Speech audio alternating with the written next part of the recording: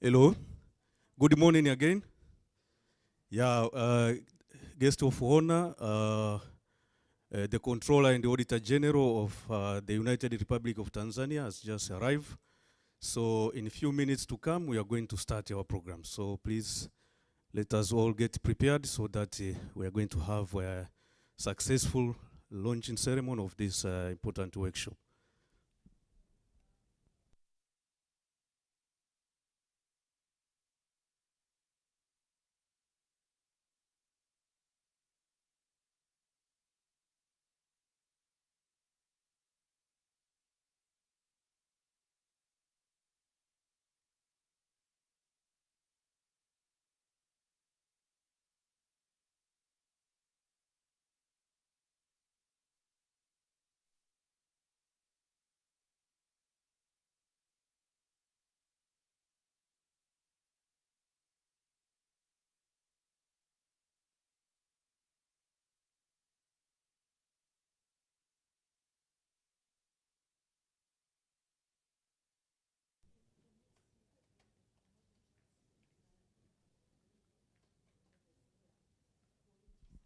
Just to give you a quick review of our launching ceremony, we are going to have official prayer.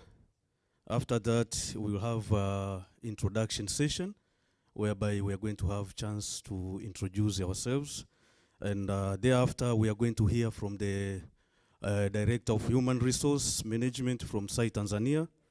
And after that, we are going to have introduction remarks from the AFROSAI-E CEO.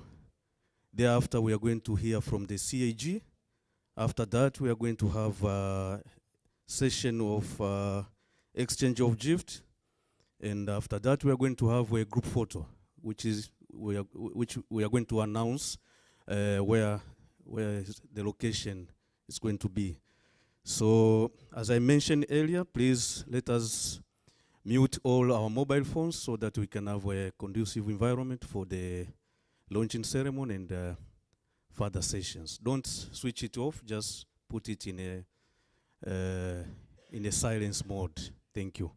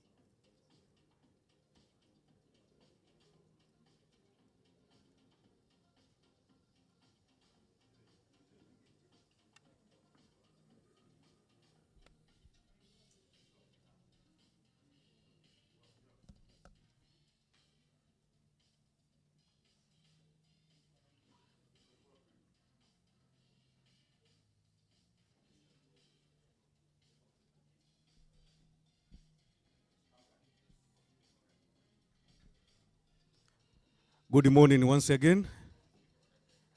Yeah, I would like to take this opportunity to welcome you all to the workshop. And the guest of honor is already here, and we are now ready to start our official launching ceremony. And with that, I kindly request everyone to please stand so that we begin our workshop with official prayer. Nsia, tafadhali karibu.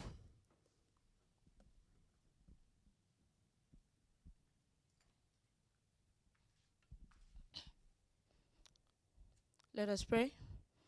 Almighty God, creator of heavens and the earth, we pray that you place our National Audit Office under your empire and protection. We humbly ask you, Lord, to enable our office provide high-quality audit services so that we appropriately contribute to enhancement of accountability, transparency, and effective management of public resources for sustainable development of our nation and ultimately achievement of intended goals. God Almighty, we ask your blessing to leaders at all levels in this office with wisdom and knowledge that comes from you. Let them lead with knowledge, wisdom, and prudence, and at all times make fair and impartial decisions. Humbly we ask that you grant all staff of this office good health and capability to uphold professionalism so that we fulfill entrusted responsibilities with efficiency, creativity, and integrity. God bless us to work with a heart of gratitude, joy, and respect in execution of our duties. Almighty God, help us. Amen. Amen. Thank you. Please take your seats.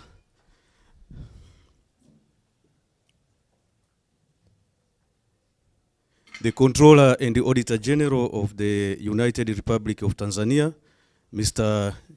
Charles Kichere. With your permission, I would like to start our agenda for launching ceremony by introducing the participants of this workshop and delegates from various institutions. To start with, I would like to introduce AfROSAI-E Chief Executive Officer, Ms. Mace Nkau. Please let us give a round of applause to our Chief Executive Officer. We have Director of Human Resource, Mr. Novat Mfaramagoa. Mr. Mfaramagoa. We have Acting Auditor General, AG of Sierra Leone, Mr. Abdul Aziz. Thank you. We have Executive Officer from AfROSAI-E, Ms. Josephine Mukomba. We have Assistant Auditor General and Head of Technical Support Service Unit TSSU, Mr. Deo Kirama. We have a keynote speaker from Tanzania Mining Commission, Mr. George Kasenze. Mr. George, thank you. Karib sana. We have our workshop facilitators. Okay. We have presenters as well for this workshop and participants from both present here and online who are streaming live currently.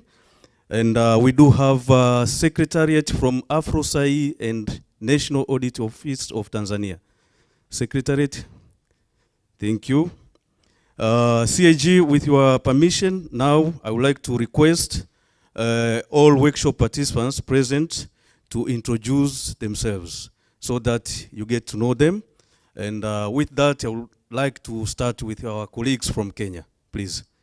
If you can take mic and you can introduce yourselves and your title as well. Karibu.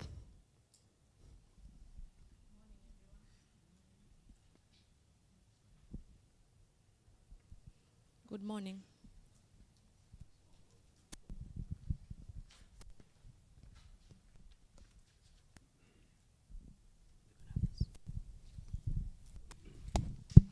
Morning. My name is Gloria Obare. I am from SAI, Kenya. Morning, everyone. My name is Brian Maina from SAI, Kenya. Please mention your role as well. at your size so that we know you very well. Audit Associate, Financial and Compliance Audit. Thank you. I'm Senior Auditor, Performance Audit Directorate. Good morning, everyone. My name is Laura Manyala from SAI Kenya. I'm a Senior Auditor, Financial and Compliance Audit. Good morning, everyone. My name is Samuel Gakona from SAI Kenya, Principal Auditor.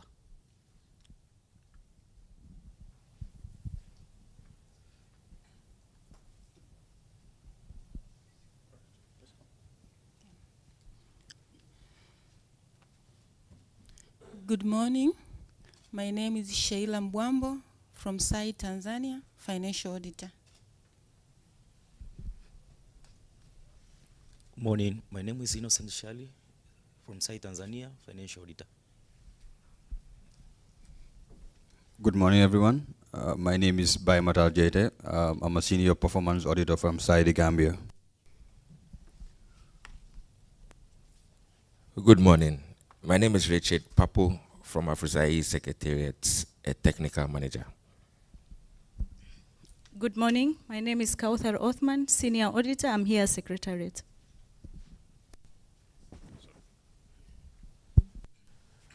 Good morning, everyone. My name is Ramazan Mwinda, Auditor from SAI Tanzania.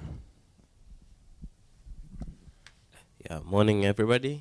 I'm Godfrey Mundenuso, Auditor from SAI Tanzania. Good morning. My name is Nasser Salum, Auditor from SAI Tanzania. Good morning, everyone. I'm Momodu Njai from SAI Gambia, Financial Auditor. Good morning. Good morning, everyone. My name is Mr. Fodejo, IT Auditor, SAI Gambia. Good morning, everyone. Mbemba Tunkara, Audit Manager, SAI Gambia, Financial Auditor. Good morning. I'm Halfan Ali, SAI Tanzania, I'm Auditor. Good morning. My name is Leon Simlenda from SAI Tanzania. Good morning, everyone. My name is Majura Kisoma from SAI Tanzania. Morning, everyone. My name is Emmanuel Magabe, a Senior Auditor from the SAI Tanzania Extractive. Everyone, my name. Good morning. My name is Asheri. Good morning. My name is Alpha Stanley, Chief External Auditor, SAI Tanzania.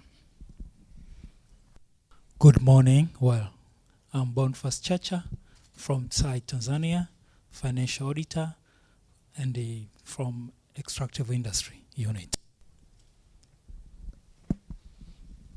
Good morning. My name is Abdul Kisiwa, an auditor, Extractive Industry from SAI Tanzania. Thank you. Good morning. My name is Mercades Rwamlema, Financial Auditor from SAI Tanzania. Habari. My name is Frank Sina from SAI Tanzania. Good morning. My name is Tunginie Simba, a Senior Auditor from SAI Tanzania.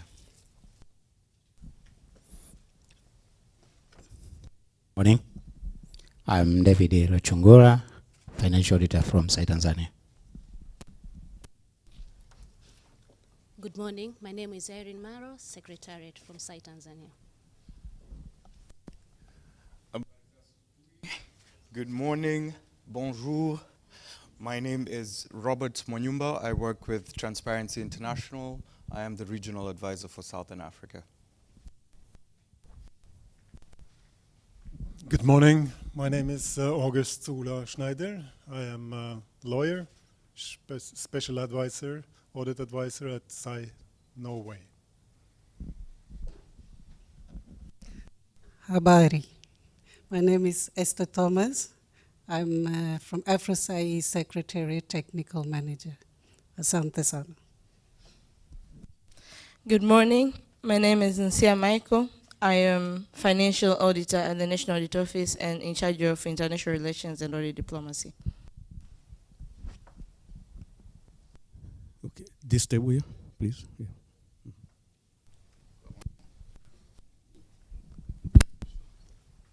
Unakushe.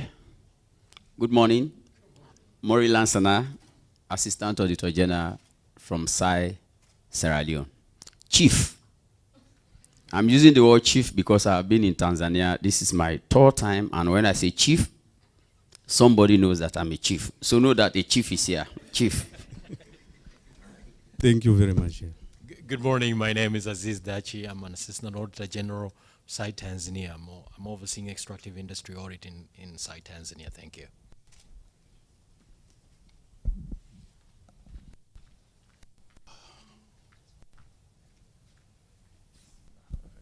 Good morning. Offenza Mulusiwa, Research Assistant from AFROSAI-E. Good morning, colleagues. Nigeziwe Kanyele from the Secretariat. Thank you all for the introduction, and let's give a big round of applause to all participants. CAG, we are happy also to announce that this workshop is also streamed live, and we have our visual participants who are currently streaming live from various locations. So we recognize their presence during this workshop.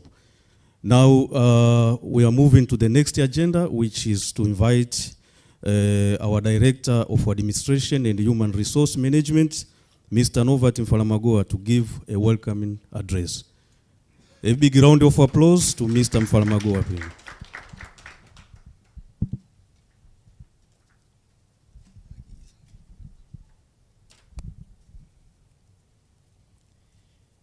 Mr. Charles Edward Kichere, the Controller Auditor and the Auditor General of the United Republic of Tanzania,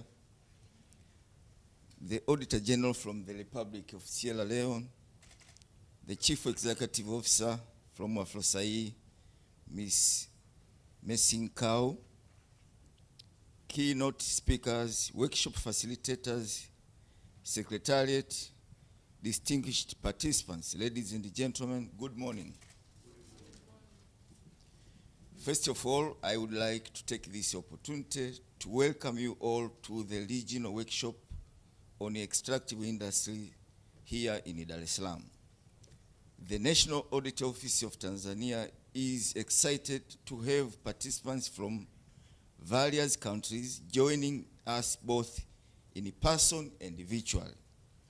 I extend a special welcome to our keynote speakers, panelists, and all participants who have traveled from near and far to join us.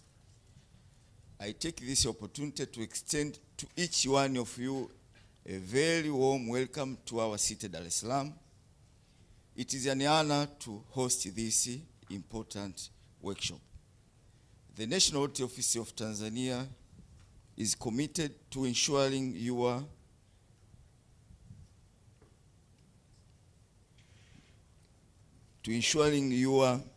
presence here adds value and is memorable. We understand that the workshop schedule is packed or full. However, Dar es Salaam, our city, is a vibrant metropolis that proudly offers opportunities for you to experience.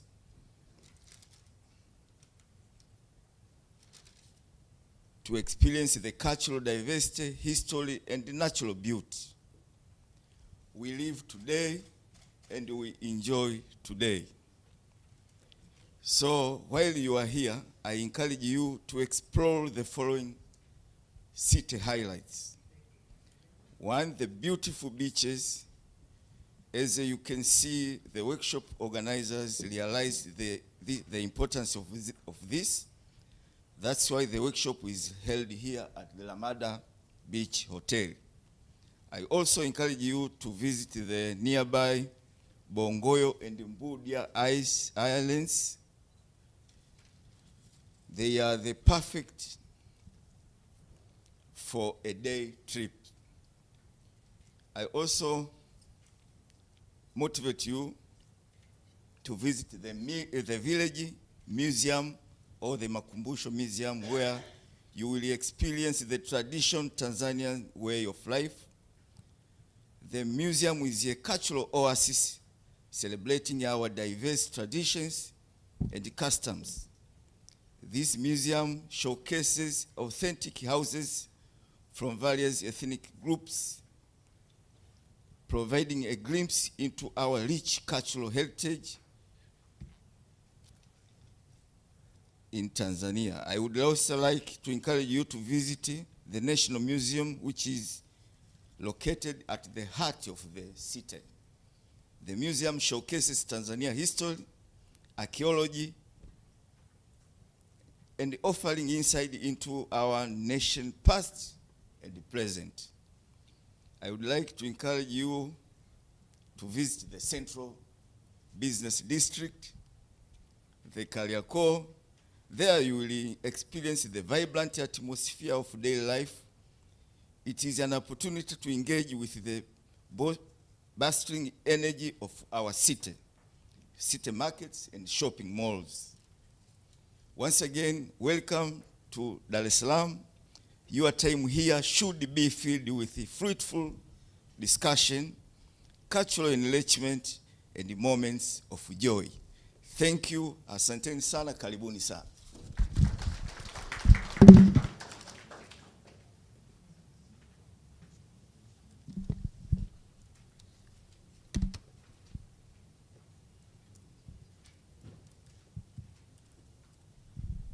A very big round of applause again to Mr. Mfalamagoa.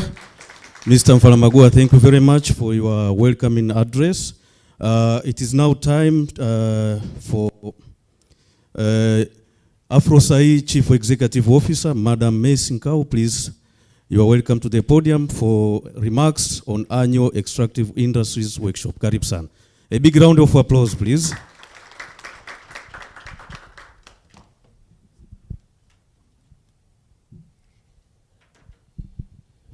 Good morning,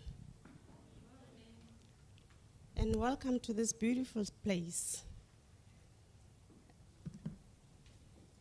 I first want to thank the Controller and Auditor General, Mr. Kichere, for the warm hosting and allowing us to have this workshop in Dar es Salaam, in Tanzania, Dar es Salaam.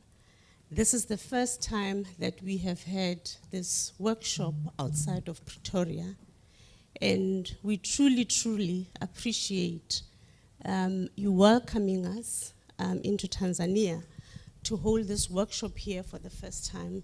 It means a lot to us because we need to demonstrate that AfROSAI-E is not only about Pretoria, but AfROSAI-E, we are in 26 countries, and that's why it is important for us to see ourselves being able to host these workshops everywhere. I welcome you all, and thank you very much for coming. AG Aziz, you've always been a constant presence in these workshops. We know that you are interested in the audit of extractive industries, and we do appreciate your support in these workshops. Your contribution is highly appreciated, because I attended one where you were present last year, and you have contributed and urged the participants to also do what the SAI needs to do to be an effective SAI when it comes to auditing of extractive industries. As Supreme Audit institutions, we are challenged to be impactful, we are challenged to be effective, and we are challenged to live up to our promise that we make to the citizens. And this is one of the most important areas where we can demonstrate that as Supreme Audit institutions, we take our work very seriously, we take our citizens very seriously, and their livelihoods, we take them quite seriously as well. And I also welcome the participants that are online. It is also the first time that we will be streaming the workshop fully. Edmond, am I correct?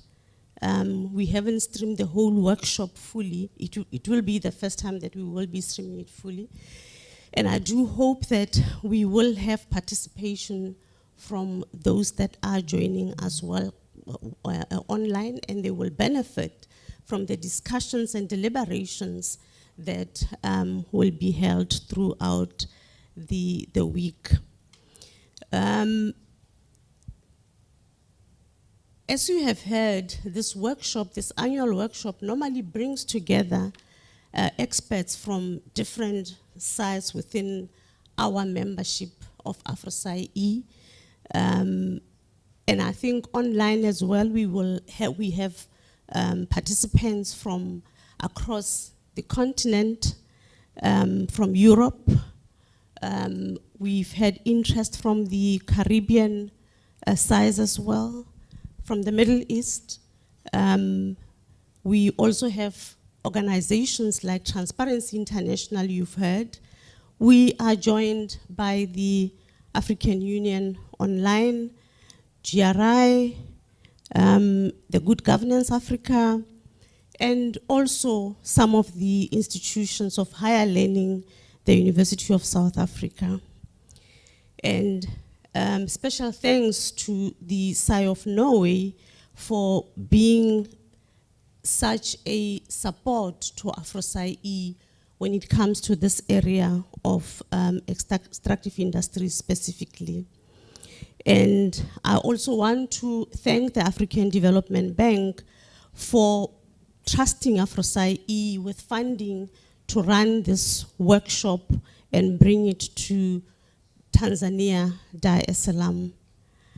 And as I said, my gratitude goes specifically to the controller and AG, Mr. Kichere, your team, sir. They have been very helpful in making sure that this event is a success. And special thanks to the AfROSAI-E team for the work that they have done throughout the weeks to make sure that we get to where we are. And I want to thank the hotel officials also for making people available for the setup. I saw them working very hard yesterday and the day before. Over the years, this annual workshop has become a recognizable AfROSAI-E brand where we take stock of the tangible outcomes and impact of our capacity building interventions in the extractive industries. And I hope that this week will not be any different in terms of taking stock, and I will let you know why this is particularly important. There is a call for mining and all companies to conduct their operations with greater consideration for the communities in which they operate, for their safety and the well-being, the safety and the well-being of the communities where mining is being operated. Environmental deterioration is the biggest enemy for future generations, which activists and community leaders have raised over and over again. However, they have not been heard or listened to. Communities are not protected from exploitation, including being left to dangerous, unclean, and unhealthy environments, in addition to not being able to benefit from minerals being mined from their areas. In rare instances where governments have policies and protect communities from exploitation and ensure they benefit from minerals for community development, these policies are not enforced and therefore not implemented. And when we talk about policies not enforced and not implemented, it clearly screams supreme audit institutions. Where are we and what are we doing about it? it's very important that we are visible. This year's annual Extractive Industries Conference theme is the role of Supreme Audit Institutions in ensuring better resource governance for the maximum benefit of the citizens. And I would like to believe that it's not by coincidence that it relates to benefit of the citizens, because as I always say, we have signed up as Supreme Audit Institutions for the benefit of the citizens. Within AfROSAI-E, we say the terms and conditions apply. So when it comes to the audit of extractive industries, and we look back into what we do as Supreme Audit Institutions, the terms and conditions of making a difference in the lives of the citizens, do they apply as we carry out these audits? This week's discussions will cover the following topics: sustainability reporting, both negative and positive, I hope, reporting on organizations' responsibility on the environment, governance, and social impact. Resource reserves evaluations, which can be used to forecast quantity and quality of resource material and perhaps future revenues to our countries. Anti-corruption measures and digitalization with cybersecurity and extractive industries is identified as the biggest area of fraud and corruption. These topics are areas very important to the economic growth of our countries. If controlled and managed well,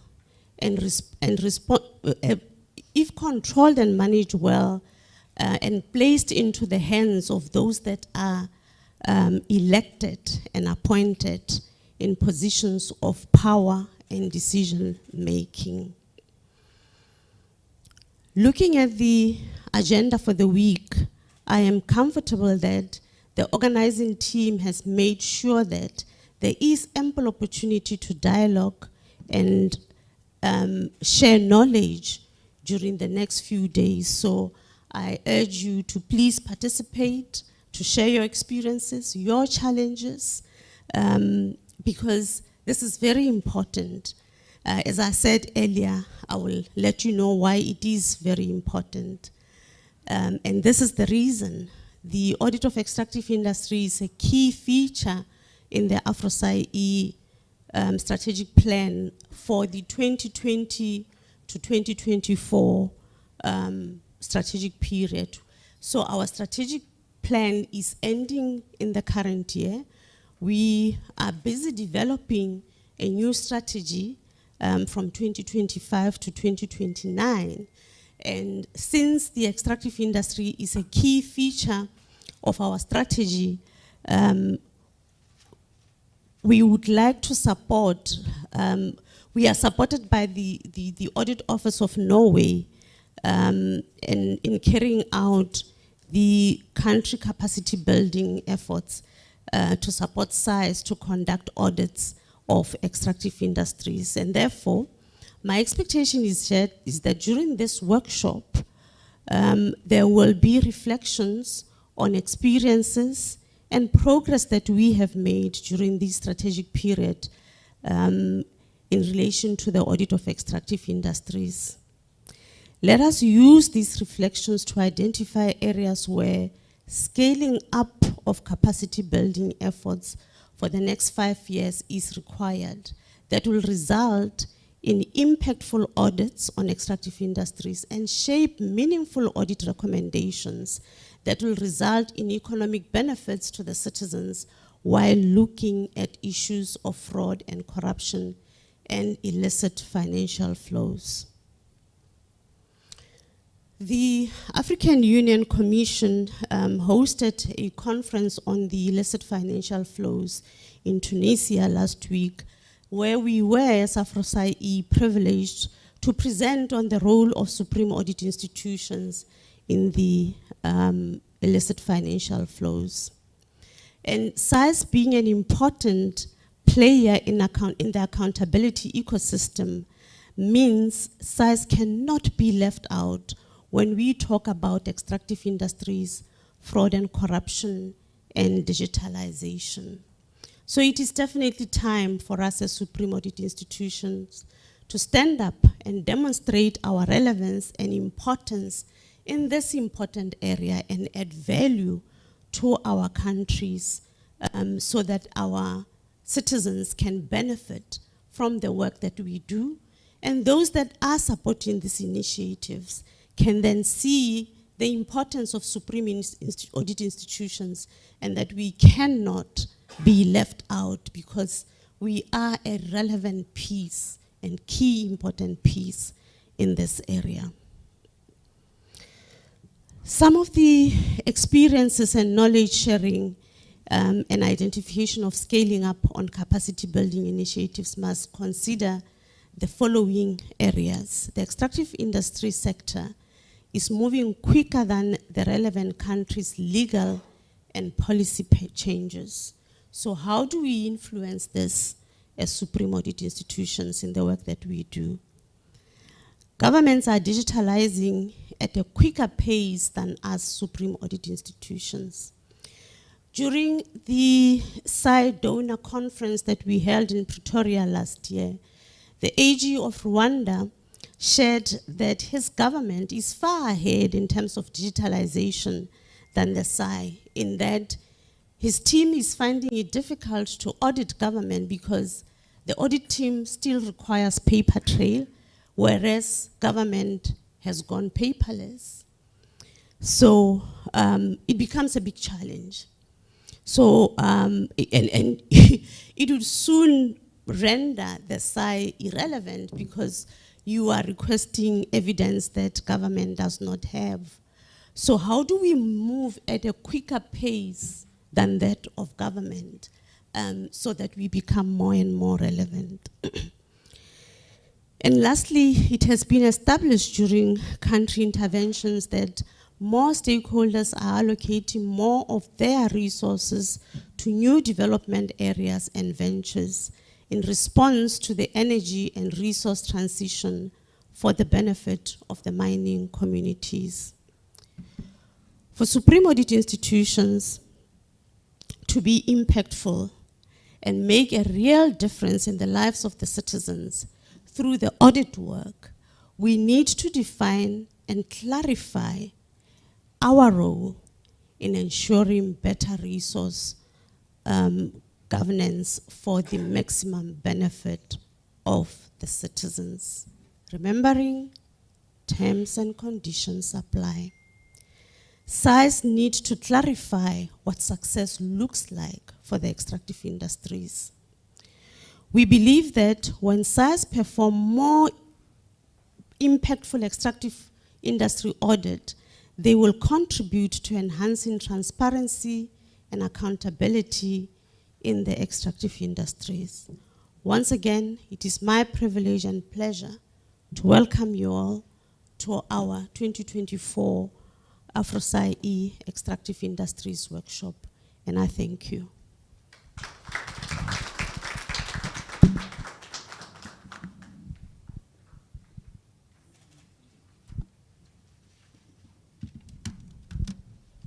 A round of applause again to Madam Mesinkau. Yeah, thank you very much, Madam Mesinkau, for setting the stage and detailed roadmap towards role of AfROSAI in extractive industries audit. Asante sana. It is now a great honor to welcome our guest of honor, the Controller and the Auditor General of the United Republic of Tanzania, Mr. Charles Kichere, to deliver the official opening address. A round of applause, please, to our CAG. Karibu sana.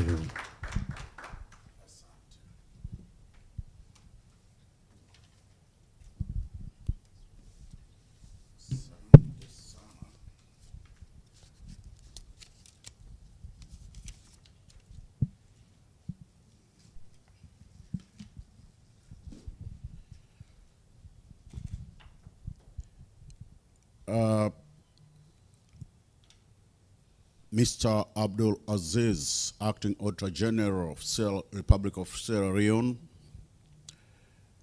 a Director of Human Resources and Administration, Mr. Novatin Falamagoha, Chief from Sierra Leone. I recognize your presence. Monsieur Nkau, Chief Executive Officer, AFROSAI-E, Secretariat. Our keynote speaker, Mr. George Kasenze, from Mining Commission, Tanzania, workshop facilitators. Our partners from SAI Norway, organizing committee, distinguished guests, and those online.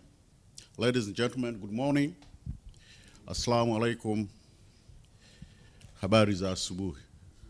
I don't think that we have French-speaking countries in this room, but bonjour. When I see looking here, young boys and girls, I expect to see Kenyan just sitting together with Tanzanian and the Gambian, but I found Kenyan just sitting on their own. I mean, they're not mixing up. Don't you want to spread the word of Gen Z to other fellow young boys and girls in this room? Please do. I'm delighted to welcome you all to the annual Extractive Industries Workshop here in Dar es Salaam. As host AG, I take this opportunity to welcome you to Tanzania, particularly to Dar es Salaam. We call it heaven of peace, Bandari ya Salama.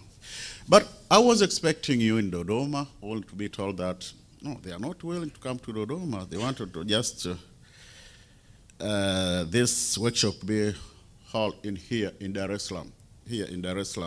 But next time, maybe you'll come to Dodoma, because from this month, we are going to have a train from Dar es Salaam to Dodoma. It's very fast and comfortable. So next time, Messi, please welcome to Dodoma. And other participants also, welcome to Dodoma. It's a good place. It is not hot like here in Dar es Salaam. It's a bit somehow cold, somehow warm, but not hot like here in Dar es Salaam. So is our capital city nowadays. Dar es Salaam is a commercial city. Next time, I'll welcome you to Dodoma. Dear participants, your presence here is not just a formality, but a testament to the importance of our work. It is a great honor and a privilege for the National Audit Office of Tanzania to host the significant event here in Dar es Salaam. I want to thank AfROSAI-E for trusting us with this workshop, and I sincerely appreciate you all for attending the workshop here in Dar es Salaam. I commend the AfROSAI-E Secretariat for its numerous initiatives to enhance our SAI's ability to fulfill our mandates while benefiting our citizens. Specifically, I appreciate this forum, which offers an opportunity to discuss relevant issues in extractive industries and the implication for the auditors. Ladies and gentlemen, this year's workshop is strategically timed for Africa's extractive industry theme for the year, that the role of SAIs in ensuring better resource governance for the maximum benefit of citizens, which aligns closely with the current global trend calling for enhanced transparency, accountability, and sustainability in the extractive sector. The thematic discussion covering areas related to sustainability reporting, resource reserve evaluation, anti-corruption measures, and digitalization and cybersecurity are very critical in addressing these trends.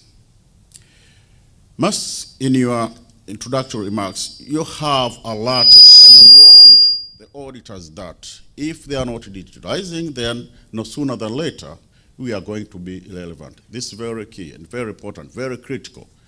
As auditors, please look into your systems, how you audit. The government is digitalizing, but the auditors, the case is not in Rwanda, not only in Rwanda, but we have the same problem here in Tanzania. I don't think they have the same problem or size. Maybe you are sharing the same problem. So please, indulge in that discussion and see how we can help us as your leaders to get out of this. Because as you said, no sooner than later, we are going to be irrelevant. As we gather here today, the urgency of addressing the multifaceted challenges of resource governance in Africa cannot be overstated. The continent's abundant mineral wealth, estimated at $82 trillion by the United Nations, offers a unique opportunity for economic transformation, poverty reduction, and sustainable development.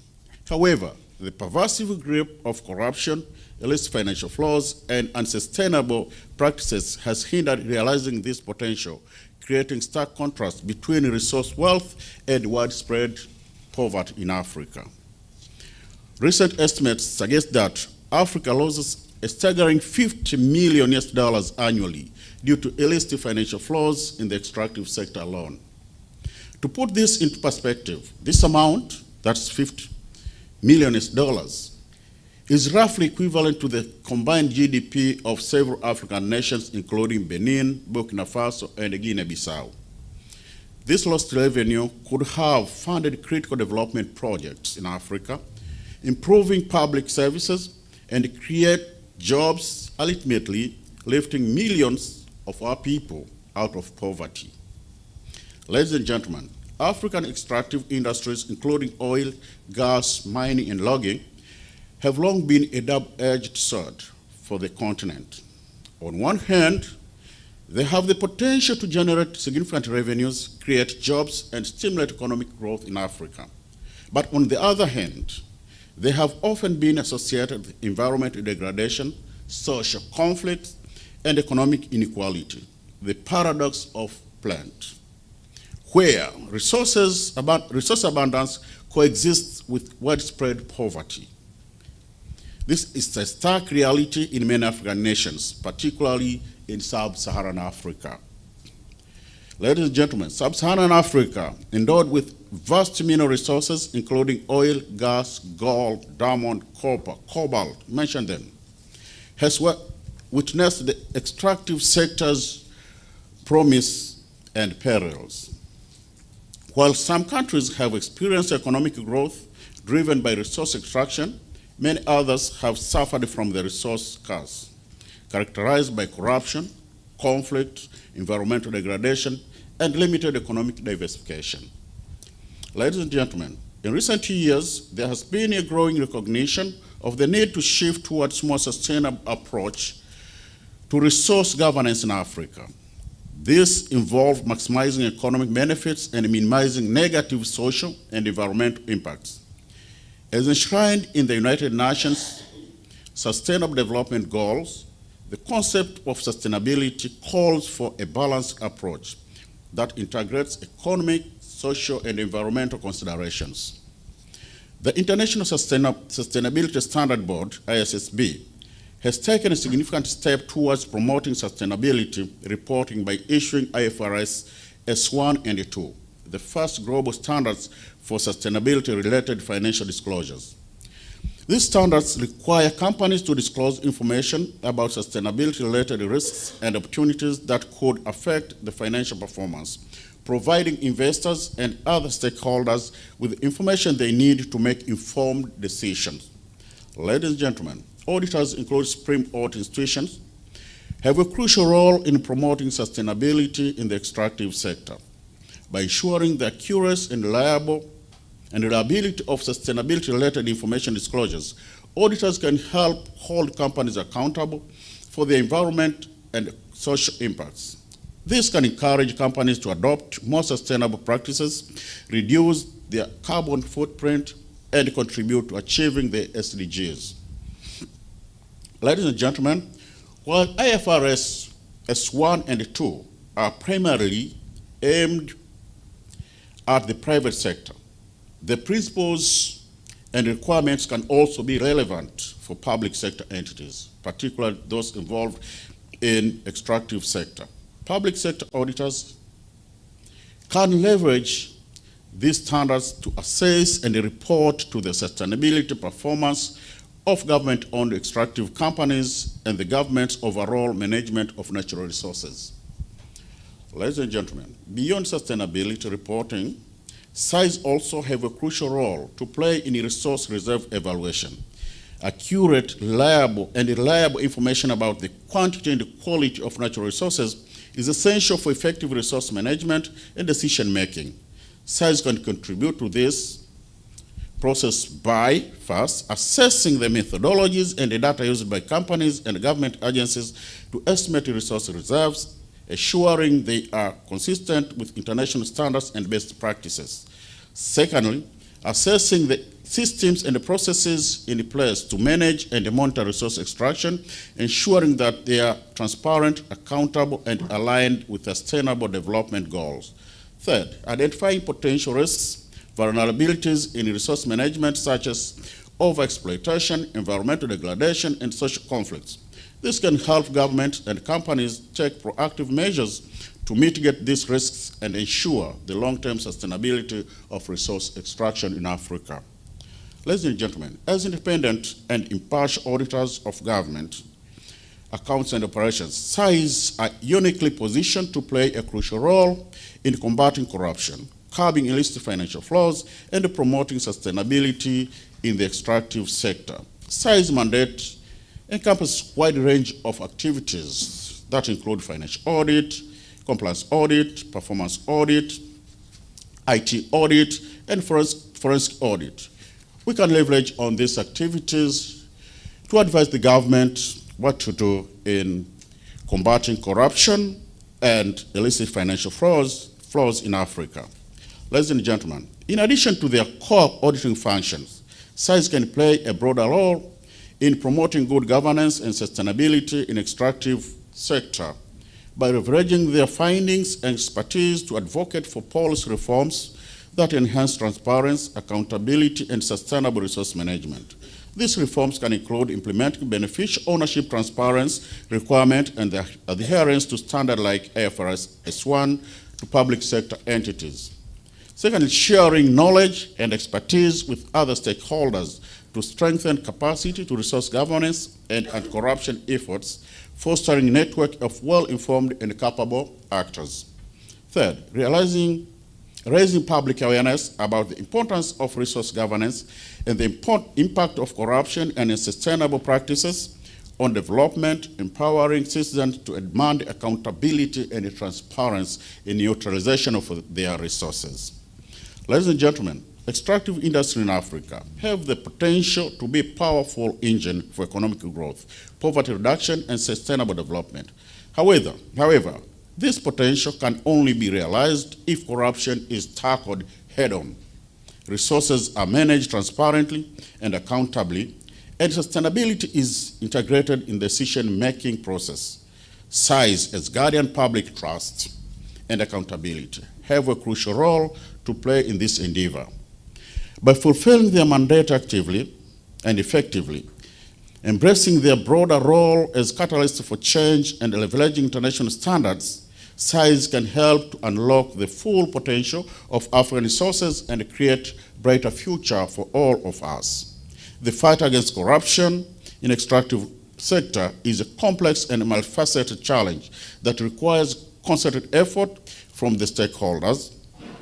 Governments, civil societies, organizations, the private sector, and international partners all have a role to play. However, SAIs, with our independence, expertise, and mandate for accountability, we are uniquely positioned to lead this fight. By conducting rigorous audits, exposing financial irregularities, advocating for policy reforms, and building capacity, SAIs can help to ensure that African vast mineral wealth is used for the maximum benefit of our citizens rather than being siphoned off by the corrupt elites. Ladies and gentlemen, I urge you to engage actively in this discussion, share experiences, and contribute to finding solutions that will enable us to tackle these challenges head on. By working together, we can create a more equitable and transparent tax environment in the extractive sector, ensuring that resources extraction benefits truly contribute to our nation's sustainable development. Ladies and gentlemen, I wish you a fruitful and enriching workshop experience as I declare this workshop officially opened. Thank you. Merci beaucoup. Shukran. Asanteni sana.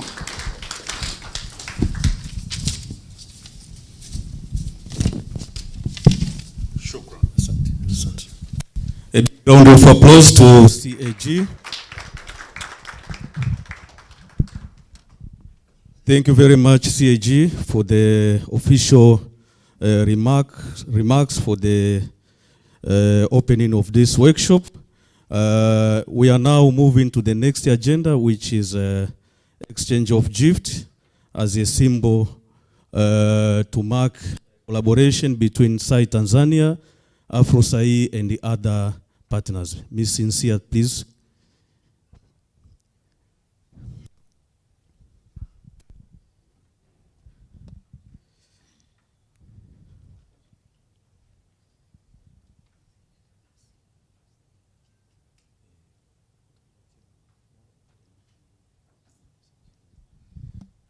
Okay, so may I request you to please rise so that we can present a token of appreciation from CAG to AfROSAI-E CEO.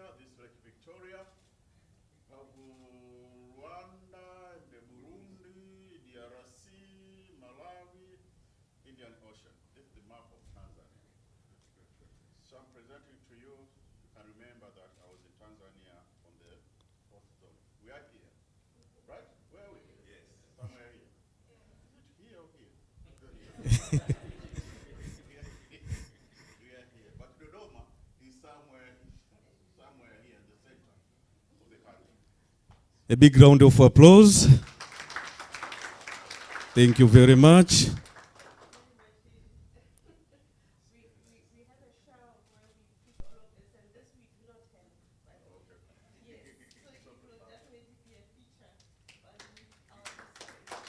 Thank you very much. We appreciate it.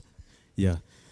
Now we are moving to the next agenda, which is a group photo. We are going to take a group photo downstairs, outside this hotel, behind this hotel, along the swimming pool.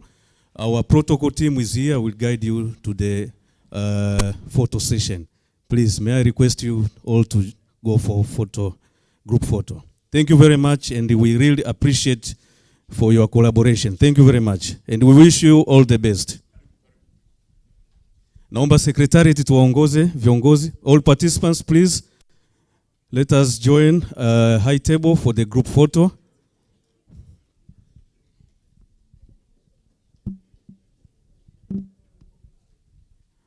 I'm told that after that you are going to break for tea break, and then you'll proceed with the workshop.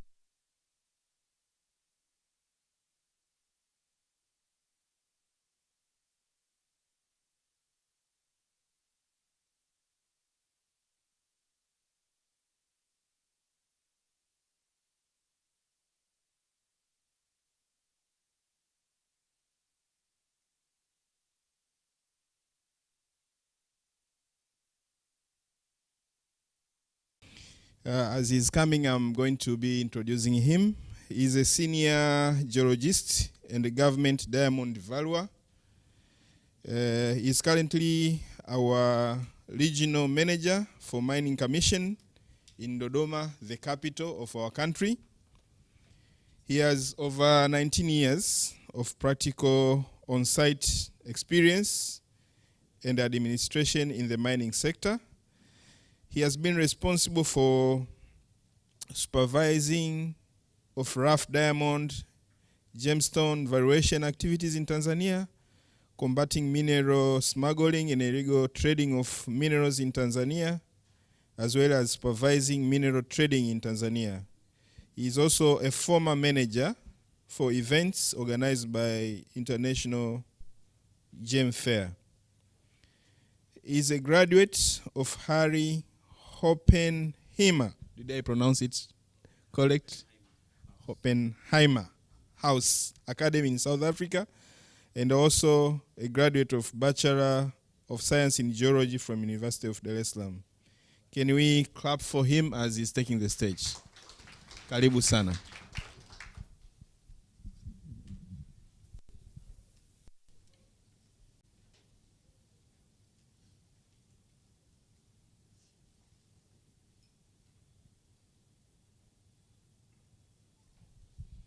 Hello, everyone. Is it? Yeah, it still qualifies as a morning, since it's not 12 o'clock in the afternoon yet. As I was introduced, my name is George Kaseza from the Mining Commission, and today I'll be presenting the mining sector governance in Tanzania from the Mining Commission perspective, where I actually currently work. My presentation is going to look at the introduction. We'll look also at the governance by the Mining Commission itself, on the functions of the Mining Commission, the major successes that have been achieved by the governance of the Mining Commission, the challenges the Tanzanian mining sector faces, and as well on the strategies for better governance of the mining sector in Tanzania, and then we'll conclude with our conclusion remarks.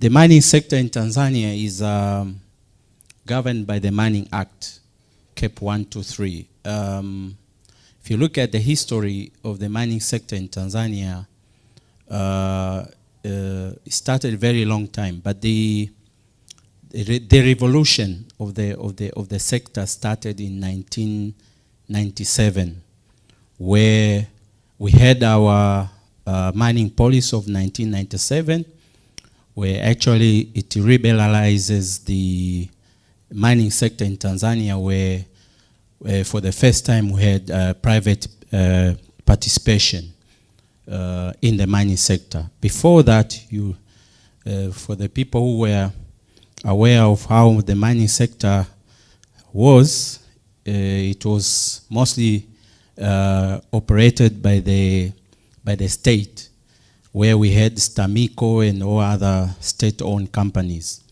But from 1997, 1998, where we had our first Mining Act of 1998, took the implementation of the policy of 1997. And that's when we started having all these major mining companies like Geita Gold Mine, Barrick, all came into place after those changes of the policy and the act itself. And later again, in 2010, there were changes in the Mining Act. It was amended, and also the changes that we had in 2017, as you can remember, during the fifth regime of our government. So currently we have the Mining Act revised on from 2019, which is regulating all activities in the mining sector.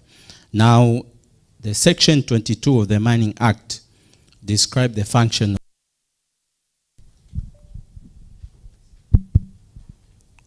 among others, the Mining Commission is mandated to grant the mineral rights for all types. I think it's okay.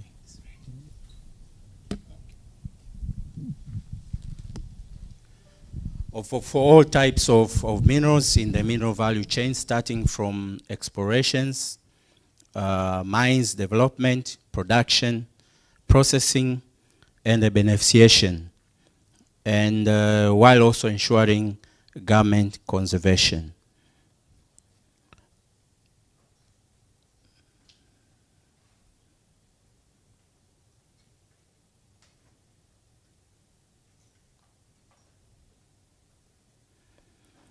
The Mining Commission was established in 2017, as I said before, after the amended by the laws, miscellaneous amendments, Act of 2017, and the Commission has taken over all operational functions that were being performed by the mineral divisions under then the Ministry of Energy and Minerals, and as well all functions that were being performed by the Tanzania Minerals Audit Agency and also Tanzania Diamond Sorting Organization, TANSOT. So before that, we had almost 3 institutions perform different roles in the governance of the mining sector. So the changes that were made in 2017 established the Mining Commission, and basically the Mining Commission took over all the operational roles of the mining sector, including licensing, environmental compliances, and all other aspects of the supervision of the mining sector. So the ministry at the moment, which is now the Ministry of Minerals, has left with the police management issues. Now, the Mining Commission vision is to become a hub for exploration and sustainable mining in Africa. As well, its mission is to manage mining industry through supervision, monitoring, and regulating exploration, mining, beneficiation, and mineral trade for sustainable development. Sorry.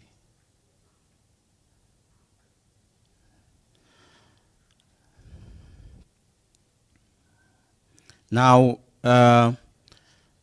if you look at the governance by the Mining Commission, we look at the functions of the commission. And one of the functions is mineral licensing and IC management. Now, why ICT management? Because we use what we call flex cadastre system, which is the system that is used for licensing. It's the system that uses geo mapping informations to license different mineral rights in the mining sector. And we actually have main 3 types of mineral rights. We have the primary mining licenses, which are actually licensed to small-scale miners, especially for Tanzanians only. And we have the mining licenses, which are being granted to companies and foreign companies on the medium-scale operations or investments. And then we have large-scale or special mining licenses for large-scale projects. We are talking of projects which is its investment start from $100 million upwards.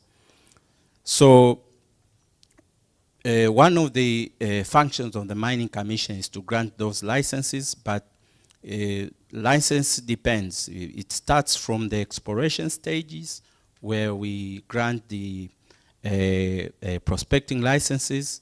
When you come to mining, we grant those 3 types of licenses which I've just mentioned. And then you come to beneficiation, you also have processing licenses. You also have the what we call refining licenses. We have also what we call smelting licenses. So these type of licenses are being granted by the Mining Commission. Also part of the functions is also to resolve some of the disputes arising out of the mining operations. As you're all aware, the mineral right holders from time to time may come to disputes, and these disputes are actually being resolved by the Mining Commission. But when actually these disputes cannot be resolved by the Mining Commission, then they go to the court. Another function is the mineral audit and trade, where we monitor and audit quality and quantity of minerals produced and exported by large, medium, and small-scale miners. As well, we audit capital investment and operating expenditures of large and medium-scale mines. As well, we sort and assess values of minerals produced by large,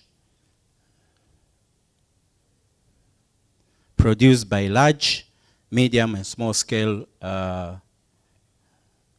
miners. As well, we also produce indicative prices of minerals with reference to prevailing local and international markets, as well as supervision and monitoring of the implementation of the local content plan and corporate and social responsibility by mineral right holders. Also, another functions performed by the Mining Commission is the inspection and explosives and environmental management. These are compliance-based, where we do management of explosives, storage, explosives, trading, explosives uses in the mining operations. But as well, carrying inspections of health and safety issues, advise the government on and ensuring compliance with all applicable laws and regulations related to health and safety of individuals involved in the mining operations. Also monitoring and audit environmental management, environmental budget, as well as expenditure for progressive rehabilitation and mine closure. Also ensuring safety in manufacturing, handling, transportation, as I said, of explosives, and also conduct investigations and inquiries of mining accidents and incidences that happen in the mining operations.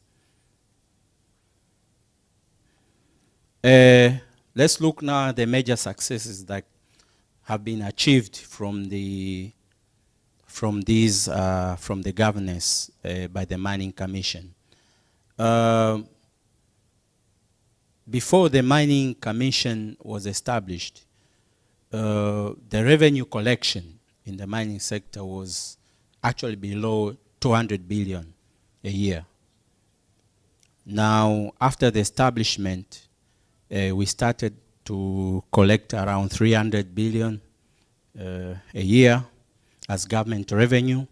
And this, we are talking of mining royalties and inspection and clearance fees, basically. And some of the fees from the from licensing, and some of the permits that are granted by the Mining Commission. So currently, at the just financial year which we have just completed, we managed to collect around above 700 billion shillings. This is a record that has never been achieved since the mining sector started in Tanzania. So we're looking at the contribution of the mining sector at the moment is actually 9%, where actually our goal is to get to 10% in 2025. The contribution from the mining sector to the economy. As well, one of the notable success is the contribution of the exports in Tanzania. The mineral exports contributes about 56.2% of all exports at the moment from last year, calendar year, where we look at 5 years back, it was only about 2.3 billion. Now we're looking at almost 3.5 billion. And as well, you can see the sector growth also has been increasing from 5 years back. Now we're looking at 11%, where before we were looking at 1.5%. You can see as well on the table there, on the contribution in terms of figures in the GDP in Tanzanian billion shillings. At the moment, in statistics released by National Bureau of Statistics last year, we are now contributing about 16 trillion of in the economy, our contribution of the sector to the GDP, which contribute about 9%. So we only left with 1% to achieve our goal of 10% in 2025.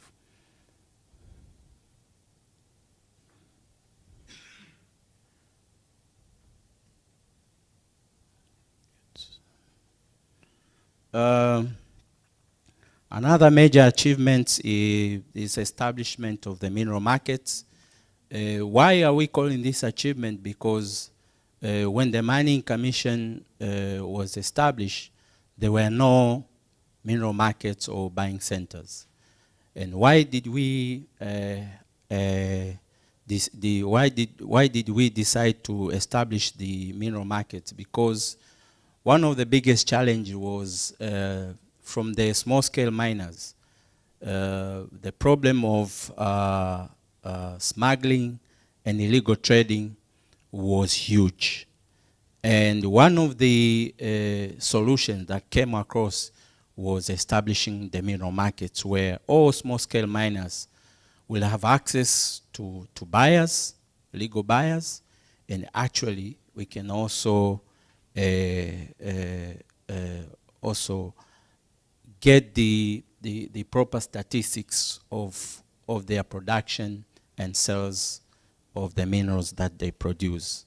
So the mineral markets actually become the platform for traceability of all small-scale miners' activities, and these are actually especially used by small-scale miners. At the moment, with this number of mineral markets, we're looking at the contribution of small-scale miners to 40% compared to before these mineral markets were established. We were looking at almost 10%. So almost 4 times we can now see their contribution to the mining sector revenue collections. Another notable success is actually the revenue that has been collected from the mineral markets. These are contributions from small-scale miners. You can see from 8 billion to 108 in the last financial year just completed. The local content is also one of the aspects that has shown a very big success to the sector, where now employment of locals, Tanzanians, have risen from 6,000 employees in 5 years or 6 years ago, and now we're looking at 19,000 employees. These are actually numbers from the major mining operations. As you understand, this does not count the small-scale miners because they don't employ. Normally, they work by contracts or sharing agreements. So these we're looking at numbers of all major and medium-scale mining operations. As well, licenses, like I said, one of the mining commission functions, the numbers of licenses that have been achieved in the period of 5 years is about almost 2 times, from 5,000 to 9,000 in the just financial year that has completed. And as well on the compliances of environmental management as well, we have low numbers of accidents compared to several years back. As well, increase in issuance of permits, which shows compliances as well in most of the tailing storage facilities. These are facilities that are used to control some of the spillage from the mining operations. So there have been a big achievement in compliances in these areas, as well as a number of inspections have increased to make sure that all mining operations are compliant.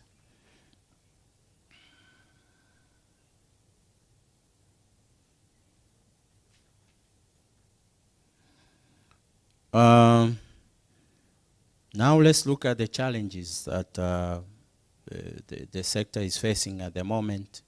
One of them is insufficient geoscientific information.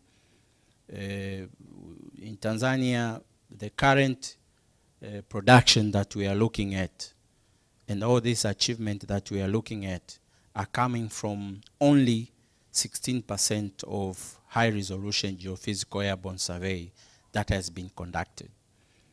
We will see on the strategies, and one of the actions that the ministry and the Mining Commission, other institutions under the ministry are taking right now is to get more information on the geoscientific information, and actually one of the goal right now is to increase the area that will be conducted, the high resolution geophysical airborne survey, from 16% to 50%. We believe in doing that we'll be able to discover more mineral potentials, different type of mineral potentials as well, in order to increase production and have sustainable mining operations. But as well, we're also facing poor capital and technology for small-scale miners. This has become a very big challenge for them because most of them are still operating in areas without any geoscientific informations, without enough capital to run their operations, and as well as technology. As you understand, the mining technology in mining has developed quite very fast in recent years, and these are the challenges they are facing. But we'll see what we are doing right now. Several organs under the ministry are engaging the financial institutions on how to engage with small-scale miners so that they can get access to capital, and which will also enable them to get access to technology, which of course needs finances. Also, another aspect is a dependence on few commodities and price volatility. In Tanzania, we depend most of our achievement, especially on, when you look at the exports, 86% of our exports depends on gold. So that means if we have any issues with the price volatility of gold, then we have issues in the sector.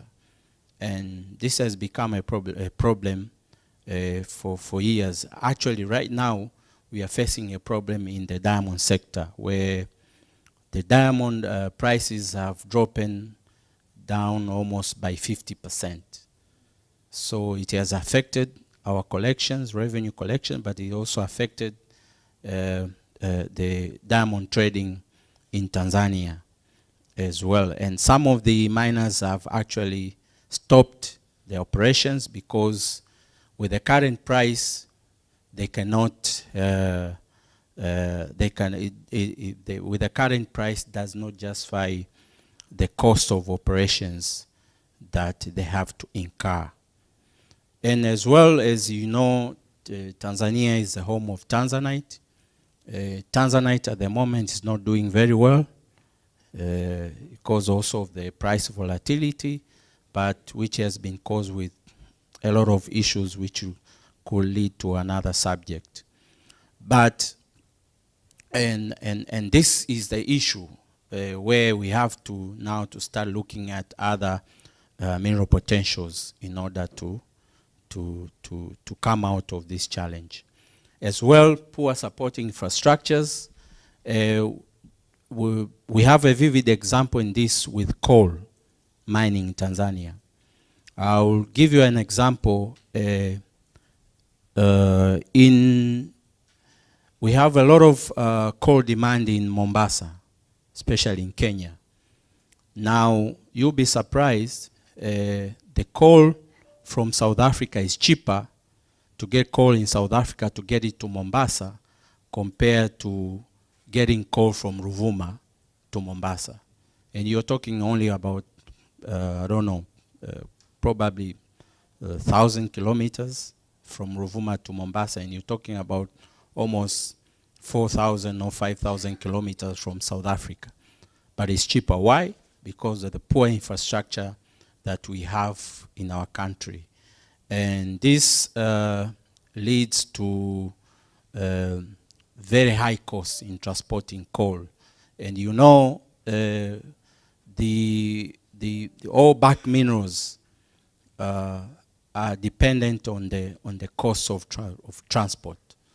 When you have a high cost of transport, then you have very high prices or very high costs in selling these commodities. So this is one of the very, very big challenges in Tanzania as we are facing poor infrastructures in areas or access to mining areas. Also, as well, few industries that consume minerals as raw materials. We haven't been able to have a lot of industry that consumes raw minerals from Tanzania. And it's actually very unfortunate, but I think something has to be done, and actually something is on the way on how to come out of this.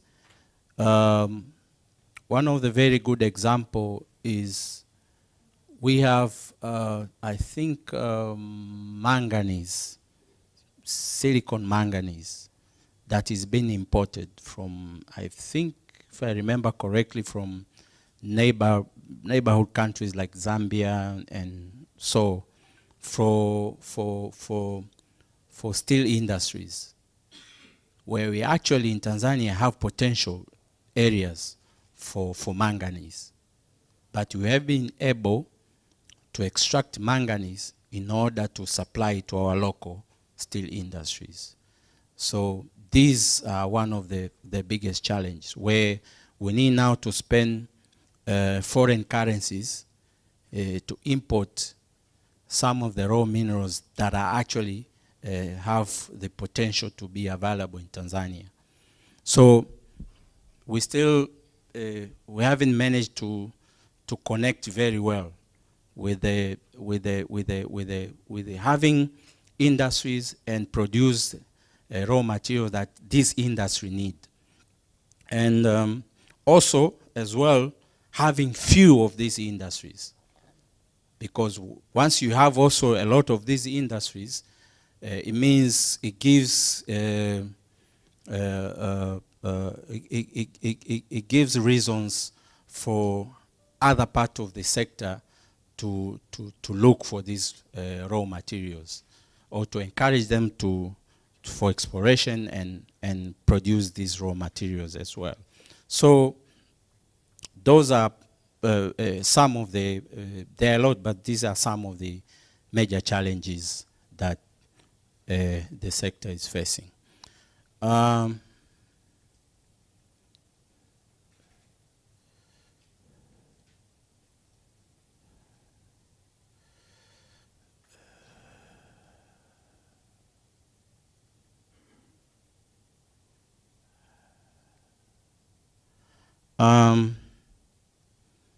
Now, on the strategies for better governance of the mining sector in Tanzania, I said the efforts by the ministry now through Geological Survey of Tanzania to conduct high-resolution geophysical airborne survey from 16% to 50% by 2030, and this is done by the our Vision 2030, where madini ni maisha na utajiri, which implies that minerals are important for our life. As you know, minerals are used to produce fertilizers for agriculture, which is very important for food production, and as well as our livelihoods for creating wealth as well for individuals who are involved in the mining sector or mining operations. But as well, another strategy is developing specific mineral potentials for further investment, but in partnership in exploration and mining with the private sector. This comes to, for example, right now you're all aware that we have a lot of demand of strategic minerals. We are talking of nickel, you're talking of lithium, you're talking of all these base metals that are used to produce electric batteries. Now, these are high investments or high capital intensive operations or explorations as well. Without partnership, it's very difficult to explore and to get to mine development where you can produce and extract these minerals. We have one of the example of this strategy where we have a Kabanga nickel project in Kagera, which is soon to start, I think, in 2027, if so to say, if not 2026, where we'll have, this project is going to produce nickel, cobalt, and copper, 3 metals which are vital for the high demand electric batteries industry in the world. So at the same time, the same project is going to establish a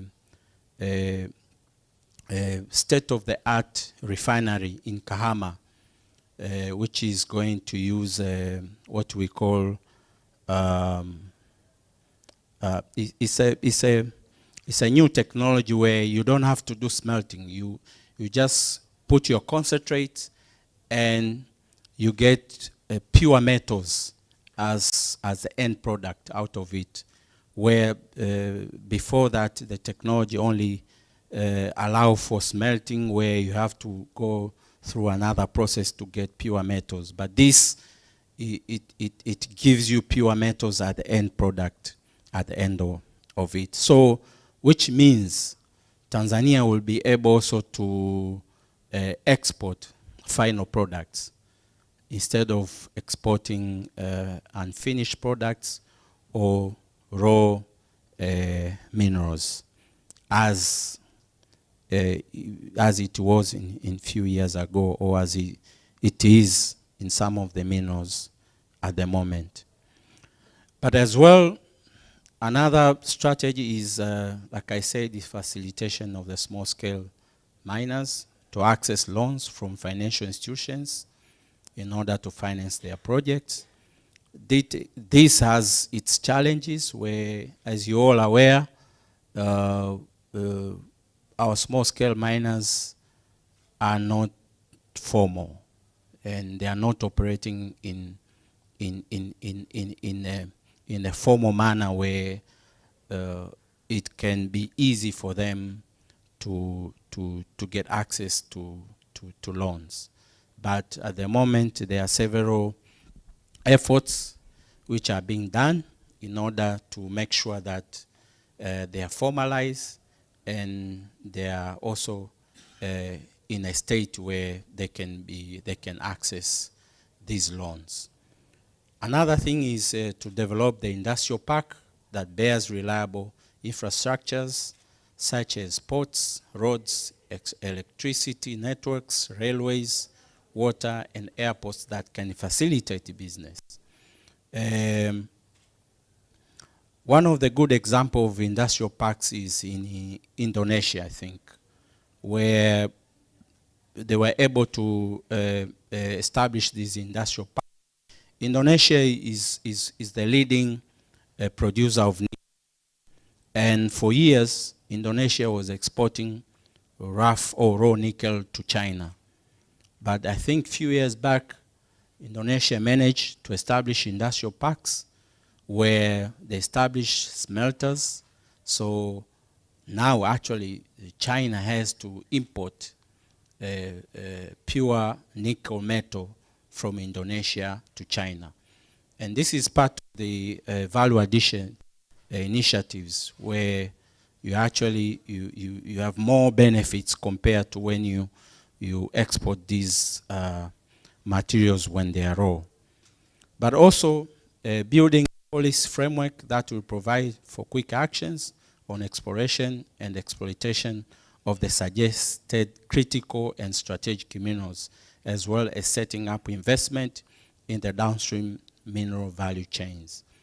This means we also facing, I don't know how I'll say this, but we are facing a very slow decision-making mechanism. I'll give you an example. 2 years back, lithium was almost, I would say, 2 times the price that it is today. And at that time, the demand for lithium prospects was very high. And in Tanzania, actually, in Dodoma, where I actually come from, or where I'm currently supervising, we have a lot of areas potential for lithium. And we had a lot of investors that were interested to start operations for mining lithium. But they were facing some of the policy frameworks that do not actually favor the business module of extracting it and exporting it and getting to the market. Now, while we are still debating, or while we are still looking on how to solve these issues, now lithium prices have dropped almost half to the price that it was in 2022. So you can imagine our slow decision-making mechanism can cost us as well, because when you're ready to go into business, the business does not support anymore. The business that the market does not support anymore the business that you want to get into. So I think one of the things that we really need to look at is is our policy framework that has to accommodate the way, how fast the business is, especially when it comes to critical minerals. And at the moment, we have a lot of graphite prospects in Tanzania. Recently the government signed about 5 or 4 main projects for graphite. But at the same time, because of the high demand of graphite, the Chinese now are developing synthetic graphite, especially the flaky ones, in order to accommodate the demand that is in the market.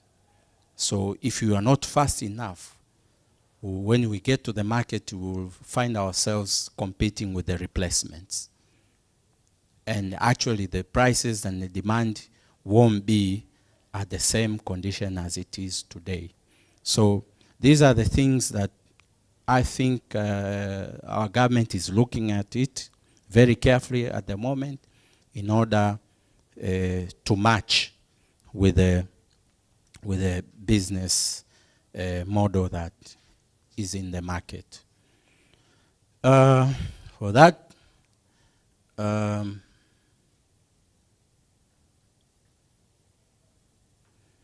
I'll conclude by saying, despite these challenges facing the mining sector in Tanzania, effective governance to ensure compliance with the laws and regulations has enabled the sector to achieve its goals and objectives, particularly contribution to the individual's livelihoods, as well as the national economy. And with this, we believe in 2025, we'll get to 10% of the mining sector contribution to our national economy. Thank you very much.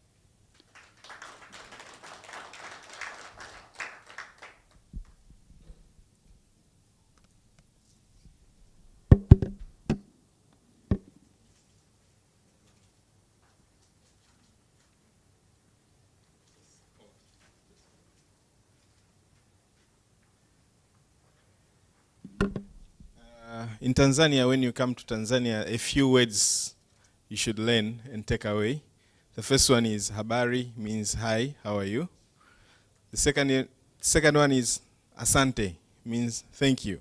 And today we are going to learn the third one. Makofi tafadhali, this means clap hands for him. Okay, makofi tafadhali. Thank you very much. We have a few minutes for questions. If anyone has a question specifically for his presentation before we go to the panel discussion. Karibu sana. Most welcome. Who is?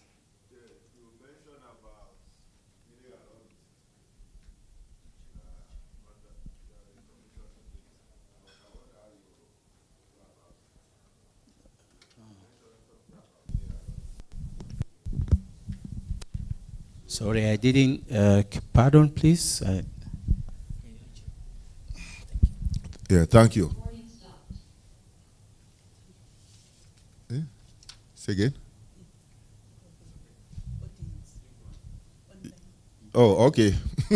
Thank you very much. Yes, during your presentation, you mentioned something about mineral audit. I wonder what you do when you mention the word audit of mineral, how you go about it. Or when you talk about audit, it is the supreme audit institution. It's when it comes to audit. Well, for the commission to be doing mineral audit, so I just want you to share the experience with us so that we can take it back home. Thank you very much. What I meant is, what we mean is the Mining Commission does the mineral audit. It's a bit different from what the Supreme Audit is, especially in our perspective in Tanzania. What NAOT is doing, NAOT is actually auditing Mining Commission. but the Mining Commission is auditing the mineral right holders on their declaration of their production, declaration on their finances, in actually in the aspect of finances used for mining operations, and as well as quality as well, because one of the things that we do is before export, when a mineral right or a mining company wants to export, for example, gold, samples are taken from the mine site and are taken to our Mining Commission laboratory. And when the sample gets there, we actually do assay to know actually what are the contents in the mineral to be exported. For example, when you export gold, you expect it to see silver, you expect also to see a little bit of copper, and few other minerals as well. So one of the things that we do is also make sure that all those minerals that are available are also being accounted. Meaning they have to if they are in the, what I would say, if they are commercially viable, then they have to be accounted for. Meaning they have to be paid for royalties and inspection fees and other fees that are required to be charged. So when we say audit, it means audit in those perspectives. We audit what has been declared by our clients or by our mineral right holders. Any other question, please? Is there any question?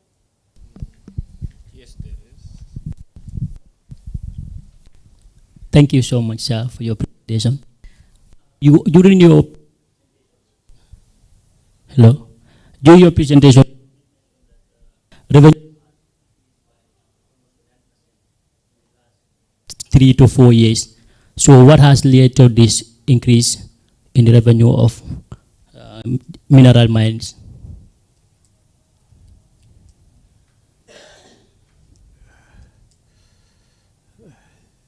It's not. Sorry, I see this thing is not working. I think you were talking about when I was mentioning the achievement that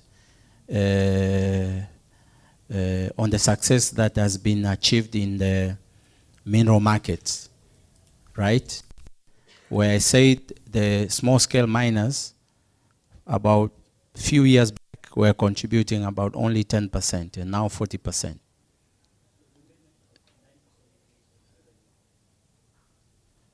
Sorry. I can't hear you properly. Hello. Yes, you made mention that the revenue has increased by 9% from the last 5 years to now during your presentation. So I don't know whether what are the contributing factors? No, it was not revenue. This is the contribution of the mining sector to GDP. To GDP. Okay. Yes. Yes. Thank you. Yes. Yes. Can you elaborate on that? What has? First of all, you know how they calculate GDP is looking at the production from each sector. You have the tourism sector, you have all these other sectors. You all take your production and value statistics to the National Bureau of Statistics. So, which means during this 5 years time, the mining sector, first of all, you can see the growth also is up for the mining sector, about 11%. Actually, in 2019, it was 17%. It was just behind after construction sector or building sector, so to say. Right now, it's actually the third. After, I think, can't remember the first one. But you can see even in growth, it's the third. In GDP as well, it's the third. So it's the growing that has made to achieve And why growing? Because I would say it's the involvement of the small-scale miners in recent years is huge. Where if you look at, I don't know if you could have time to visit some of the mining areas, almost in every region, you find small-scale miners. And now, even the challenge that I mentioned, some of them are there are no challenges to them anymore, because they've been able to access loans, they've been able to access capitals. And for example, I'll give you a good example. With the high demand in gold right now in the world, you know what happens? Investors outside are bringing money through dealers, mineral dealers. And the mineral dealers are giving, they are pre-financing the small-scale miners. So right now what the small-scale need is just energy. It's just for you to go to identify a place where actually there is signs of mineral potentials, for example, gold, and start operations, because there are people who are ready to finance because of the high demand of gold. So what is happening in Tanzania is you get all these finances from outside through mineral dealers, and the mineral dealers are pre-financing the small-scale miners. And this actually is how small-scale mining in gold is happening in Tanzania. There's no issue of finance, and you'll be surprised.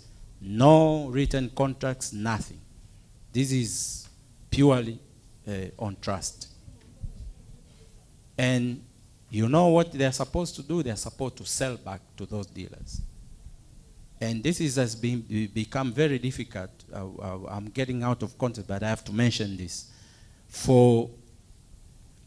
With my experience in the mineral trade, you get all these foreigners, for example, Americans, Europeans, coming to Tanzania, especially Tanzania, thinking you can get gold as easy as that. It's not that easy, because we have a saying where we say gold doesn't look for a buyer, but it's a buyer looking for gold. So right now, if you go to any small-scale miner, this I'm talking in practical terms, the gold that is mining is already sold, because there's someone already who has financed, pre-financed before the production. It's just waiting to be sold, the gold after production. So with those practices, they have made the small-scale miners, a lot of them, to engage in mining operations, especially in gold, because the financiers are there, and all means, because when you talk of finances, you're talking of giving food to those people who are in the operations, give them tools, and some of them go get to a higher extent of even providing some of the high-tech technology or tools in order to enable them to mine efficiently. So those are the part of the things that have meant the production of minerals in Tanzania to grow, and also to result into the high GDP contribution in these 4 or 5 years, recent years. I'll say that because if you look at the medium and major companies, we haven't had any new projects for almost 5 or 6 years now. Just recently, last year we had Singida. There is a new gold mine, but it's medium, which actually just came into place in this completed financial year. But before that, nothing. So you will say it's actually small-scale miners. More of them get involved into mining operations. And these are the results now. Thanks. Yeah. So thank you very much for your presentation. It was very detailed and very illuminating. And I had a very quick question to you. Can you speak to us very briefly about how you've done your stakeholder engagement? And you have a number of different publics that you're dealing with, including, you know, the investors that are coming in. You have your small scale miners. You also have your financing institutions. But one thing for me that would be interesting is also to find out, how are you engaging citizens in Tanzania? So what kind of strategy do you have in place for this? Thank you.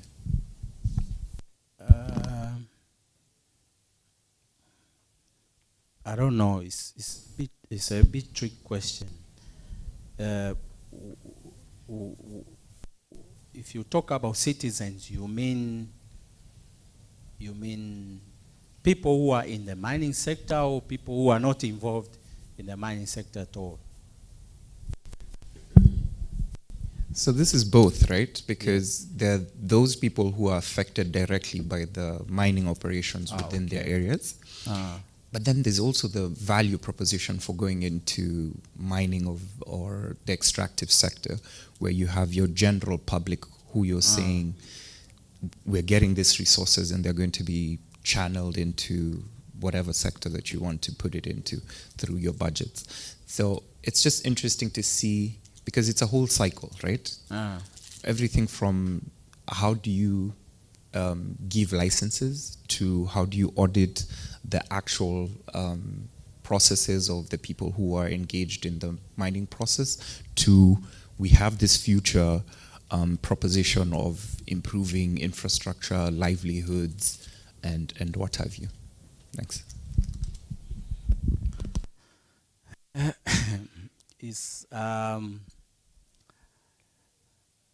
I'll be honest, it's still a challenge.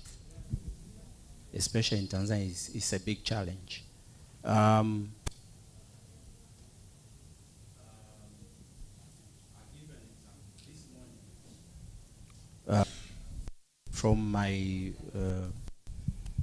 the place where I supervise, I have an incident where, before anything, there was a gold rush in a place called Handali. Now, with the gold rush, means someone probably who has a farm, during farming, discover that there is gold in his farm. And all of a sudden, you have 500 people, 1,000 people storming into that farm, start mining or start digging, looking for gold. The next thing you know happens, there comes a very smart gentleman to the mining commission, says he has heard the news that there's a gold rush somewhere. He comes with his coordinates of the same area, the farm, go into the system, put those coordinates, apply for a license, small-scale mining license. And this is actually what happened. So the gentleman went there a few years ago, applied for a small-scale mining license, and we granted him a primary mining license, which is for small-scale miners. Now, he has a mineral right, but there are already people there who are already in place, actually looking for their own individual livelihoods by getting few grams, maybe 10, 5, and sell. And actually what happens in Tanzania, the farm owner as well, if he's not engaging himself into mining, then he will negotiate to get a % share of the production. Meaning whoever comes to his farm to mine, we give him probably 20% of whatever that she or he recovers. Now you have people who have already have that kind of arrangement in place. And I'm coming there with a mineral right hold, which is a license, which now gives me the right to extract. But there are people there. You have the landowner, which is a farm owner. Now you have people who are now developing their own shafts. And these shafts can go up to 10 meters, 20 meters, already in place. So, in my case, this gentleman agreed, the license owner now, agreed that these people should continue because he's the right, he has the right, mining right, they should give him also his share. And they agreed. They decided to give him, I think it was 20 or 30%. So you have three groups. You have the landowner, you have the people who are investing in those shafts, and you have the mineral right holder. Now, after a few years, actually this year, this other gentleman with the license decided to sell the license to another gentleman. Now, the second gentleman, when he came, he said, no, I don't want these arrangements because according to the Mining Act, I'm the one who's supposed to mine and everybody else should go out.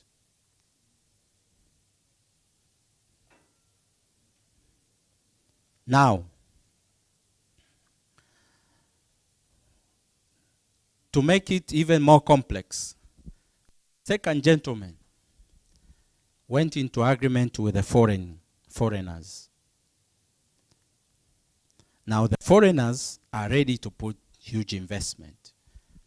They want to, they actually mobilize the excavators and some of the high capacity machines in order now to start a proper mining site. And these people don't want to move out of there because they already used for 4, 3, 5 years, they already used to get something out of that. And the farm owners also don't want, they don't want to allow anyone else to coming into their land to allow for operations to now. I'll give you a perspective of how it should be according to the Mining Act and other laws. According to the Mining Act, it says, when you are a license holder, it means you have to get a written consent from the landowner. Now, if you agree with the landowner, that means you have to pay him or compensate him to move out. Now, if he doesn't want to move out, that means, I think with the Land Act also, it says some of the projects that the government can intervene and the government rates will be used on compensation and you move out. But in other cases where people don't want to move out, the landowners, they're asking for shares. But both acts are talking of compensation. One, the landowner should move out with the license holder compensating him or her and mine. But also you have other people who are developing shafts in there, whether before or during the time the license holder was there. These people, we are not to recognize them according to the Mining Act. We only recognize the license holder.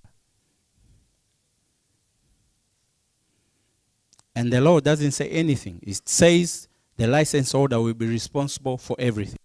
But these people who have shafts and the license holder don't agree, they are now in dispute.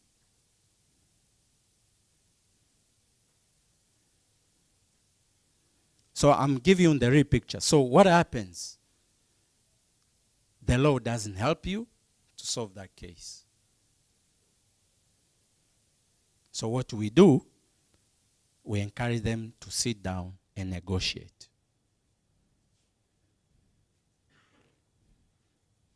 and negotiate for better interests of both parties.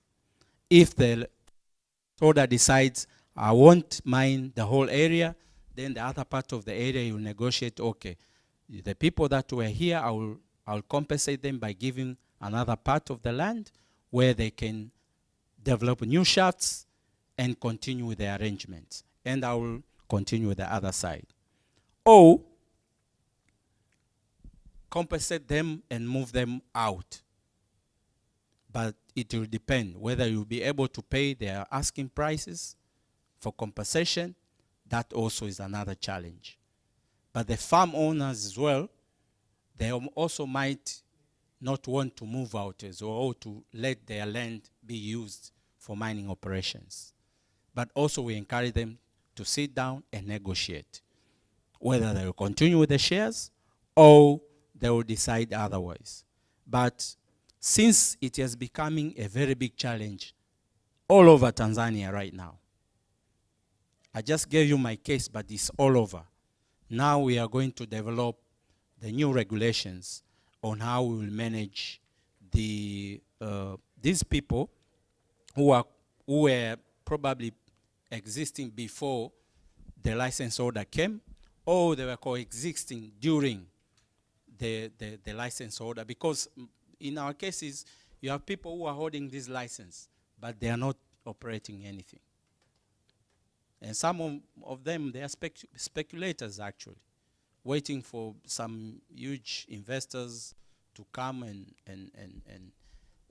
invest or go into partnership. So these are the real challenges that we face. But I will tell you, up to now, there isn't, according to the Mining Act, that gives you a way on how you'll handle all these stakeholders all together. And sometimes you also have the village, the people who are not even involved in those activities. They want also their corporate social responsibilities as well. And sometimes they're asking for too big things because it's mining. In reality, where actually your project is very small and you're not going to produce not going to produce minerals of values to actually get into their needs.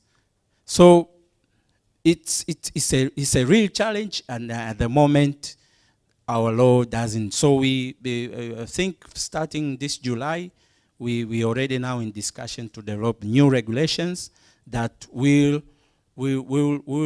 make it easier for coexistence of these groups, especially when you talk of the farm owners or the land owners, the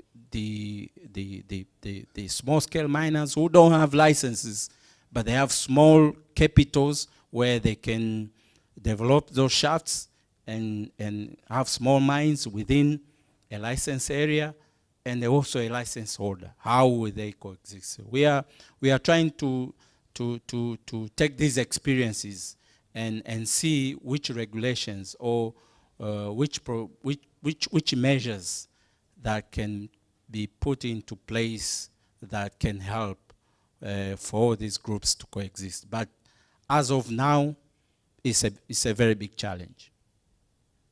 That's all I can say. Thank you. We have one question from online. Just brief one, and then respond briefly because we are out of time.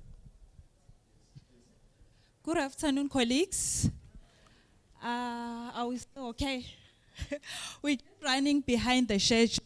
So what's going to happen now is that we want to take lunch, and then to the online participants, we've noted your questions, and we're going to respond during Josephine's panel discussion. So we haven't forgotten about you. We just want to take lunch.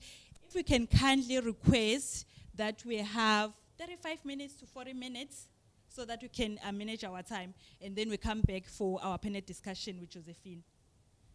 Asante-san. See you in 40 minutes. Oh, Tanzania, yeah. Okay. If we can come back at 1:30 Tanzanian time. 1:30 Tanzanian time. The lunch is going to be downstairs, where we normally have breakfast.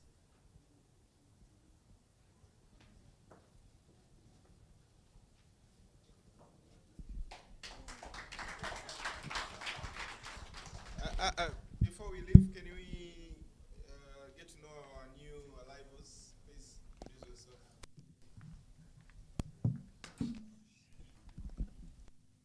yourself. Thank you. My name is Salvador Lado Alfeo from SAI South Sudan. We are part of this extractive industry, the delegate. Sorry for.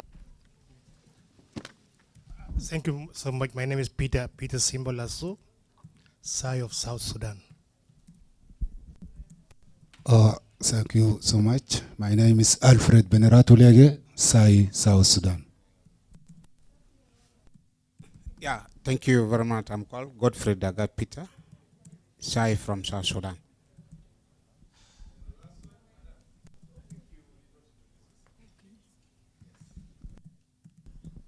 Hello, good afternoon. Thank you.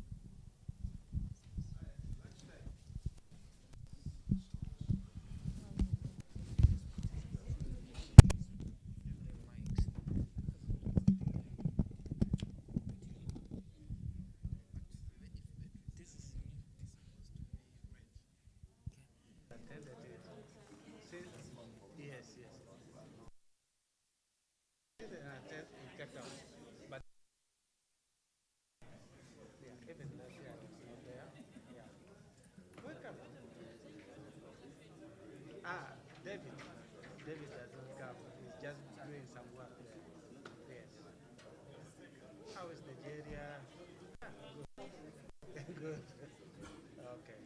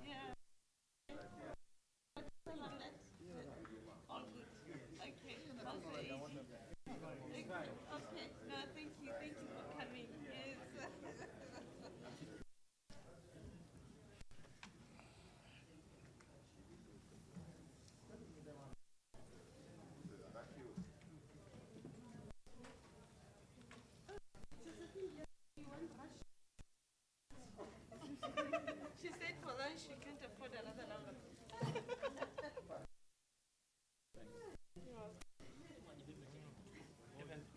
Even the new. Even the new. Just come.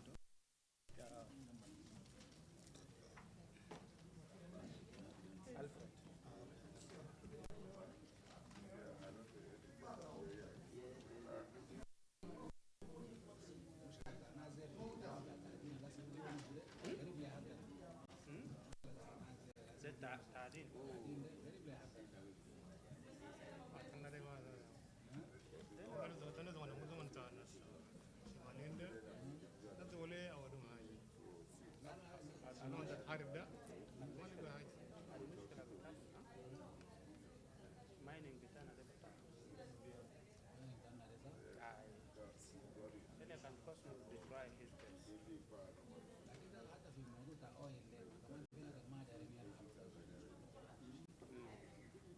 The victims.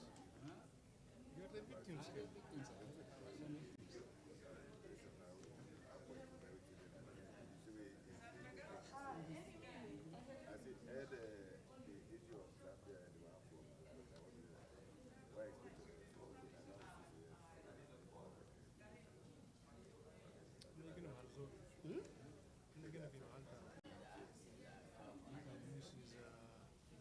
Mr. George.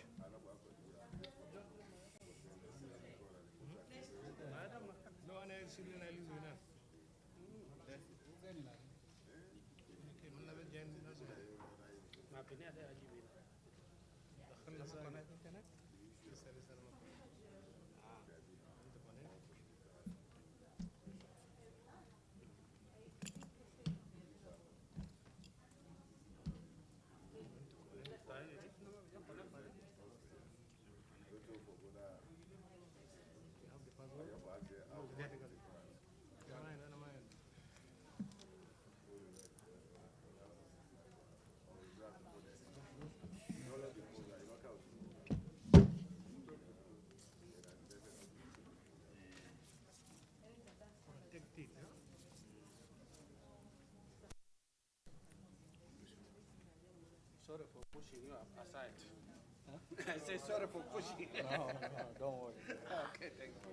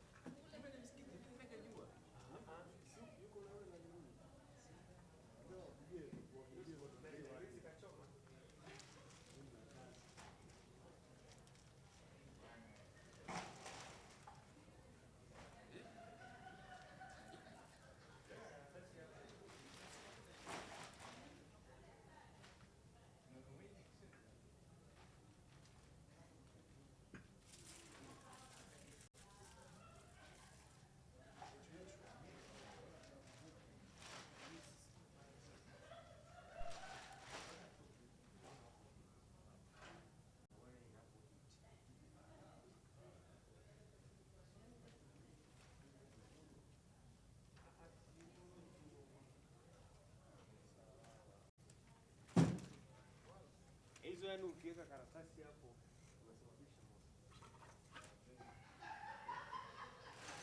Hapo sasa umeme wake sio poa. Hatari au sio? Hapo sina ile mwanga. Hivi ni mwanga.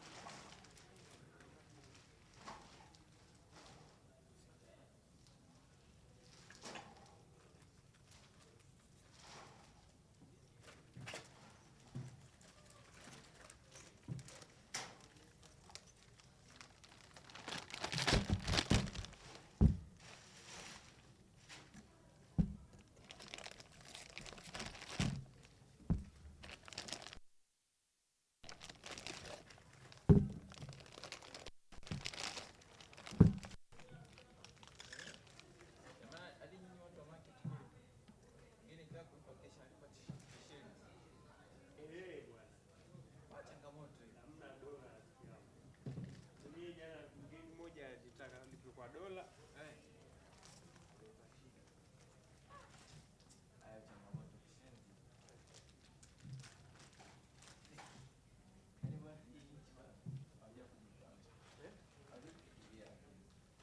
unakataje currency za watu?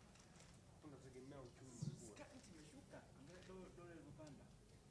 Dola ilipanda shilingi ilijana 100 na zaidi. Pote kabisa.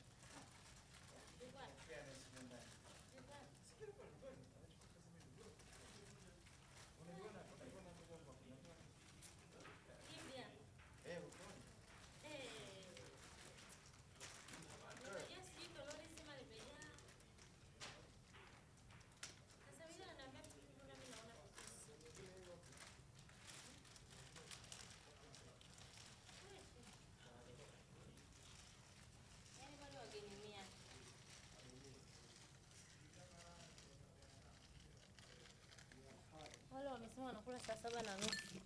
Wagenige, mia. Bora wale saa 7:30 maana sasa dakika tatu. Wanasema ingie saa hizi. Itakuwa ndogo pale. Hapa nusu tayari.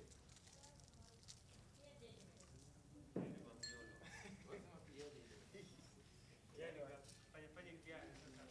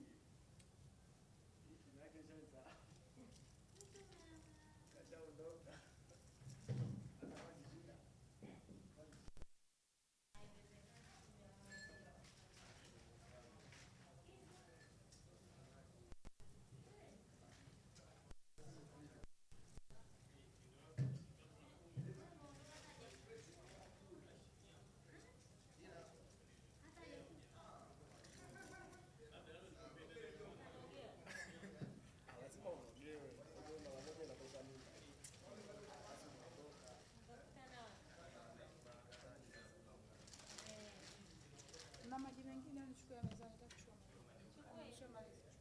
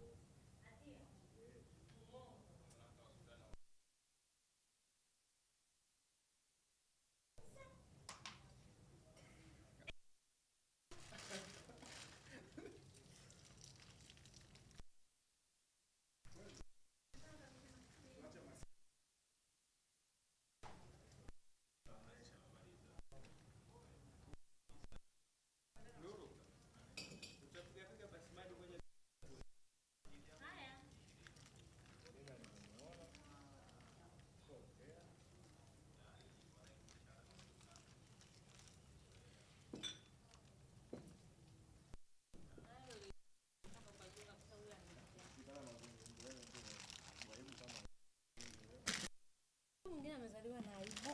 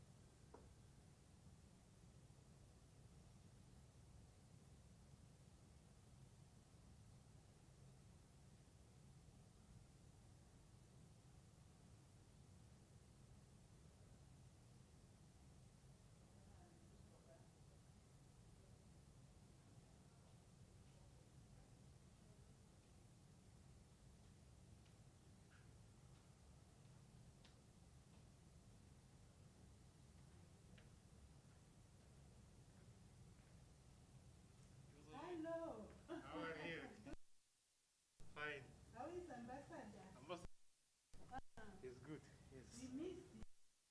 Yes. Yes. Yes. Yes. How is South Africa? Oh, South Africa is good. And Gordon? Gordon is good. Okay, that is good.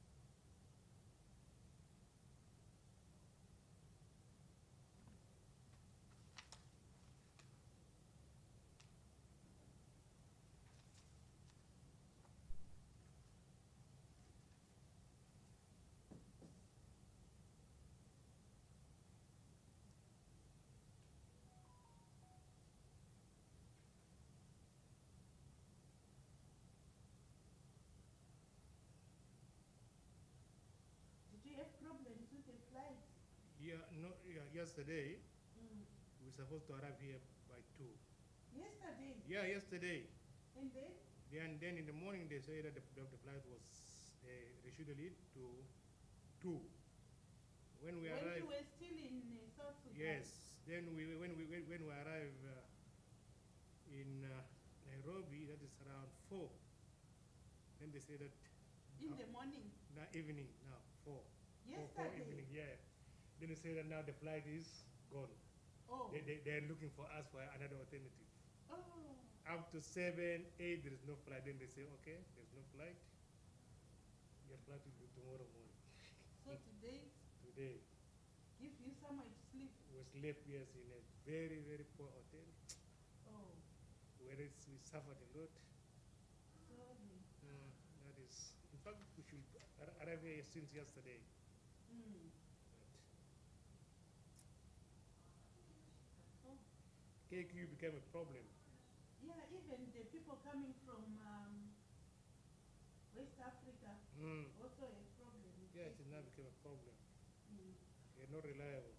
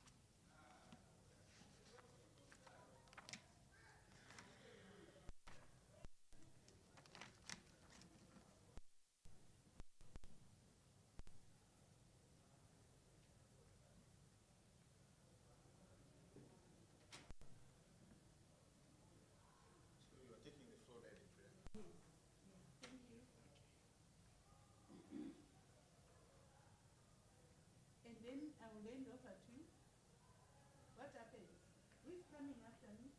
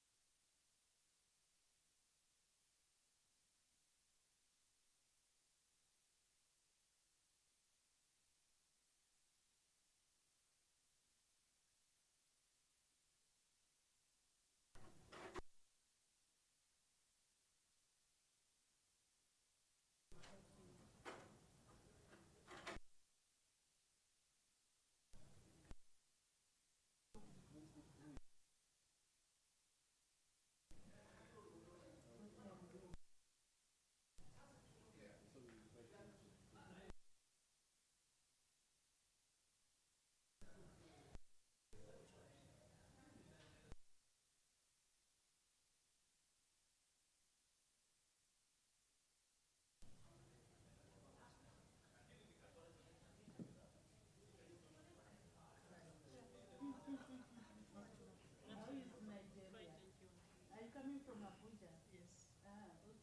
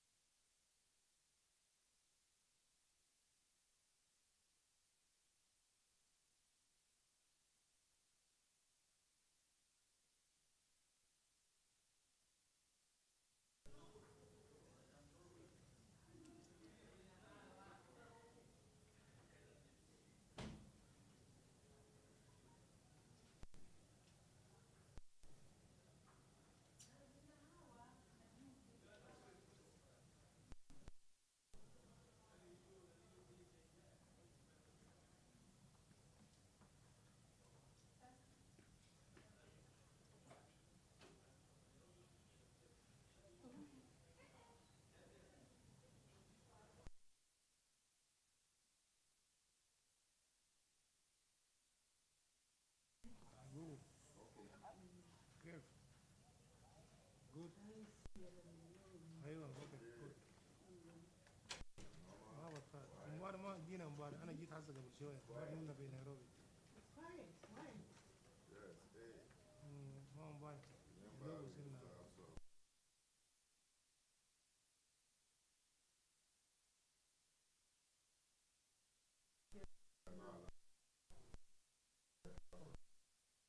الميتنج هسه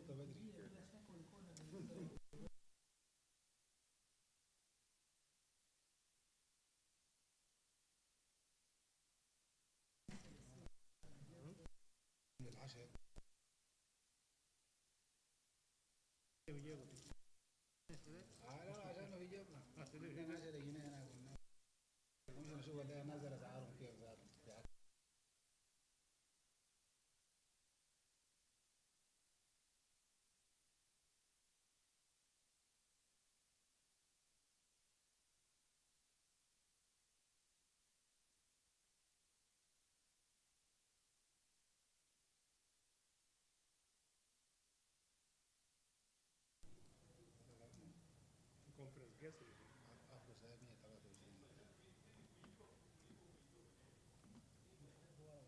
no conference guest conference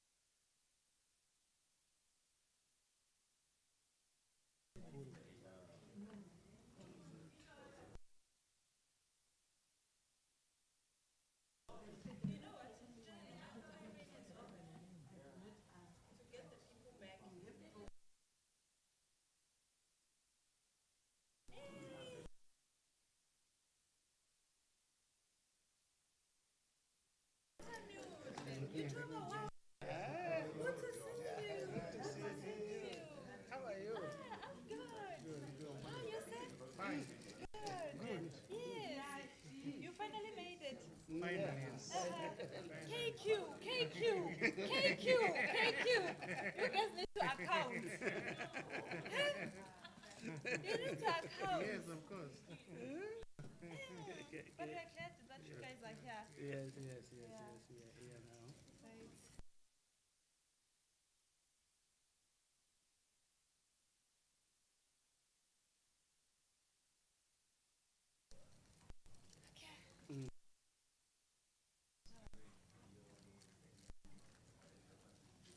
And big brother Nigeria.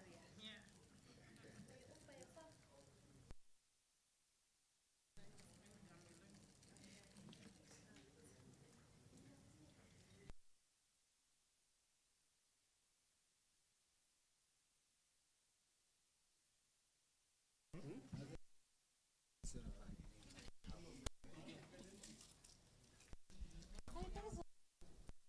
Are you well?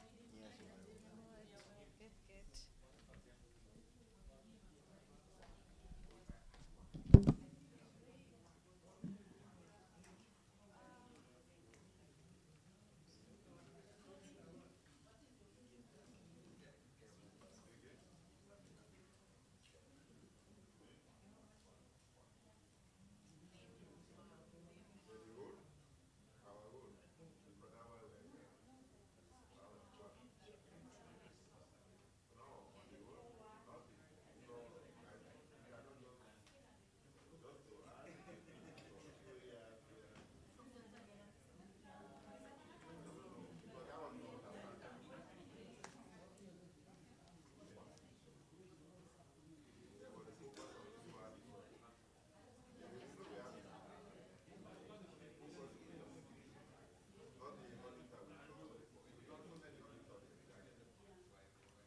I'm trying to calm down.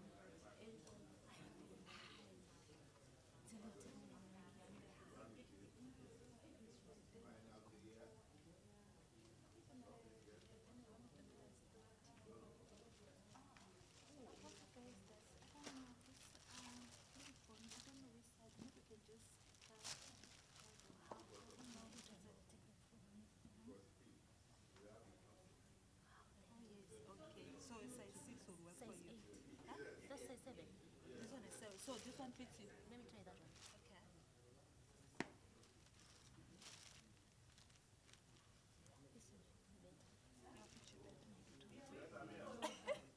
Are you guys the same size? No, but she'll just take them. Yeah. They're so nice. They're so comfy. And then, and Edna? Yeah, but these are just slippers, not the size. Okay. And Francia? I don't know what size it's in. She will fit in any. Thank you so much. So cute.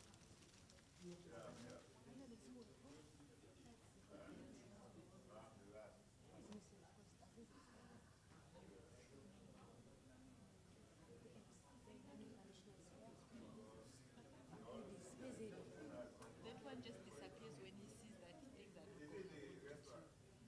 And she's leave it for you to. Let me just start. It's two. So you spoke to him? Oh, just started. Who is that? You just started. But then he's the panelist.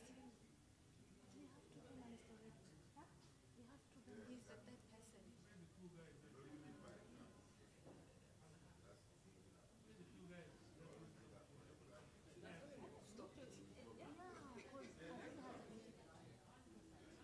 So if you wait for him,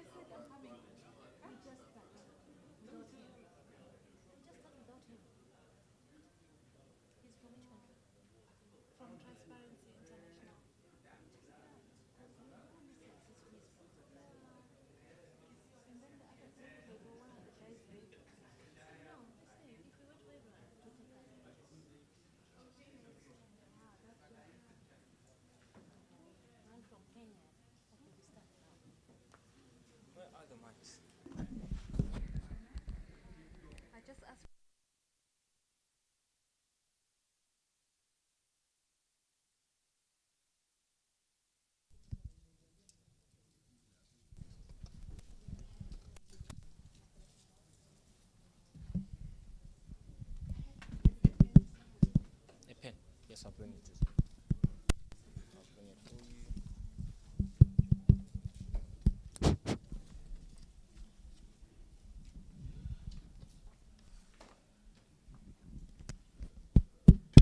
Good afternoon. Online, we are getting ready.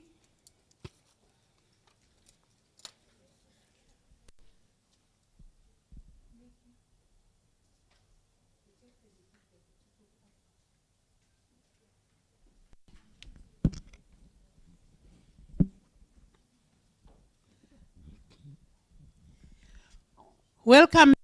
And those online, I hope you also managed to have a good break. Now we are continuing. We had quite an interesting start to our workshop. We are going to continue. So now, maybe for those who were not there at the beginning, I'll just introduce myself. My name is Josephine Mukomba. I'm from the AFROSAI-E Executive Secretariat, and I'm very happy to be here. And so first of all, I just want also to appreciate our hosts, NAOT, for this opportunity to be here at this beautiful place. So we'll have an interesting panel discussion where we are going to focus on the role of SAIs in ensuring better resource governance for the maximum benefit of citizens. I'm sure for those who had a bit from the previous in relation to how mining activities affect the communities in general, but of course every mining activity affects everyone in the country, because as we know, especially here in Africa, mining contributes quite a lot on our GDP. So there is a call for mining and oil companies to operate inclusively to help the communities in the areas they operate. We all know that environmental degradation has been at the core and cry for activists and community leaders. It is important for government to develop policies that protect communities from exploitation and ensure that they benefit from minerals for community development. I'm sure we have all heard about this term, the case when people really look at the minerals as a case. It's because they are not benefiting from the mining. So it is important that the SAI ensures that it has got a role in ensuring better resource governance for the maximum benefit of the citizens. So to help me to go through this topic, I've got this panel, which is, you know, there are a lot of experienced people there. First of all, we have our own Acting Auditor General, Mr. Abdul, from the SAI of Sierra Leone. And then we have another Aziz, but this time it's the first name, from the SAI of Tanzania. So Mr. Aziz is the Assistant Auditor General for Extractive Industries. And then also from the SAI of Tanzania, we have Mr. Kirama, who is also Assistant Auditor General for Technical Support. And then we have from Transparency International, I'm sure you have heard about Transparency International, it's known the world over. We have got the Director Mr. Robert Mwanyumba. So these four, they are going to take us through this topic. Maybe let's start from the International. And if you were there in the morning, you know, he asked this question about the role and about all the stakeholders and so forth. So let's start from there.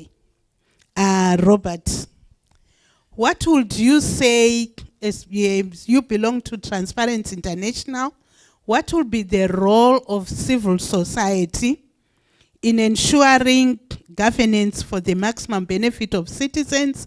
And also, in addition, how can civil society collaborate with SAIs in this regard? So you have 5 minutes. Okay. Thank you very much, Josephine, for the opportunity, and thank you, Mr. George Cesar, for the excellent presentation. Allow me to walk you very quickly through some of my initial thoughts that are responding to the conversation that we had just after the tea break. And the first thing is our mandate comes directly from the citizens that we represent. And more often than not, we want to put ourselves in a position where we have direct engagement between ourselves, government, citizens, and other key stakeholders. So we play a role that allows us to create spaces for dialogue that reflect on, one, either the policy process that has taken place. And we know, for instance, during the morning presentation, we went through this cycle of what are the policies for securing a mining license, what is the legislation, which organization or institution has the mandate to secure those, what are the audit processes, for instance, that are involved during the process, and then at the end, are we looking at also the impact that has been achieved from the engagement between the various stakeholders. So our key concern would be, how do we then get inclusion of the specific stakeholders to take part in the process? The first point of call is actually, what does the law say? What are the gaps therein? Because I remember the example that Mr. Cesar was talking about is one that is not unique to Tanzania, but we've seen it across board. So we have different tools also that we developed for, one, just creating the awareness of what do the policy instruments say, but also what spaces for engagement exist. And then the second thing is, how do we amplify those voices of the citizens that we represent within the conversations? Because it's important for us to be in a space like this. And I'm very grateful that AfROSAI has invited us to be on this panel to discuss where are the citizens in this conversation? How can their thoughts be reflected on? And then the third thing is, we also have to be able to hold to account those that have the mandate, the duty bearers, so your governments, your private sector actors, because, for instance, if we don't know the process through which production sharing contracts are entered, how do we know who is involved and what is the letter of that production sharing contract that has been signed? Because these resources belong to the government. Who's the government? It's all of us, isn't it? It's not just the specific entities that have entered into who are writing the contracts, or who are signatories to the contract. And you can see from the example that was given in the morning, there are people that live on that land. There are others that own the rights to the minerals. And there are others that are trading in the secondary market for those licenses. So the question is, who then are we working at, whose behest are we working on? And I think it's important for us to explore opportunities where civil societies are involved in the process, but also where citizens' voices are amplified. And then let me do a number of quick interventions. So one, we also want to look at what opportunities for learning and sharing exist, because we've seen that what happens in Uganda, in Tanzania, in Kenya, in South Africa, across the continent, some of these situations are not unique. But because we have civil society we're looking for spaces for engagement, we're looking for opportunities to share and to learn, but we're also collecting evidence that allows us to say, hey, look, this is the practice in Tanzania, but there's also practice in Uganda which you can borrow from and where we can allow for learning. And then we're also looking at spaces to convene and to exchange ideas. So by being here, I am coming in as the regional advisor. I engage with at least 20 or so countries. And the idea is to look at where is the innovation, where are we able to say this is what we've learned. I'll give you an example. In Kenya, our SAI and colleagues are here. You can either concur or disprove. But I have seen Transparency International Kenya break down the report that has come from the site, because your mandate is very specific. And what we do is we say, hey, look, once you've presented this to the parliament, what actions are being taken? And we can go forward and say to the communities that we work with, this is what the report said. This is a simpler version, or it's in a language that's more accessible. These are some of the actions that we can take, or some of the policy engagement platforms that exist. And then lastly, we're also keen on identifying trends and regional practices, because when we're looking at the trends, it can be from the stakeholders we engage, the stakeholders that are involved, and the community that we represent, right? And often we say that it's important for us to keep an eye on what's going on beyond what we are seeing, like the prima facie. So we go into the details and say, hey, look, maybe the laws of citizen engagement or the civic space has shrunk in this region, where you have different laws that are coming up. And my friends from Southern Africa, unfortunately, you have the trend in the Southern African region has not been the most positive. If you look at what's happening in Zimbabwe, we've seen what's also happening in parts of South Africa and parts of Malawi, where the civic space, or Madagascar even, the civic space is actually shrinking, and there seems to be a state of capture. What that tells us is that there isn't enough space for citizens to either be vocal, to hold government institutions to account, or are there risks for corruption that present themselves by how the situation seems to manifest itself. Let me stop there. That way, if we can continue the conversation, because the idea here is what role and how do we find ourselves engaging. So let me stop there, and then maybe in the second round I can get into some of the ways in which we collaborate. Thank you. Thank you so much, Mr. Manyumbwa. Yes, the law is important, and there's need to amplify the voices. You also mentioned the need to cross-pollinate, between the countries, what is happening, because I'm sure what we're hearing about in Tanzania, we can all relate. It's happening in our countries. And then, unfortunately, the civic space is shrinking. So maybe later on we can still go ahead and say, what is it we can do? We are still on the role of the SAI. So does the SAI have a role in that shrinking space of the civil society? Next, I want to ask Mr. Aziz from Tanzania. There's something which Mr. Kaseza said. He talked about when he was talking about the challenges. Yes. He mentioned, I think that was the #1 challenge that he mentioned. It was in relation to the insufficient geoscientific information. So what it means is we want this resource governance for the maximum benefit of citizens, but we don't have information.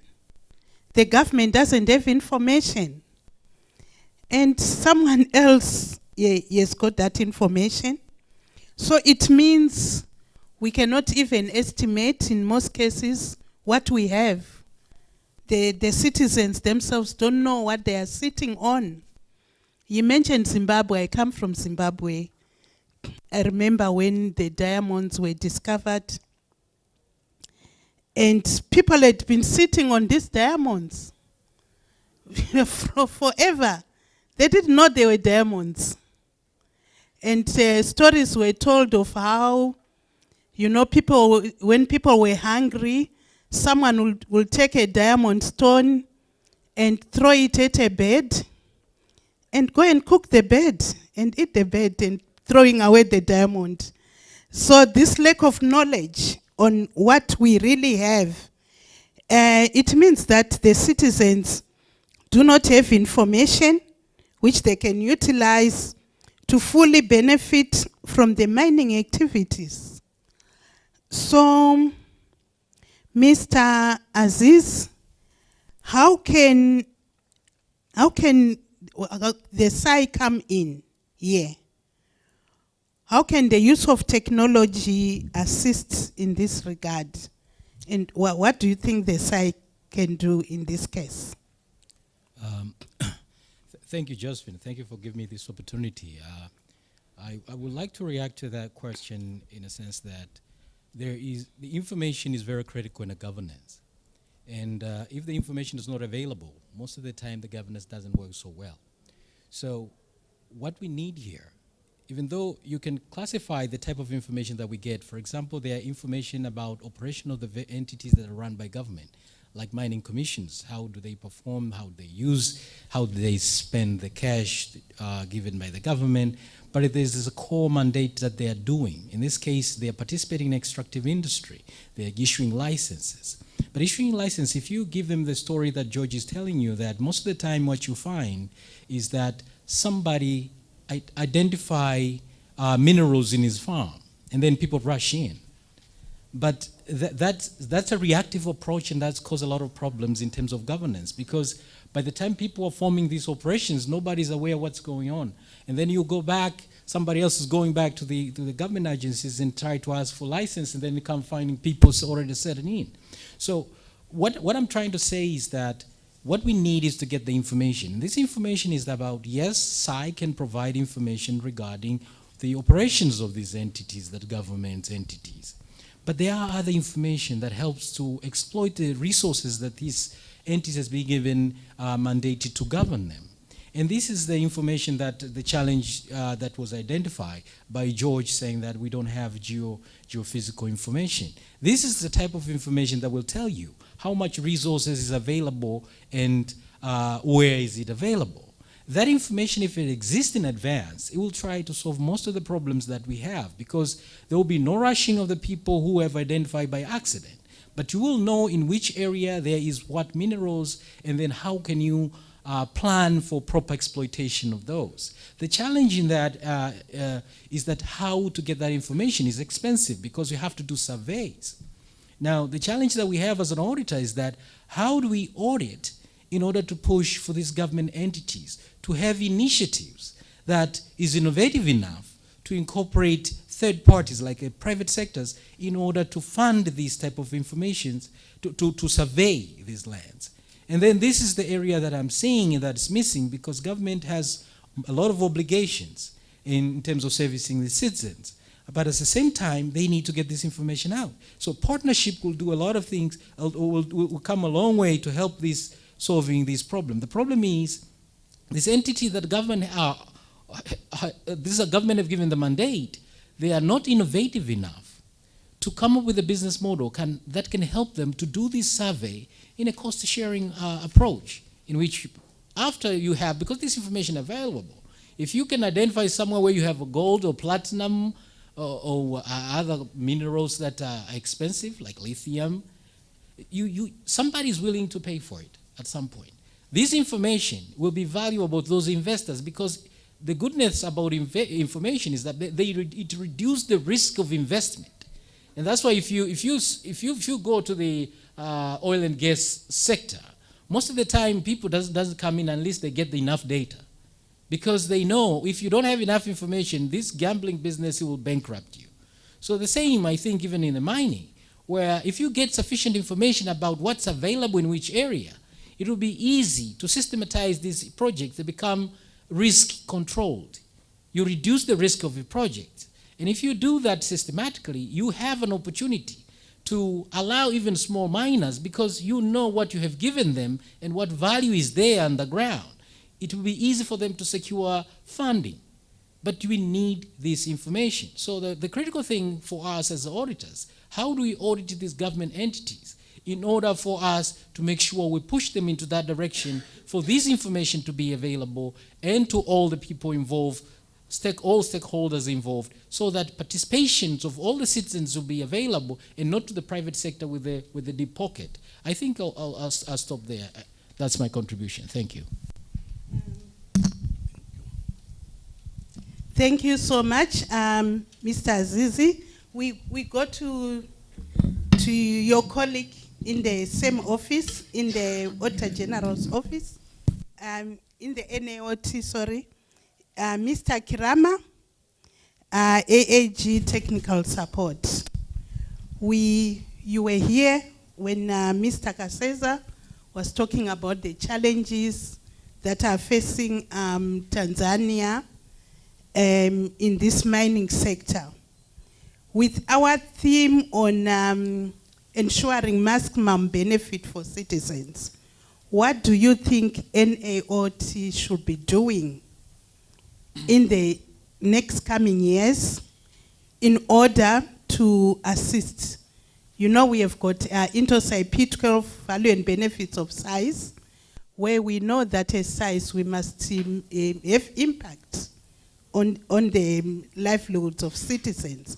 So what do you think your SAIs should be doing to respond to the issues that we had this morning? Yeah, thank you very much, Josephine. Good afternoon, everyone.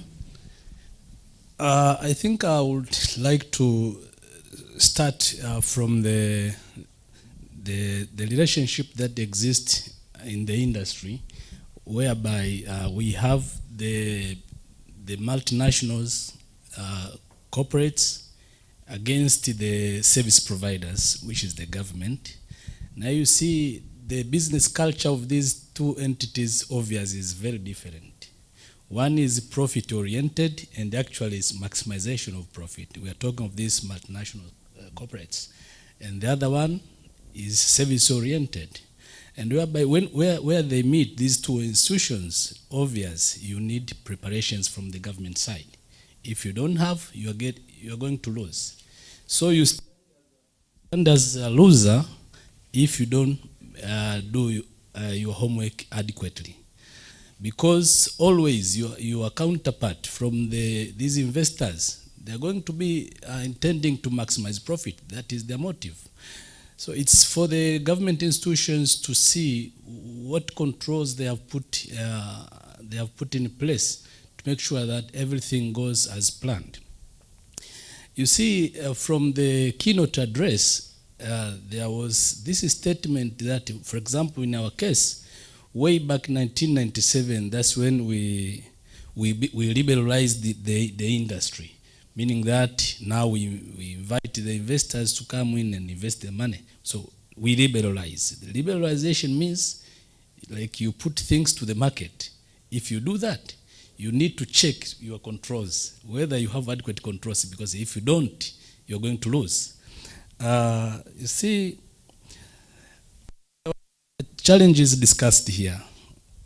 One is the poor capital and the technology for small scale miners. Actually, from the presentation, it came out clearly that these small scale miners have a significant contribution. And that one comes out very clearly because whatever they get contributes to the economy straight. I think we agree on the challenges of transfer pricing. If we don't control well these multinationals working with the sister companies elsewhere, obvious we get challenge of the transfer pricing. But for the small scale miners, we are very sure that whatever they get, it goes straight into the economy. Now here we are talking of the challenge of capital and the technology. Probably for most of the countries, this would have been an area of more investment and push to make sure that we capacitate these small scale miners, because their contribution is very significant to the economy. there was a discussion the local content, and I think most of the PSAs provides for PSAs and MDAs provides for this local content. From the keynote address, you could see we are talking in terms of numbers, that we managed to increase the employment rate from 6-something thousand to 19,000. This is a very good parameter. But if you go to the PSAs for petroleum here, natural gas, I think, local content is very broader. And actually, if we could optimize what the local content provides for, we could have done very well for economy.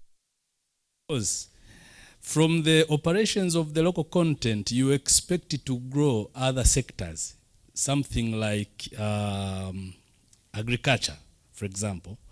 You see, there is a requirement probably that these investors, when they're coming in, they buy things from our markets.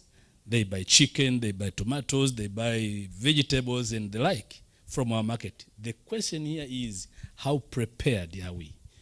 As a countries, have we prepared our people to be able to supply to the market that prevails because of the extractive industry that you have? The experience shows that not adequate has been done on this. And one time when we were doing an audit in the local content area, we experienced by this company said, okay, after the public outcry, saying, okay, you guys, you're coming here, but you don't see the benefit from you as investors because we don't see how much you're contributing to the economy. This guy said, okay, we are ready. Suppliers, chicken, veg, and the like. Very unfortunately, within a single transaction, this market could not supply in terms of quantity and quality. So I think if we look at the industry from the other angle, we could see that benefits do exist before actually you get the royalty and the like, or you get to tax corporate something. You could get benefits in the other ways around it. But again, there was an issue of slow decision making. It came out from the presentation. I totally agree with this one. And if the countries, the governments, slows in making decisions, definitely there are some opportunities that we get to lose. And one time there was this scenario whereby, in these contracts, there is a provision that, for example, you come to verify the recoverable cost before they are booked. And if you verify, that's when you have an opportunity of challenging them. But they have a limit. If you don't verify the cost within 2 years, then you lose your right of verification. That means you're going to accept the cost as they are booked. Now, the issue I see in these extractive industries is like when we have the exploration taking place, most of the governments seems like not to be active because nothing is declared on the ground. For example, here we have so much of natural gas offshore. Now, offshore is very expensive to get that.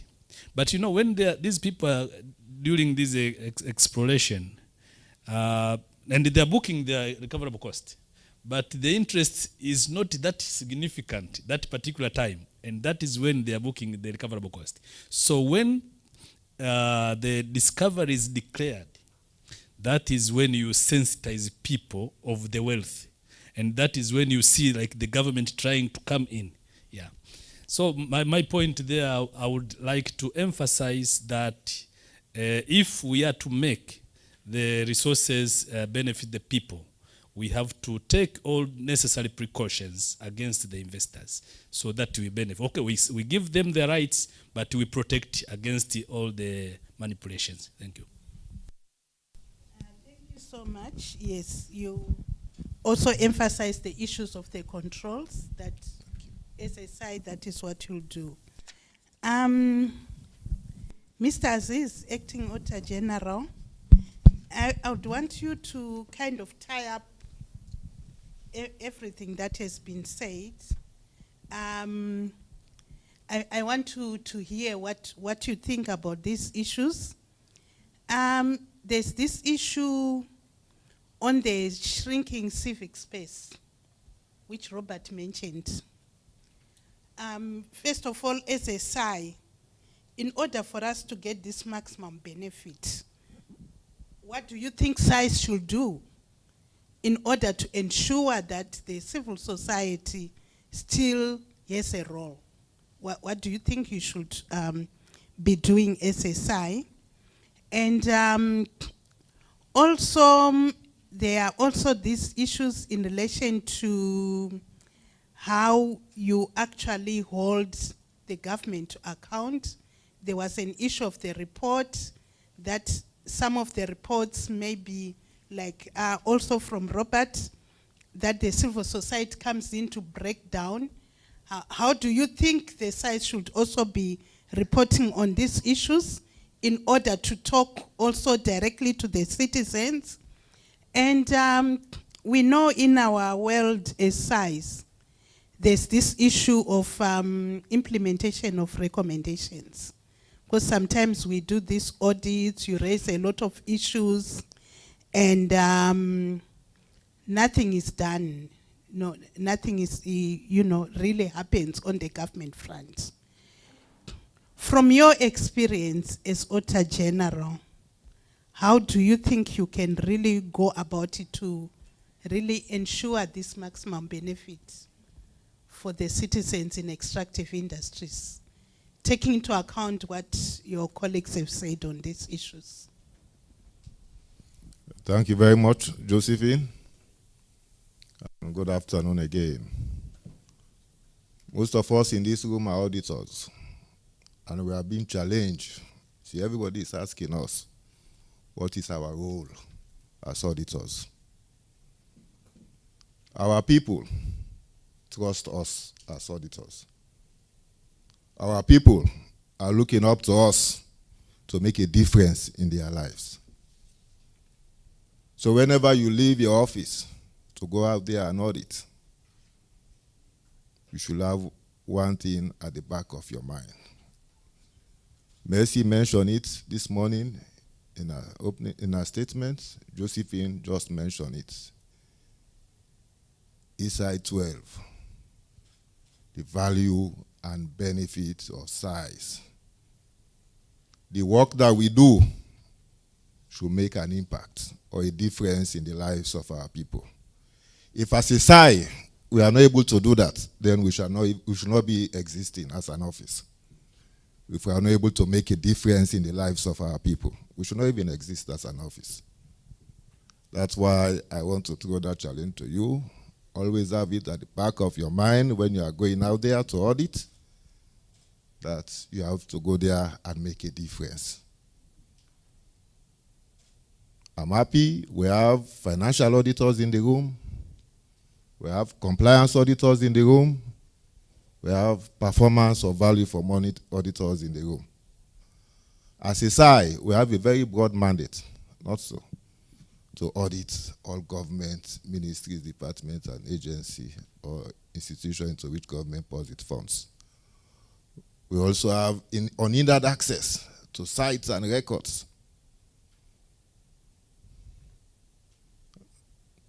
For us to exercise that mandate, that's why we conduct financial audit, compliance audit, and performance of value for money audit. That's how we implement our mandate. It is our role to hold those that are entrusted with public funds or resources, whether it's from the extractive industry or otherwise. It's our role to hold them accountable and for them to be transparent, because transparency is a prerequisite of accountability. You cannot hold people to account without them being transparent.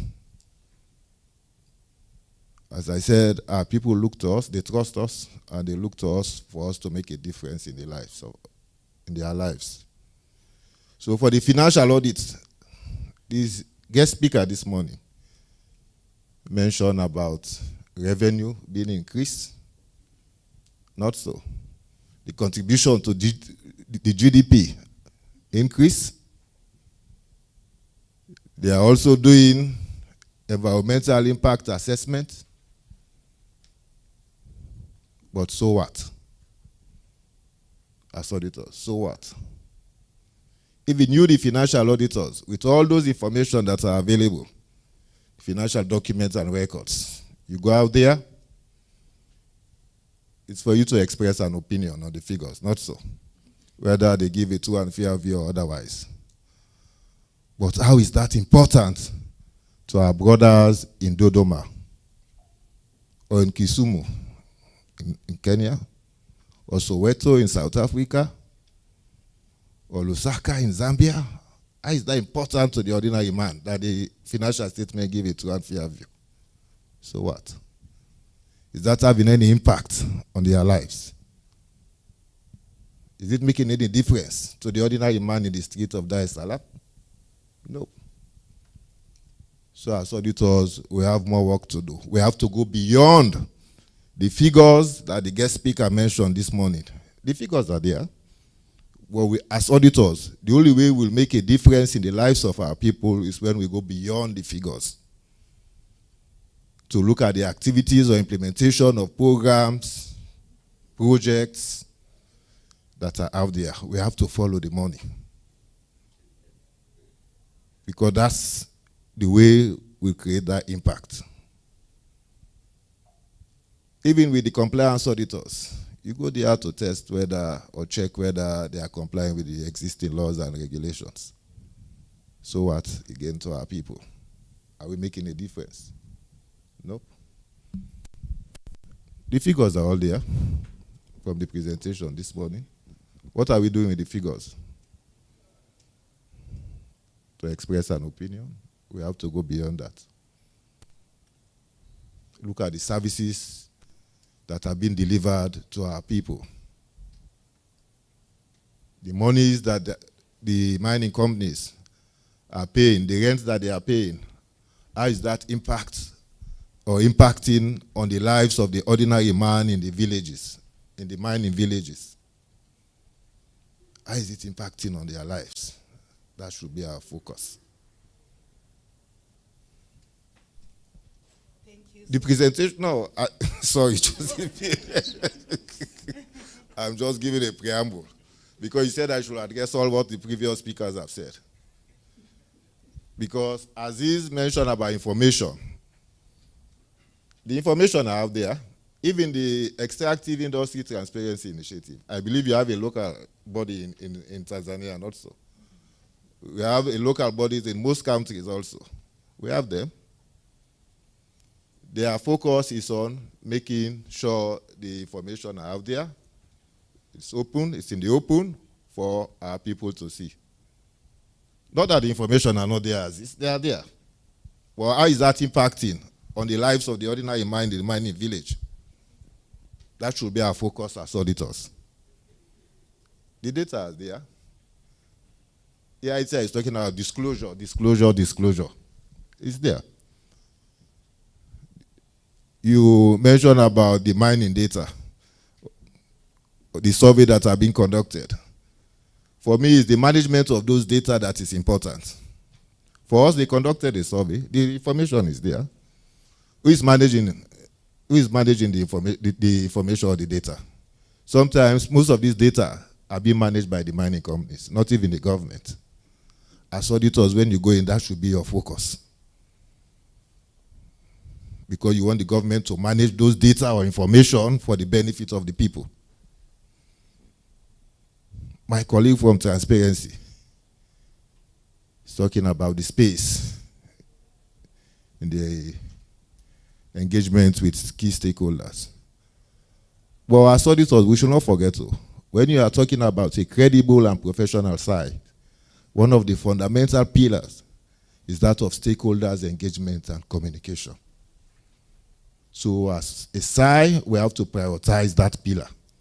If we really want to work with the civil society, we have to integrate them into the audit process.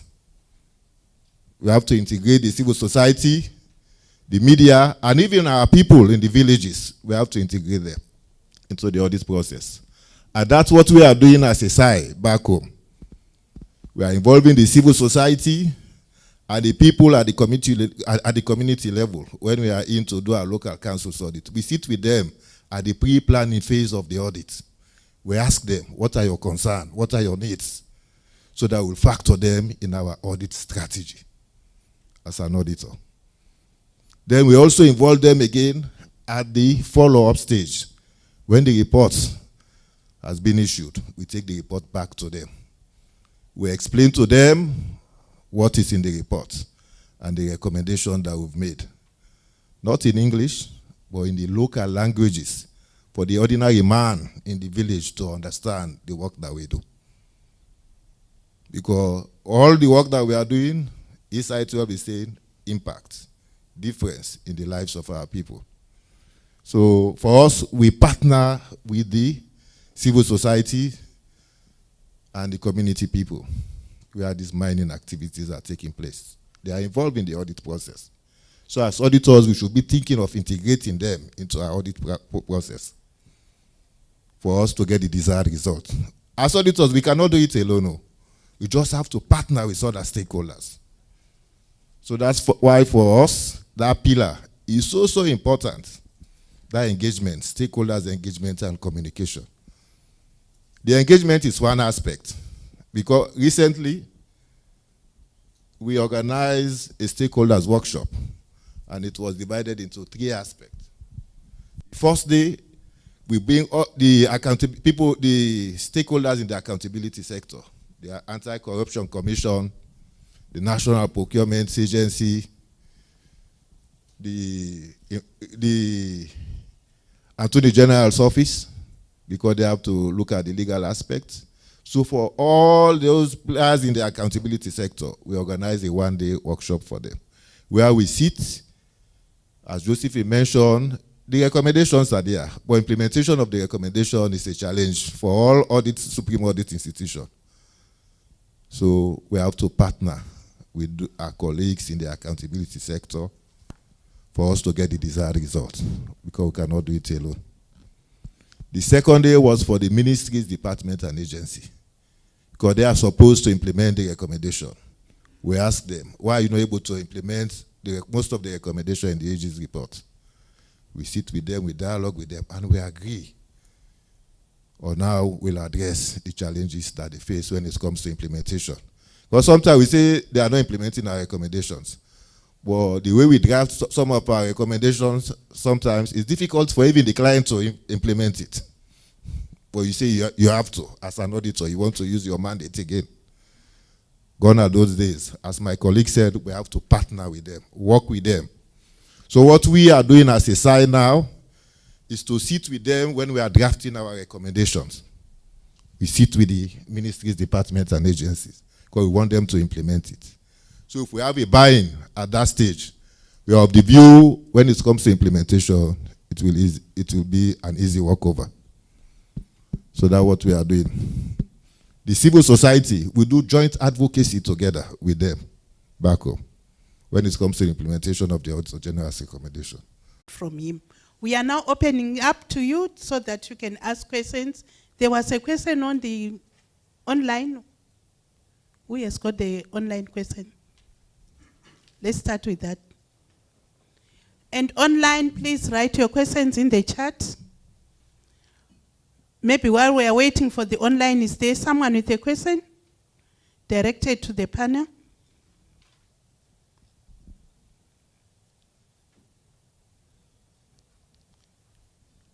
You got the question? Okay.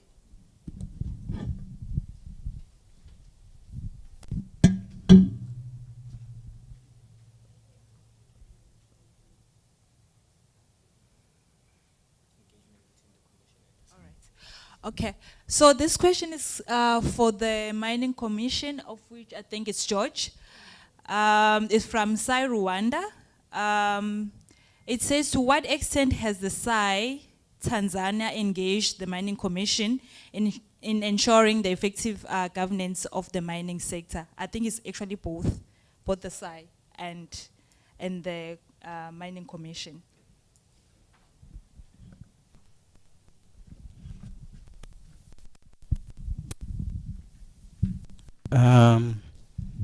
Thank you for the question.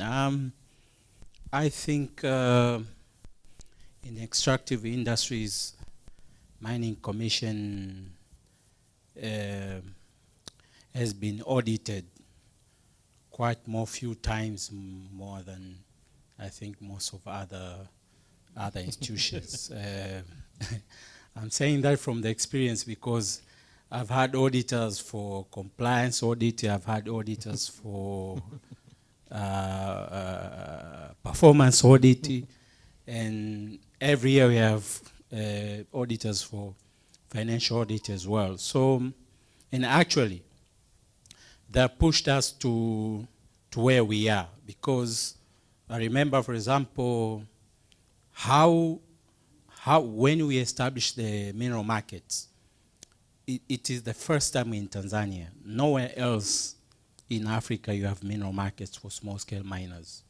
So with establishing something that you don't have any other places where you can experience best practices, it's difficult. So we actually built our own experience, but through audits that were done by NAOT office in Tanzania, we actually managed to improve our regulations and procedures on how we manage these mineral markets. Because they were asking questions, why these procedures, why not these procedures, why don't we see this happening in the mineral market? So the achievement, actually, most of the achievements that the Mining Commission has been able to achieve the results of the audits from NAOT in Tanzania. That's all I can say. Thank you.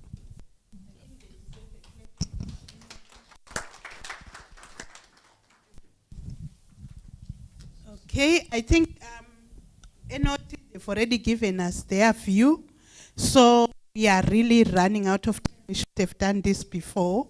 So at the moment, I'm just going to be so discriminatory. I'm going to give opportunity to Robert from the NAN side to just give his closing remarks. People including age here will be hearing from you during the week. Okay, Robert. I mean, I feel special now because I got the opportunity to do some quick closing thoughts. One, I think there's space for all of us to collaborate, and I think it's important to articulate a strategy on stakeholder engagement. And I think at the heart of it, if we're looking to get more concrete results and deliver to your citizens, then civil society just has to be part and parcel of the process. We're your allies, and I think it's important for us to note that this is a relationship that can be developed and that can be explored and in certain instances exploited, because there are things we can't say that you can't say, right? There are things we can't say that you can't say. And that being said, our principles remain the same. We don't want to do any harm. Just do no harm to our primary constituency. But even as we do no harm, let's make sure we're doing it in a fair, inclusive, transparent, and accountable manner. Thank you very much. Thank you. Round of applause to our panel.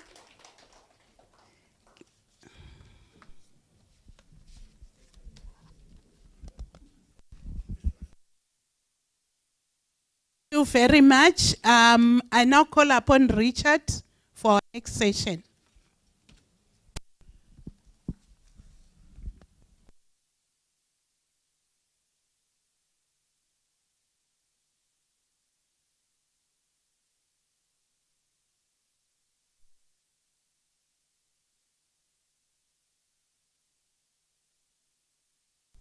Thank you very much, Josie. And a very good afternoon to all of us. Hello? Hello? Can you see me?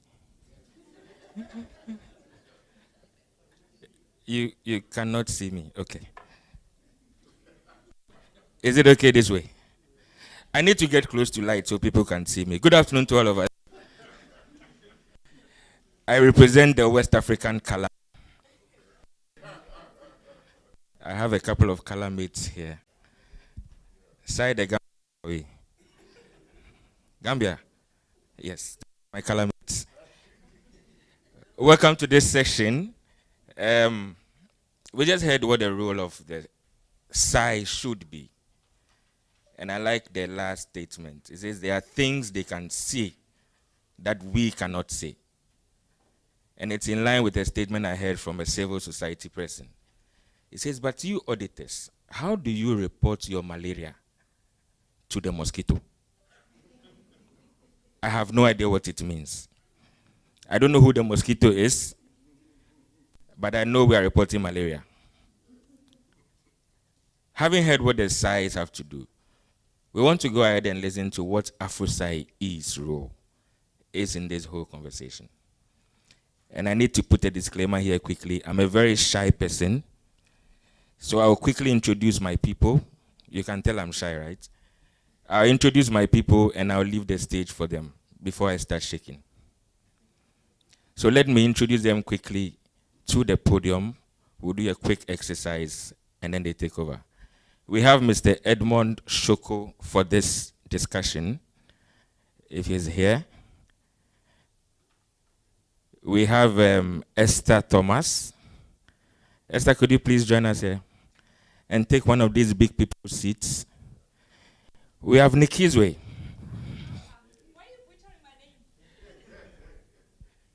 Nikiziwe. Nikeziwe. Please join us. So this week I was speaking to one of the auditors and they made a confession. They said, if you ever sign up for anything extractive in AfROSAI-E, these guys will sit on you, these guys will sit over you, these guys will sit with you, these guys will move on you. Anything that has you at the end, they'll do to you. And they have been driving the extractive industry work we do in AfROSAI-E. So I want us to give them a big round of applause before they start anything else. They have done this from 2020, forever. So they're going to tell us what they have been doing forever. When they are done, we know auditors are never satisfied until they do some. So when they are done, we'll come back to you, auditors, to put your hands to some work as well before we leave. So I'm not going to waste any more time with protocols. I'll just invite Mr. Edmond Shoko to start with us on the EI strategy. And then when he's done, he hands over to Esther and then to Nikki. And then we'll come back again. Thank you very much.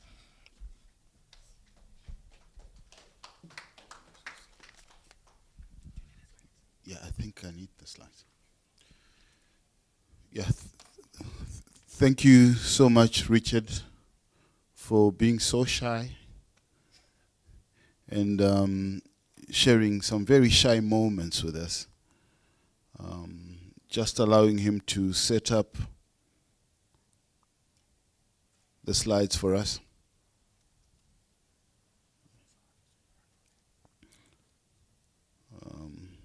Is this what's showing?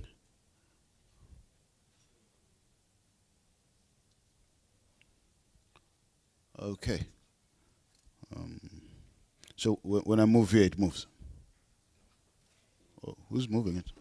Oh. Okay, so I can use this guy. All right, cool. All right, good afternoon, colleagues. Of course, all protocol having been observed, it is our utmost pleasure to be given an opportunity to come and ask you to look at us and tell us what you see when you look at us vis-a-vis the work that we have been doing in the region since, as my colleagues would say, forever in extractive industries. But of course, your auditors, the question of cutoff is of paramount importance. The question of scope is of equal cardinal importance. And when we look at the work that we want to share with you, it's a discourse on the strategy that we have been running since 2019, all the way up to 2024. And I take back the words that our Chief Executive Officer did put forward when we started to say, look, we are going to reflect on this and just be open and honest with us as we go forward. So the work that we've been doing has been trying to achieve a strategic objective. And that objective is to build SAI capacity to perform and publish quality, value-adding audit reports on the extractive industries in their countries. The two operating terms here are perform and publish. We did a research in 2021 as AFROSAI-E, and we did get a bit of statistics around this. And what we picked up is that on average, SAIs were doing 4 audits, 4 EI audits per audit cycle. So they were performing 4 EI audits per audit cycle. However, 1 audit was being published. So 25% of the work that you would do would see the light of day. So that gave us a little bit of homework to say what's happening to the 75% of the audits that should have been published. And that's a question that we're still trying to answer going forward.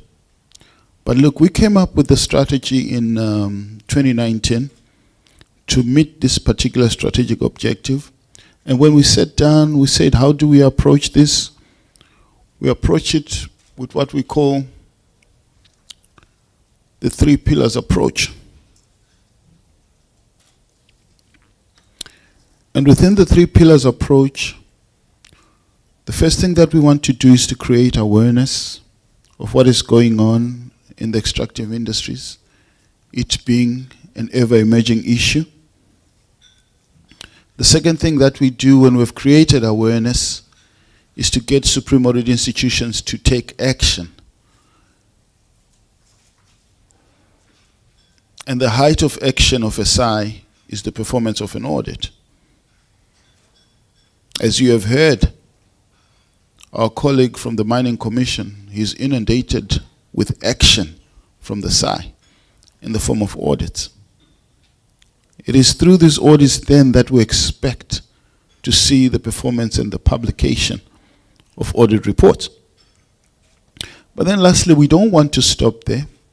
We want to create structures, and these structures are sort of like an insurance to ensure that once the audit has taken place, something happens after. Either we get a follow-up of the audit, but most importantly, we get more audits happening in this sector.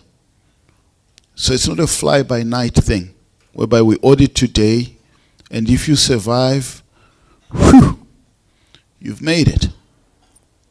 And you might as well forget about it because the auditors will never come back again. And we say no to that. We want auditors who audit consistently. But of course, to do all of these things, we come up with various initiatives to ensure that these 3-pillar approach does happen. And all these initiatives, we've packaged them as products. And my colleague Esther Thomas is going to talk about these products further.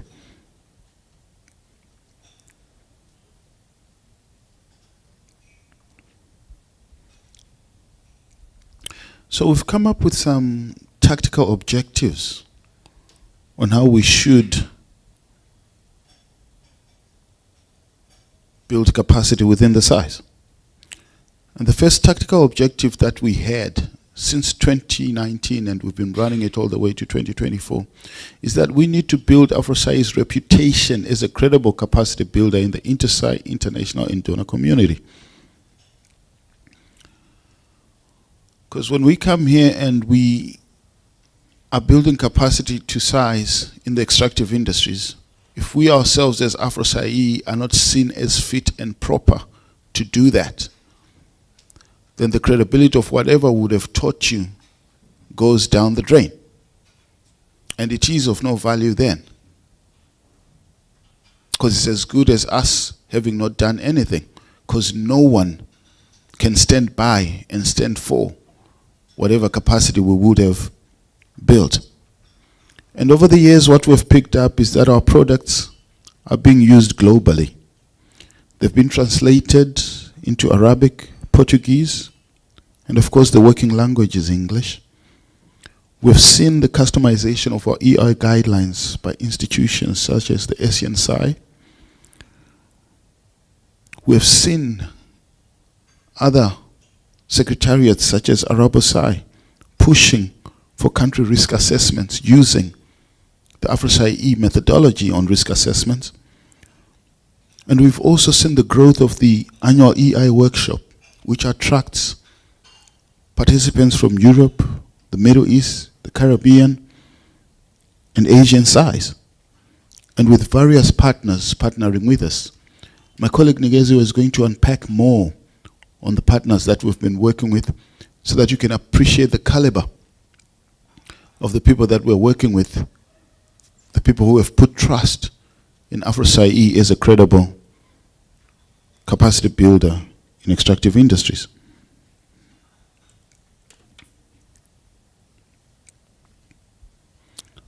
The second of the 7 is being a catalyst and creator for platforms for SAIs to perform collaborative audits. Over the years, we've had collaborative audits in the EI sector. 2 of them in particular. The first one happened in 2021, where we had Tanzania, Mozambique, and Kenya working together on a collaborative audit in the extractive industries. And currently, we will be launching an audit on illicit financial flows, focusing on anti-money laundering. And from there, we're going to have Uganda, Kenya, Zambia, and Sierra Leone taking part in this collaborative audit. The third of the tactical objectives is to keep SAIs up to date with the latest knowledge in the extractive industries. And as I mentioned earlier, Esther is going to talk more about these products that we've produced. But we've had research being published, performed by AfROSAI-E between 2021 and 2022. We've had our annual EI workshop since 2019, and consistently every year we have held it without fail in the month of June. This year, and this year alone, is the first time we've had it in the month of July. But still, we have held it. Our extractive industries guidelines are now on their 3rd edition. Being on the 3rd edition means there was edition 1, there was also edition 2. That is consistency. And for those of you who have attempted it, we also have online e-learning on our AfROSAI-E learning platform on extractive industries. One of my very favorite ones was keeping up with your CPD in extractive industries during the times of COVID, where all you needed to do was just log on to AfROSAI-E resources and do an e-learning course and get a certificate and keep yourself up to shape as far as knowledge is concerned. The 4th area that we've been focusing on in the past 5 years was to overcome the cost barrier in disseminating knowledge in the EI sector. Because it was always seen as something that is emergent, SAIs will always tell you that, look, we've got other things to focus on. And extractive industries is not one of the most important things. So even when they're varimenting their resources, they wouldn't put extractive industries up front. And Hassana is looking at me because she knows I'm telling the truth. But look, you're here now, Hassana, and that's evidence that your SAI is recognizing your work in extractive industries. But look, over the years, we've gotten funding from the Africa Development Bank, and from there, you see their logo everywhere. That's our little token of appreciation to them. The Africa Development Bank has given over $2 million to AFROSAI-E as an institution. And of that $2 million, 50% has gone to emerging issues in public sector audit, which includes extractive industries. So apparently I've got 5 minutes, and that's quite a lot, considering I'm about to conclude. But thanks a lot, Richard. So I'll take the 5 minutes. But also we've come up with ways, other than just getting the funding, we've also come up with ways to ensure that we have online access to knowledge, which is almost at zero cost other than your data. Today we have over 104 people streaming this particular workshop. I don't know if the numbers have gone down. Are they still the same, Offense? They've gone down. People are taking lunch. That's fine. But 104 people, can you imagine having access to this, of which we couldn't all fit into this room if we hadn't done that. But look, we've reached out so much. But we continue. The fifth issue that we did raise was to ensure that member SAIs whose countries rely significantly on natural resources perform a national risk assessment on the extractive industries using the AFROSAI-E value chain. And out of the 26 countries in the AFROSAI-E region, not all of them, of course, are endowed with mineral wealth. Like if you look at countries such as Mauritius and Seychelles, extractive industries is not one of their main sources of GDP growth and stuff like that. But however, we have done 13 risk assessments since 2019. We've been in Botswana, Lesotho, Eswatini, Zambia, Zimbabwe, Malawi. We've been in Uganda, Kenya, and Tanzania. We've also been in Ghana, the Gambia, Sierra Leone, and Nigeria, doing those risk assessments, country risk assessments. And like Richard says, whenever we come to your country and we do a risk assessment with you, oh my, we are going to follow up on you. We're going to push until we see an audit, until we see action, and we will not rest.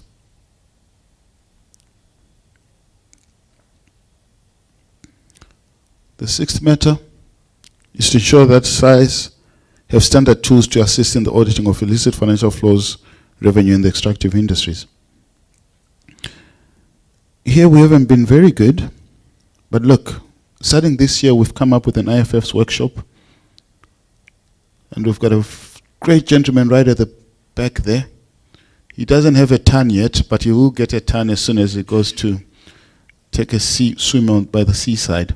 But that's August. He's been helping us a lot with illicit financial flows, and he'll be talking about illicit financial flows. But I'm glad to say that AFROSAI-E now has a workshop on illicit financial flows, which we've tried out in Uganda, and it worked out pretty well, right, August? He nods. He agrees. Well, he did the job. I don't think you'll disagree.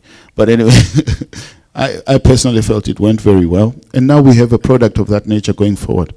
But also we've come up with an anti-corruption toolkit, which we loaded and launched in 2013, and is currently being digitalized so that you can also have access to it online and use it. The last thing that we were asked to do, or rather we were trying to pursue in the last couple of years, was to create an environment for the development of a certified EI sector-specific auditor in our member SAIs. That is to say, the question was raised to say, if you say you're an auditor in extractive industries, what do you have to show for it? And our colleagues were saying, look, all these things that you're making us go through, we want a certification so that we also say, look, I'm a qualified extractive industries auditor because I'm certified. And that is one thing that we haven't achieved in the past 4 years, 5 years. And that's the only thing that I have a negative report on. But Those are the 7 tactics that we've been pushing through. And colleagues, what I've been giving you really are just numbers, figures, data. Yeah, some of it is information, it's of value, correct. But the real question, the final question on strategy that we need to ask ourselves, colleagues, is if you look back to the year 2016 and compare that to today, have AFROSAI-E initiatives assisted your SAI in performing and publishing quality, value-adding, audit reports on the extractive industries in your country in any way? How do you feel about the work that AFROSAI-E has done, despite everything that I've said? That feeling that you have inside, that's the truth about the progress that we've made as AfROSAI-E. If the answer is yes, then yes, we've made an impact. And if the answer is no, despite what I've said, then no, we haven't made an impact. But what do we have now? We have an opportunity to do better going forward. Thank you so much. I'll yield to Esther Thomas.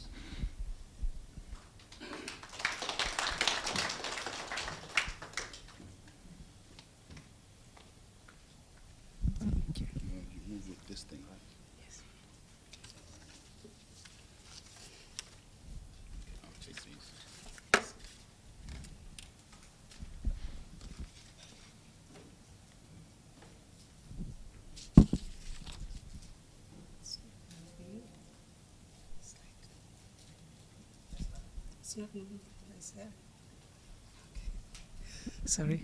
Good afternoon, everyone. All protocol observed. I'm wondering, after such a delicious lunch, did it get like you're feeling a bit sleepy? I hope not. In case, you can get up and stretch 2 minutes if you feel like to get your blood circulating. You may get up one just quickly and you feel like it's okay. No?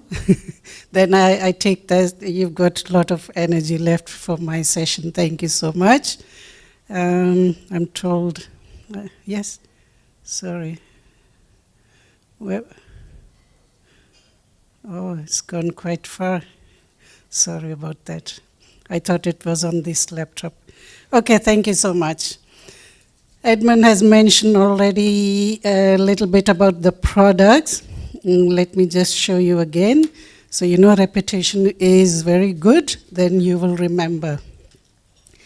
So as you mentioned, the extractive audit guidelines is on the 3rd version now. It's a product with the contribution from the SAI members.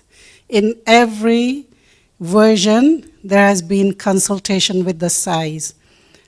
First one was in 2015, the second came in 2019, and the third one was launched in November 22, last year's technical update.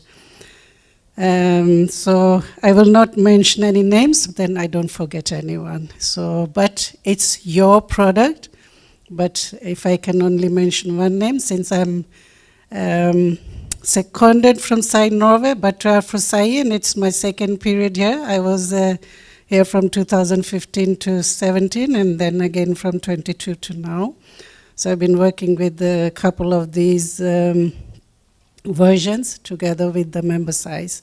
And SAI Norway has contributed also a lot, and my colleague from Norway, August, has contributed on the legal framework and revenue assessment and so forth, just to also share that with you. So this guideline, there is also this QR code. In case you do not have the latest version, just scan it and you will get access to it.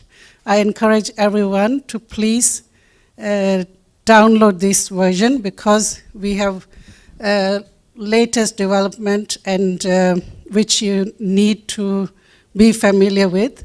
And then after the guidelines, the e-learning product, some of you have been using that. In our previous workshops, it was even used as you know, what's kind of qualifying for even this annual workshop, and also for other workshops. But this can also be used as the auditors at your own pace to gain the knowledge on the EI sector. This product is not updated according to the latest version, but as you know, first, as it's based on the guideline was launched in November 22, so now this version is also up to revision, but it's still very good, and we encourage you, if you're not familiar with the content, use that. It will help you to get familiar with what it is about and gain the basic knowledge. Even though the slide says research 2 papers, there might be a few more, and some are in the pipeline. So they are also on the AFROSAI-E's website. The EI annual workshop, that's happening now, and this is the 8th year. 2016 is when I was doing it for the first time, and I remember our AG from Sierra Leone, you were there, you have been faithful in many of these workshops. I remember also from Cape Town last year. So it's very good that we have engagement from the AG's support and the AG's. So it means a lot that AFROSAI is delivering content in this workshop that is of much interest, where we bring the latest knowledge about the sector. And one of the inputs is also from a mining conference, Mining in Daba, which Nikki will be touching upon. But just to say, where do we get the themes from is various knowledge base, but that's one of the, but like Mining in Daba doesn't cover oil and gas, unfortunately, but then we have other sources, just to mention. In-country risk assessment workshops, as Edmund mentioned, there have been 13 of them, what you counted. So if I mention for the last year, we were in Sierra Leone in February, we were in Gambia last year, and Uganda, just to mention, of course, Tanzania. How can I forget Tanzania? We had a very good workshop here in Tanzania in Dodoma just 2 months back. And what I would like to bring is we have kind of standard program, but customized to each country. And first 2 days as a minimum is for multi-stakeholder engagement. As the AG said from Sierra Leone, and also happened in Sierra Leone. In Gambia it was exceptional, it was 4 days. Usually it's 2 days, but the thing is, it also depends on your relationship with your stakeholders. But what we have seen is there's so good relationship with your stakeholders, and they provide so much good information that gives you input to your risk assessment. And in this risk assessment workshop, we use the methodology that is in the guideline, chapter 2. If you want to know more about it, you can read it there, chapter 2. And then we have tools, templates, when we go through and help the SAIs systematically, but the idea is to map. So those who have never done this before, you are familiar with the risk assessment at the entity level, whether it's performance, financial, or compliance audit. But this is sector level. And the backbone in the guideline is also the value chain. Most of you know, but maybe some have never seen it before. I will show you just a glimpse of it later, but I will not talk about it too much because we don't have time for that. For that, I encourage you to open the guideline and go through the value chain. It's explained step by step in chapter 3. Then we follow up, we call audit backstopping. It can be supporting the SAIs with the audit, actual audit. It can be reviewing the risk assessment that you conduct in this risk assessment workshop, or it can be reviewing after and supporting quality assurance. So that's why hot or cold review. We have bilateral projects with partners. One of them Edmund mentioned was the audit with 3 SAIs with the Netherlands Court of Audits. And we have also been doing workshops together with SAI Norway in Namibia and Uganda, just to mention the latest. But there are many other partners. But I haven't seen example the last year. If Edmund, you remember, you may please help me. So those are some of the products. But we launched this new initiative called EI Sector Monitoring Group. So the 3 pillars that Edmund shared, in all these products we have awareness. Action has to be taken by the SAI. The first thing you do is do the risk assessment, but you have to conduct the audit. But then also, how do you maintain your capacity in the sector? For that, that's why this sector monitoring group concept has been launched and introduced. But to help the SAIs, or to test it out, we are piloting this with the 6 SAIs. I will get back to that in just a couple of minutes. Here is the value chain I was talking about. What is key to remember is it has 7 steps. You see, legal framework is touching upon all of them, and also the sustainable development, sustainable policies, and all the other are interrelated. So I encourage you to get familiar with this value chain. Then we have the sector group. I will just share that out of the 6 SAIs that are piloting, we have to pilot, so we test out. But this is established inside the SAIs itself. It's nothing happening in a workshop. This is not where you come and you do piloting and then you go home. No, this has to happen in individual SAIs. The sector group meets either monthly or every 2nd month, depending on individual SAIs. And one size doesn't fit all. So what might suit Gambia maybe is not suitable for Tanzania or Sierra Leone. So those are the 3 that are piloting, are present here. But we have 6 SAIs that are piloting. So, and apart from them is Zambia, Uganda, and Botswana is coming on board as well. Sorry, so once this has been tested, it will be evaluated and then rolled out to the other SAIs that are interested. But main thing is it should have representatives from all audit types, financial compliance and performance. And there is a group coordinator who coordinates the activities. You build capacity, you do the risk assessment on a regular basis. When you gain more knowledge, you need to go through your risk assessment and the risk register. You don't wait till the year end or when you start the new year audit.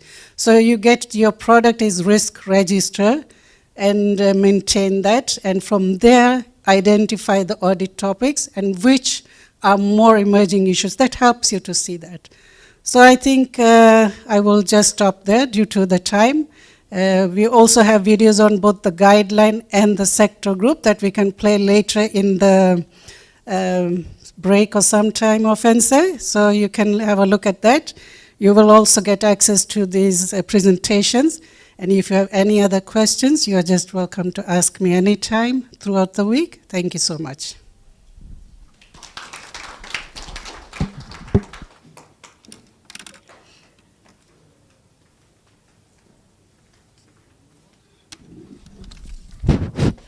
Habari, shall we all stand up? I can see some of us are dozing off. Please, just a leg stretch. Even those that are online, please.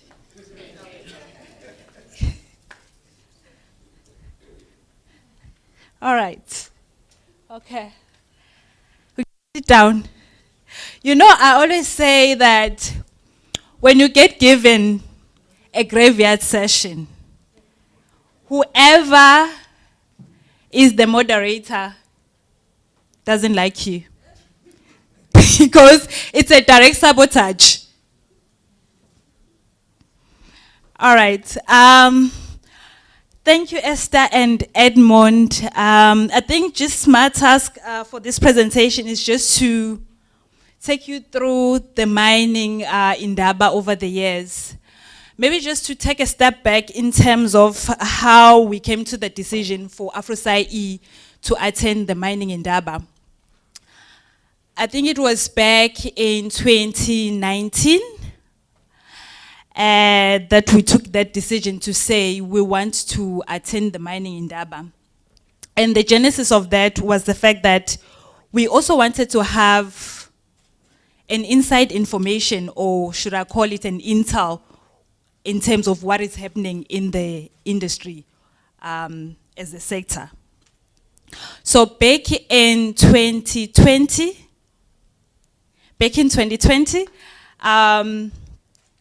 just before the COVID hit us,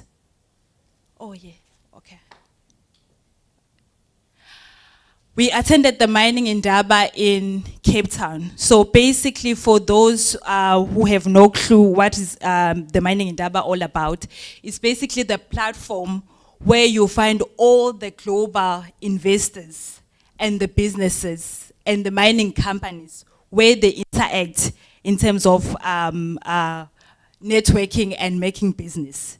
So it happens annually in Cape Town. Since, I think the only year that it didn't happen, it was 2021. During COVID, we just had the online one.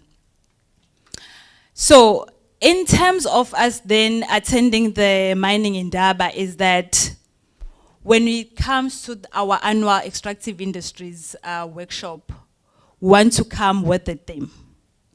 And for us to come up with a theme, it has to be informed by what is happening in the industry currently, right? And in 2020, we had, I'm glad that the AG is here, Sierra Leone. We had a keynote speaker. We were blessed with His Excellency, the President of Sierra Leone, who was the keynote speaker in that year. And I like the fact that in terms of his presentation, we always refer to the value chain.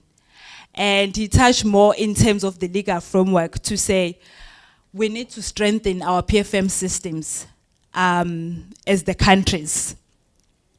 And when you're looking at the PFM system or the legal framework itself, we know that these multinationals, they do look at our legal framework before they even come in and invest in, in our countries. They can pick up what are some of the loopholes. Am I allowed to move around? Okay, all right. Because I'm begging to see. Yeah. So, in his presentation, he was talking about the issue of us as African countries in terms of harmonizing our laws and regulations, so that when we, when these multinationals come in, we already are ready for them in terms of making sure that our laws are in place. And he also spoke about the issue of the transparency when it comes to the administration of the sector. We know that for these minerals, at the end of the day, they need to benefit citizens. So how are we going to achieve the transparency in the industry if we do not have the legal framework in place that is going to help us to make sure that at the end of the day, those resources are actually benefiting our citizens?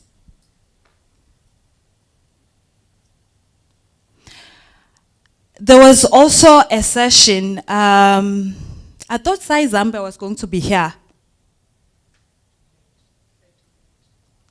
They're going to be joining us tomorrow. All right. So we also had a session in terms of the revenue collection. We had the Zambia Revenue Authority presenting in that mining in Daba. So what they focused on was the issue of our revenue authorities actually coming up with a unit that is dedicated in extractive industries, because we know that it's a complicated subject. So in terms of trying to cap your revenue leakages, what is it that our revenue authorities can do to make sure that we try and cap those IFFs? The other issue that they also spoke about was the unified approach when it comes to the intellectual property and other intangible assets. I know as AFROSAI-E, even when we are coming up with our material, our guidelines, we also look at the OECD in terms of the policy making and how can we also help our SAIs in terms of the legal framework making of the countries. Then there was also an issue on production challenges, to say, as countries, maybe we should also consider moving to PSAs, because when you're looking at PSAs, the risk of the state bearing in terms of the extraction of those minerals, it gets to be borne by the multinationals. So for us as the countries to also consider moving to the PSA agreement.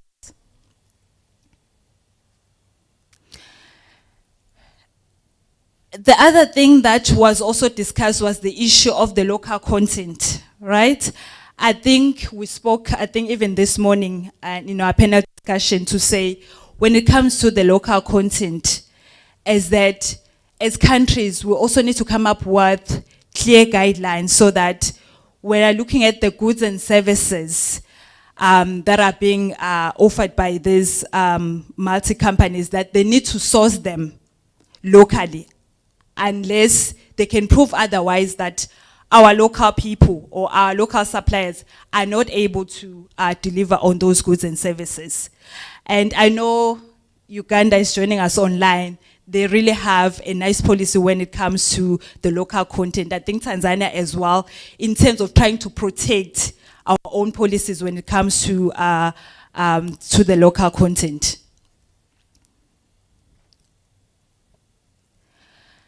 Then the issue of artisanal mining, to say when it comes to artisanal mining, we need to try and formalize the sector, because a significant portion of the natural resources also comes from the artisanal mining. And what is it that we can do as countries to help and formalize the sector so that those people are also benefiting from the artisanal mining? And I think with the artisanal mining, we are aware that an environmental impact. So how do we then try and be able to and formalize it in such a way that it doesn't also result in environmental degradation?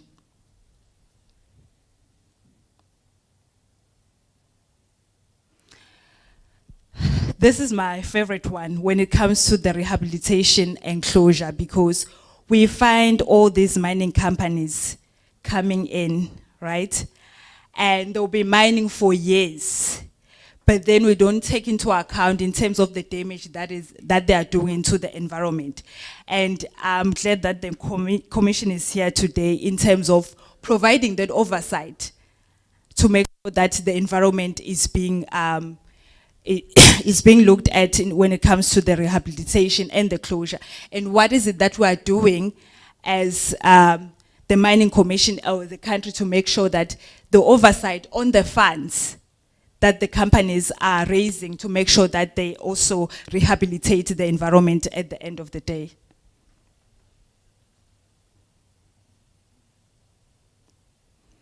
Okay, I think this one was back in 2022, where we're focusing more on the energy transition. And I'm glad when you're looking at the AFROSAI-E members that are represented here, our governments signed COP26 agreement in 2021. So in terms of the climate change, to say, what are some of the targets to reduce the climate change? I think when it comes to these agreements, I think it's good. The UN Council is just to make sure that they are contributing to the clean and power technologies towards moving to cleaner energy. And to also look at the policy and the legal framework that we have in place as we are starting to move to energy transition. And the other issue when it comes to SDGs, I know, Richard, it's part of his area to say, when it comes to clean energy, those are some of the issues that we also need to look at as we are moving towards cleaner energy. These are just the highlights in terms of the mining endeavor, to say we know that our challenges as the countries when it comes to the economic growth and decarbonization, and what is it that we can use in terms of the technology investment to reduce our scope 1 to 3 emissions in the sector. And I think this morning the Commission spoke about the issue of critical minerals, to say the phones that you are using, you need your cobalt. So what are some of the key component or critical minerals that are available in your countries, and what is it that you can do as an auditor to make that to make sure that you sensitize your government as well?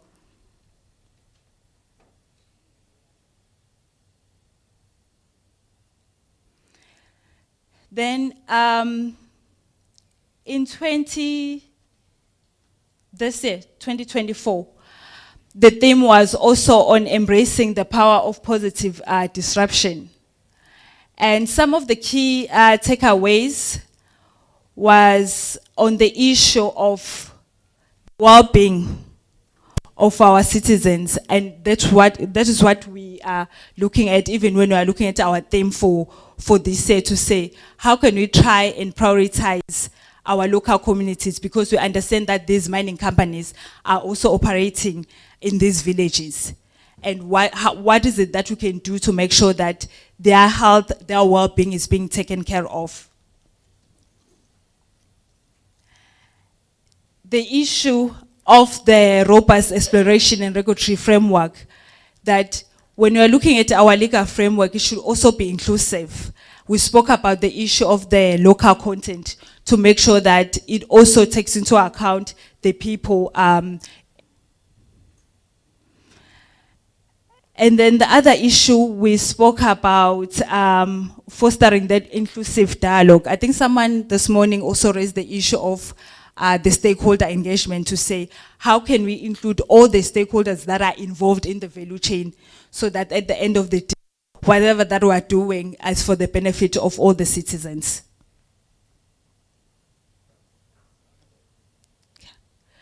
So just the last part, we spoke about the partners that we have as AfROSAI-E. We just wanted to go through them, because we understand that as the SAIs as well, you might be working with these stakeholders in terms of the technical issues. So right on top, we have the AFDB, which is our main funder for this workshop. The working group on extractive industries, SAI Uganda is the chair for the working group. They're also joining us online. So in terms of our collaboration, we work with them. I think we're going to be having a workshop in the next 2 weeks on the extractive industries curriculum and the certification. And then we also have the GIZ. We spoke about the workshop that we're going to be having on IFFs and the tools that they provide as our funder. Then we also have the GGA, Good Governance Africa. they've recently joined us. I think it was last year, where we actually formalized our relationship with them. And they're going to be part and parcel of our workshop tomorrow, the first session. The IGF, I think when it comes to the IGF, we know that for extractive industries, some of the issues are more technical. So for the IGF, they also conduct some of the trainings when the research papers and other topical areas that we deem to be relevant at that time. Then we also have ATAF.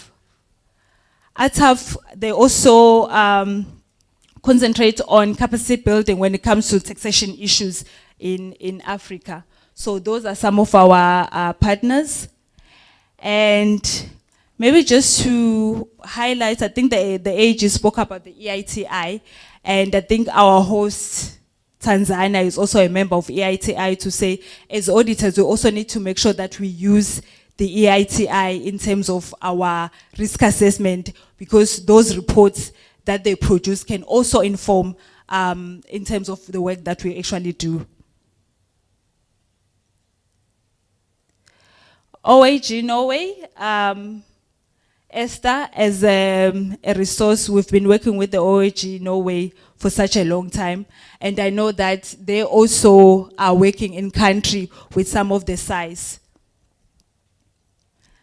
Then in terms of the NRGA, they also have some online training programs that you might be interested in participating in, just to let you know in terms of the online trainings that they have.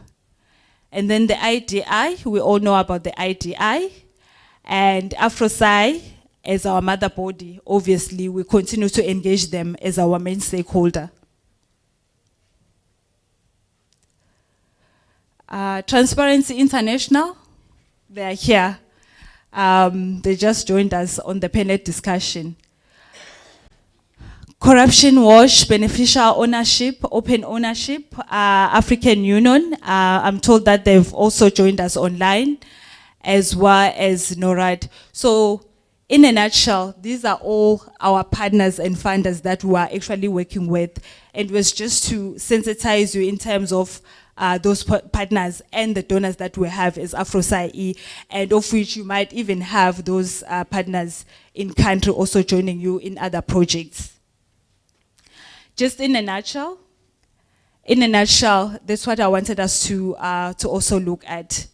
Maybe with that said, I'd like to hand it over to Edmund in terms of our next task on the session. Thank you so much.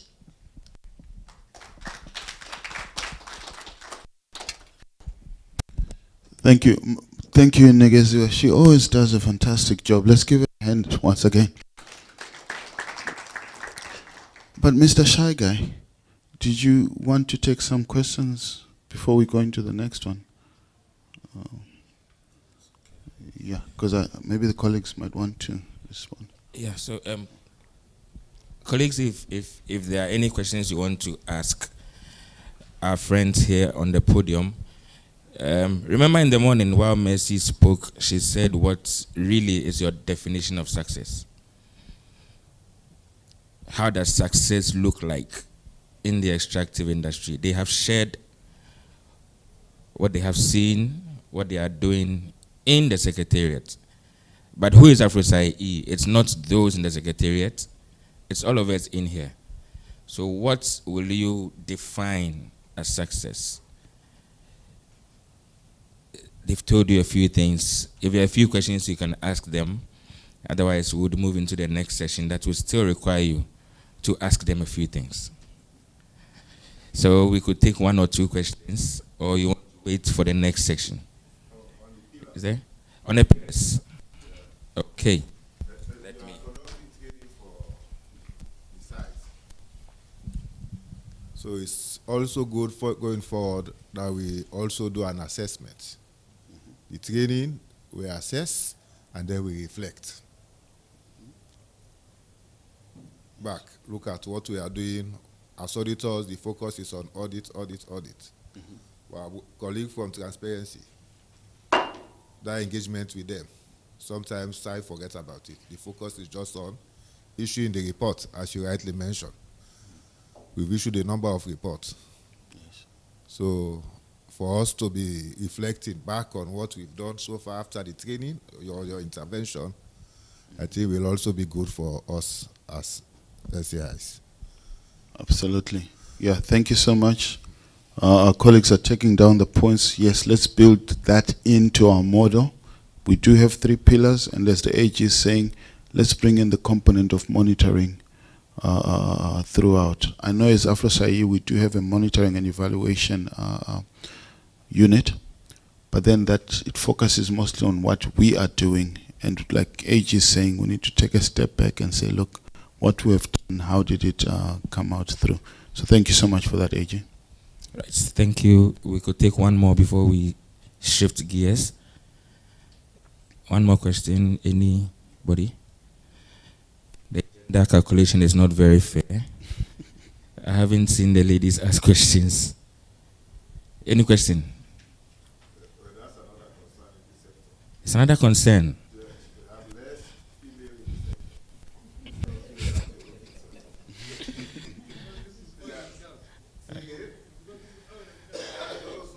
Aha.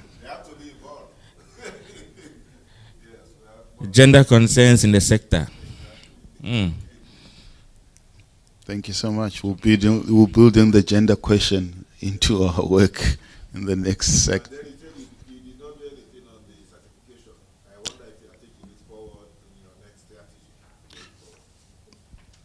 Our idea is to take it forward, but we also wanted to hear from this room and of course the colleagues online. Is it still something that we want, or maybe were we too ambitious at one time? It didn't happen the last time. What are the chances that it will happen next time? Yes, sir. Is it okay? Yeah.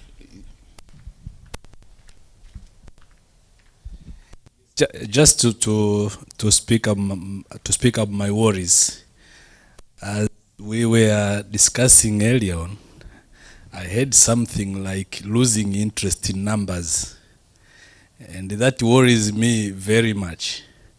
Much as we're speaking of but there is this constitutional mandates of the Auditor Generals in most of the SAIs, I guess. For example, in our case, the Controller and Auditor General is established in the Constitution, and if you read between the lines there, it's about the revenue and the expenditures of the government.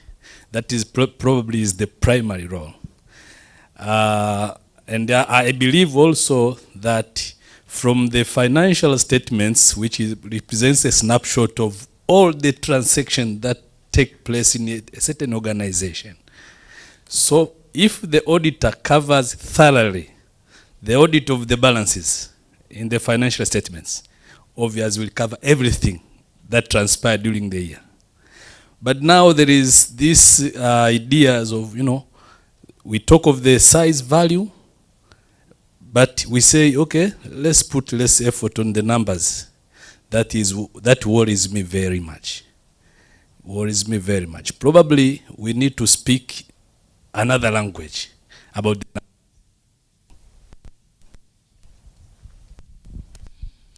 Okay.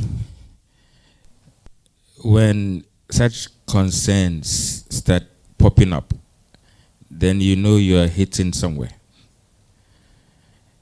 It's worrying, isn't it? But it's okay. We just want to shift the gears. Like Nikeziwe mentioned, the grade year shift is a bit of a tiring shift. So let's get auditors working. Let's get doing something. What we have presented to you now has been what we have been doing from 2019 to 2024 as the strategy is getting to an end. We have the opportunity, like AG Sierra Leone says, to sit back, reflect, and see how we get better going forward. So we have just a short exercise for us to do. We'll conduct these exercises still seated on our table groups. We'll have a few minutes to do a bit of reflection And then when we are done, we would randomly select some of the tables to lead us with their presentations on what they have in a panel discussion or in a plenary discussion. And then we'll wrap up. What we want to do is to gather information from you, the main stakeholders or the main owners of AfROSAI-E, to draw up a good strategy going forward so we can incorporate all the things you need us to talk about. So I'm going to put this up on the screen. Do we have it?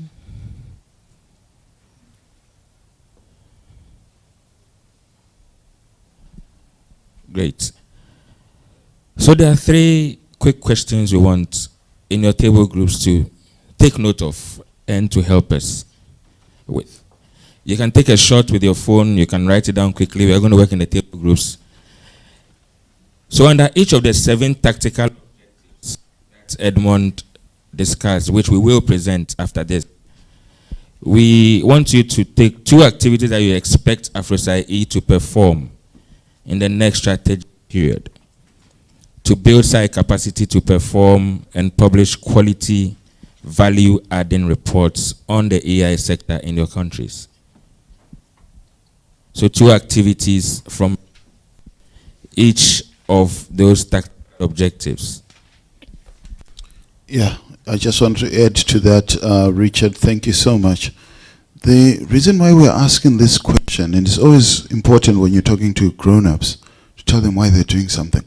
The reason why we're asking this question is Esther shared with you all the products that we have on offer to support the 7 tactics. And also Nigezwe shared with you the intelligence that we've picked up in the extractive industry since 2019. And over and above that, she's also picked up some of the partners that we're working with. But we ask you this so that you tell us, what more are you expecting us to do? Is it enough that we just have those guidelines? Is it enough that we're going to the mining indaba? Is it enough that we're working with these partners? Maybe there's a partner that is not there. Is it enough that we're going into sector groups? What else should we do to support those 3 pillars? Awareness, action, and structure. Thanks, Richard. Right, thank you. The second activity we expect is that you take a careful look, you consider these 7 objectives. There's some that we should do away with. And that's the reflective part. Are there things that you think should be in addition to what Edmond has just explained? And then the third one, we are going to do a rating. Out of a possible score of 10, how has AfROSAI-E performed with these 7 tactical objectives? So those are your tactical objectives. And I'll come in on the last one where we want you guys to score us. Guys, please be very, very honest with us. I know our Chief Executive Officer is in here. Our Executive Officer is in here also, and the AGs are also in here. But look, it's okay. If we're getting a 2 out of 10, give us that 2 out of 10. But you must tell us why you're giving us a 2 out of 10. So that we go and fix. And at the same time, if you give us a 9 out of 10, we expect you to tell us why you're giving us a 9 out of 10. So it has to be backed up by some logic, folks. And you can't give us a 9 out of 10 simply because you like Ed's shoes. Hey, Mason. You can't do that. You have to give us something that is very logical so that we keep up the tempo on whatever we're doing right. Thank you, Richard. Right, thank you very much. So those are the tactical objectives up on the screen. We're going to take about 20 minutes. About 20 minutes. Okay. To work in on our table teams. Just 20 minutes. Have a reflection. Talk to each other. Tell us something. And for our friends online, we are going to post a poll on these questions that it's been released to you as we speak now. So you can also participate in this. If you have comments to share on the first 2 questions, you also feel free to put them in the comment section. We need everybody. The SDGs say we should leave no one behind. Okay. It's impossible for me to speak and not mention these agendas. Leave no one behind and lead by example. Excellent. So please, let's take the next 20 minutes on the table groups and work this out. We'll see you after 20. Thank you. Fantastic. Thank you so much, Richard. Please, colleagues online, we are relying on you, all of you. Joseph, Kame, Aminja, Zamela, Shilangira, Ibrahim, Kalovia, Levina, Judith Ahula, Evelyn Munala, George L., Puti, whoever you are, and someone called Extractive Industries, and Omar Sabali, all the way from the Gambia. Please, colleagues, like Richard said, type in your responses. Our colleagues are picking them up, and you are going to get a poll, and we will watch the rate of saturation, because that is evidence of participation. And yeah, thank you. Proceed in your groups, please.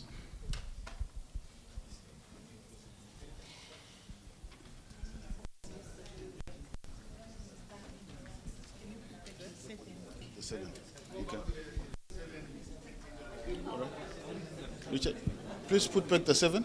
Sorry? Put back the 7. Project the 7. The 7. Project the 7. Oh, so it won't show? Or is it? So we can't stop? No. If people are... So we didn't pick up the 7?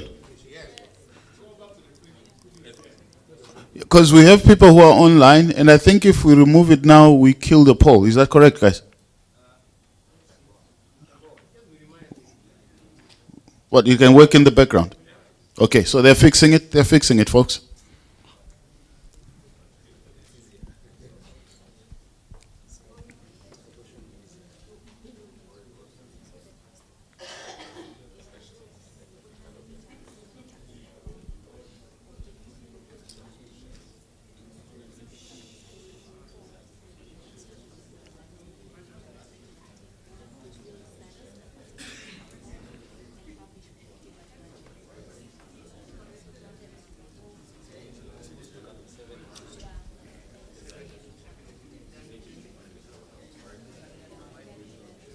Also, you can just hide it. Ah, great. Number 30.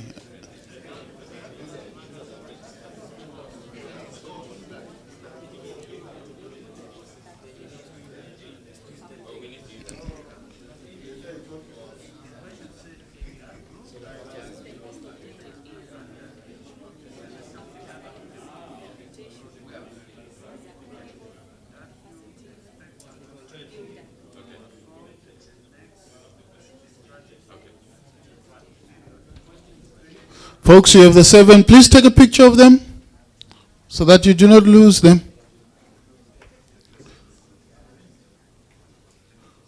Can even do a selfie with the 7 right behind you. Lucky number 7.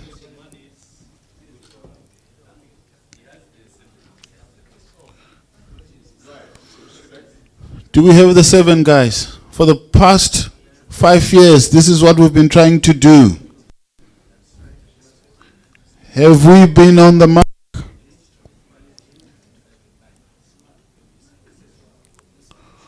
We've got it. Do you still want to see the 3 questions? They're working now. All right.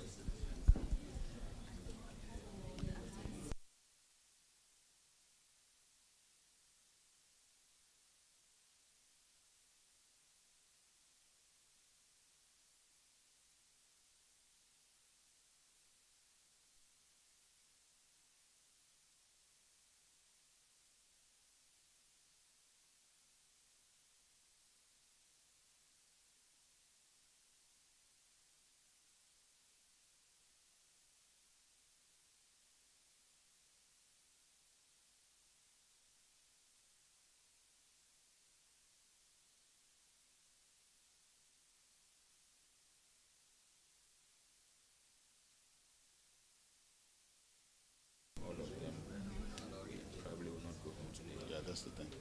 So randomly select two or three things about down the table and then take the sheets they're written on. I think most of them are writing on one sheet. Sorry?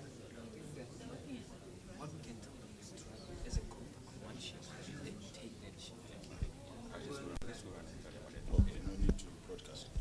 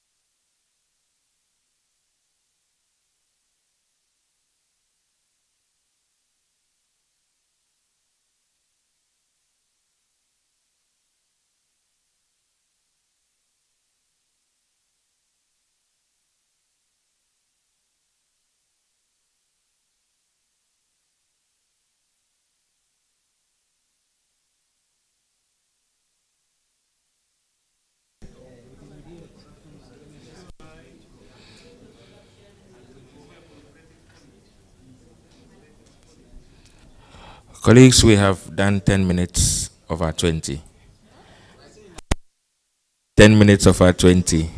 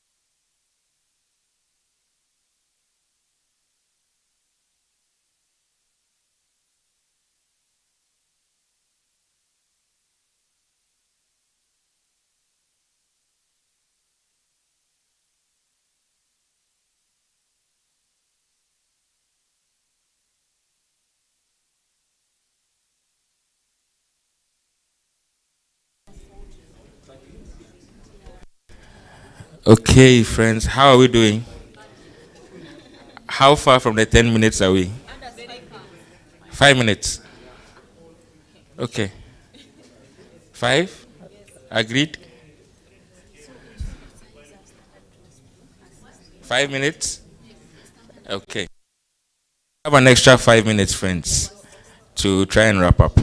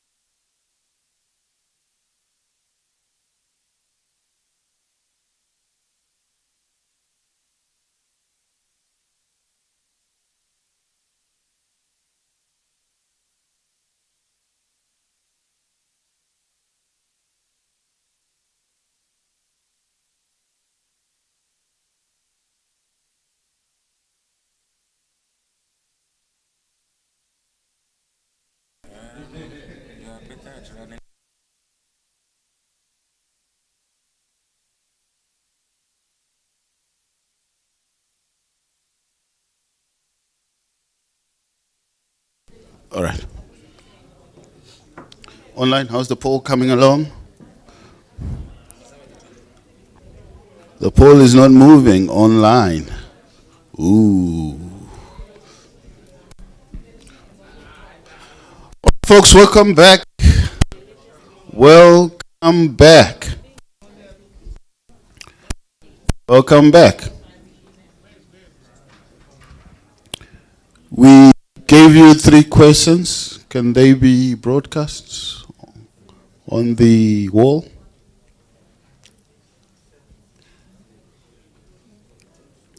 This is your contribution to the work that we're going to be doing for the next 5 years. So it's important for you to come out clean on what you want to see happening and what you don't want to see happening. They're just trying to broadcast the questions for us there. I know some of you used that forbidden word in audit, almost done. Because in audit, when an auditor says, I'm almost done, when you ask for the working paper, you know what that means, right? Don't bank on it. Don't bank on it. All right, Richard is just going to show us the questions again. 3 beautiful questions, very informative for us as AFROSAI-E, and very informative to the strategy that we're working on. All right. There we go. So how are we going to do this? In the interest of time, not everybody is going to contribute. However, we ask you to document. So for those who have documented, please email to Offense. He will write his email so that you know where to send it. But now we want to talk and hear just 2 groups. We'll start with this desk for obvious reasons. And the obvious reason is when I asked them, are you done? They said, we are done. So they are done. You come, you do what makes you most comfortable, Maury, because you're done. The auditor is done. Do we have a microphone there? There it is. Grab something from the shy guy.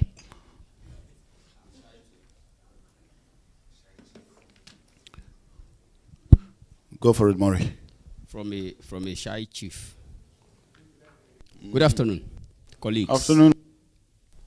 You know, we love AFROSAI-E so much that that particular table have considered you doing excellently for the first strategic plan that you submitted to us. Oh, wow. But we've also thought of another thing, that the reward for good work is more work. So you've done excellently, but we want you to do more. For question number 1, out of the 7 AFROSAI-E tactical objectives, the 2 objectives that we want you to perform going forward are 1, objective number 2, being a catalyst and a creator of platforms for the SAIs to perform collaborative audits.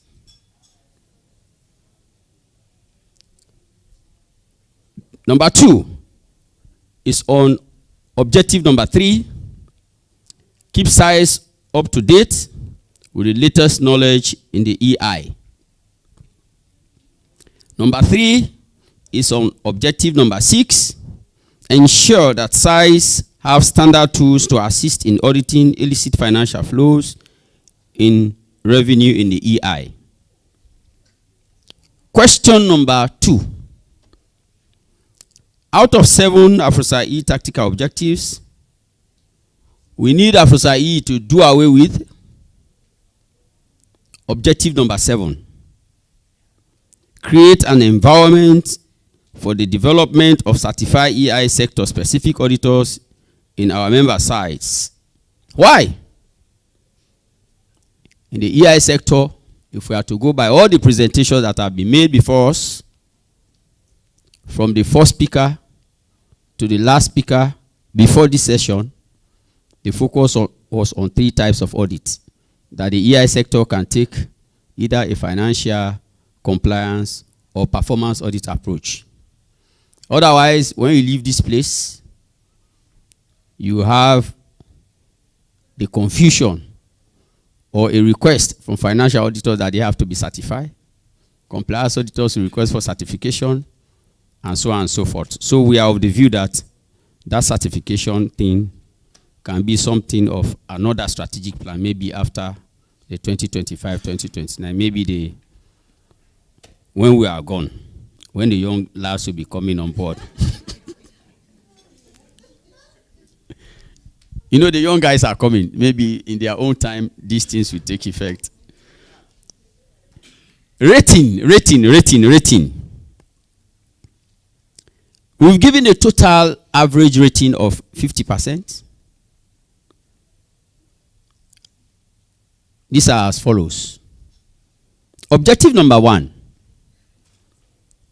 Are they displayed there? Probably if the objectives come up now, they will see those ones that we are rating. If you can show those objectives so that our colleagues will be linking up. Perfect. Number 1, you know, you always give rooms for improvement. So we've given you 90%, 9 out of 10. Number 2, on collaborative audits, we've given you 4 over 10 because not much collaborative audit have been done based on our assessment. Number 3, we have given you 50%, 5 over 10, because at times your planned activities on EI workshops or trainings do affect our job because that will be announced by the time we are ready to push. It is deferred. You know the explanation. I think that will be best when you communicate to us. Feedback is important, but this is what we think. Maybe you have your reasons. We too are listening. We want to know so that with this we can now say, oh, so this is what these people are faced with. It needs to be communicating to us. Why? Not just cancelling or deferring. Number 4, we've given you 60%, 6 over 10. You've just started the engagement in many participants now on online platforms. Edmond said it, not me, that I think this is the first time we now have an online with so many participants. I think that is a good thing, so we are moving. If we continue that trend, maybe by your next assessment, we'll give you 10 over 10. Number 5, we've given you 5 because the tools doesn't operate in harmony from side to side. It is country specifics. That is on the risk assessment that is being done. It is not done as AFROSAI-E common denominator. But when you go to Sierra Leone, we are in Sierra Leone. We have a 2-day workshop. When we shared our experience with our colleagues, it was something different. But we need something that can be uniform so that it cut across, as the case may be. Number 6, we are giving you 5 because it is a work in progress. But the effort being made is why we are giving you 5. Otherwise, for work in progress, it is the outcome that we rate people on. But we have seen light at the end of the tunnel. For number 7, we are referring you to the rating here is that because we are of the view that this should be expunged from the strategy, so it means we are giving you 1. Because this certification thing, nothing has been done much, and we don't want you to continue. That energy that you have for the certification, you can put it to some other resources. We need those resources better. So above all, you have actually a total of 35 scores. So if 35 by 7 indicators, the average is 5, which is 50%. So that's your overall rating. We love you so much. You've done so much, but we want you to do more. That's the view of that high table that you see here. Thank you very much. And let me share you, disclaimer here. Even though the AG, and you saw my CEOs, Auntie Nancy and Auntie Josephine coming in now, even though the AG was there, we said you are part of the secretariat because strategically you planned for us. So you are not going to be part of this he has been listening to our discussion. Why this is you know. So it's only now that he's aware of the comment that we are giving. So they are in one basket. Thank you very much. Fantastic. Thank you so much. Thank you, Maury. Thank you, High Table, with AGs and chiefs and everything you can imagine. We like this. Don't we like this, folks? And we like the way he did it. He tells you what you are getting, and he tells you why you're getting it. And we have very clear direction. All right. Can I have a volunteer group to go next? Let me just see your hand. Who volunteers? You volunteer. Okay. You made a sound. Or you went a step further. Okay. You go. You go present, David. David will present because he made a sound. He went a step further. So in life, don't do the bare minimum. Go a step further.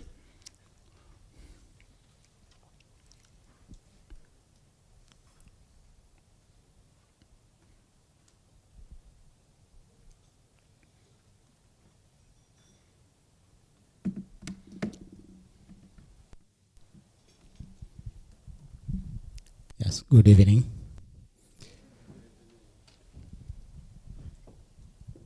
The following is what we have discussed and agreed from my table. I'm here to represent them.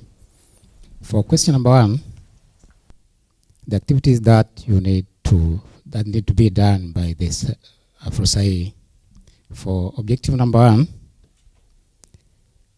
you need to publish the tools and the results from the use of tools to demonstrate the uptake and impact of the expertise by SAIs to demonstrate the value for money. That is for objective number 1. Objective number 2, you need to create and strengthen the platform for learning and sharing, including inter-SAI sector groups. You have called us here, but now if I ask those members from other SAIs out of Tanzania, how many times have they communicated with other SAIs for the period since the last workshop? Maybe they should volunteer for the answer of this question. How many times have you been communicating since the last workshop? I think now you have the answer, my colleagues, my dear.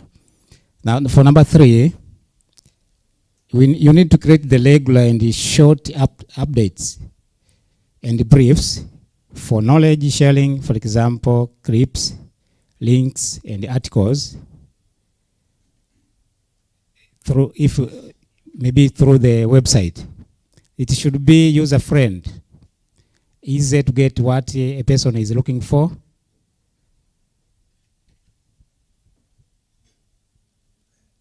And number 4, objective number 4. For objective number 4, you need to support online platforms for engagement that are user-friendly and are easy accessible. This will enable people to get the information, the latest information relating to what they need and what they are performing within their countries. For objective number 5,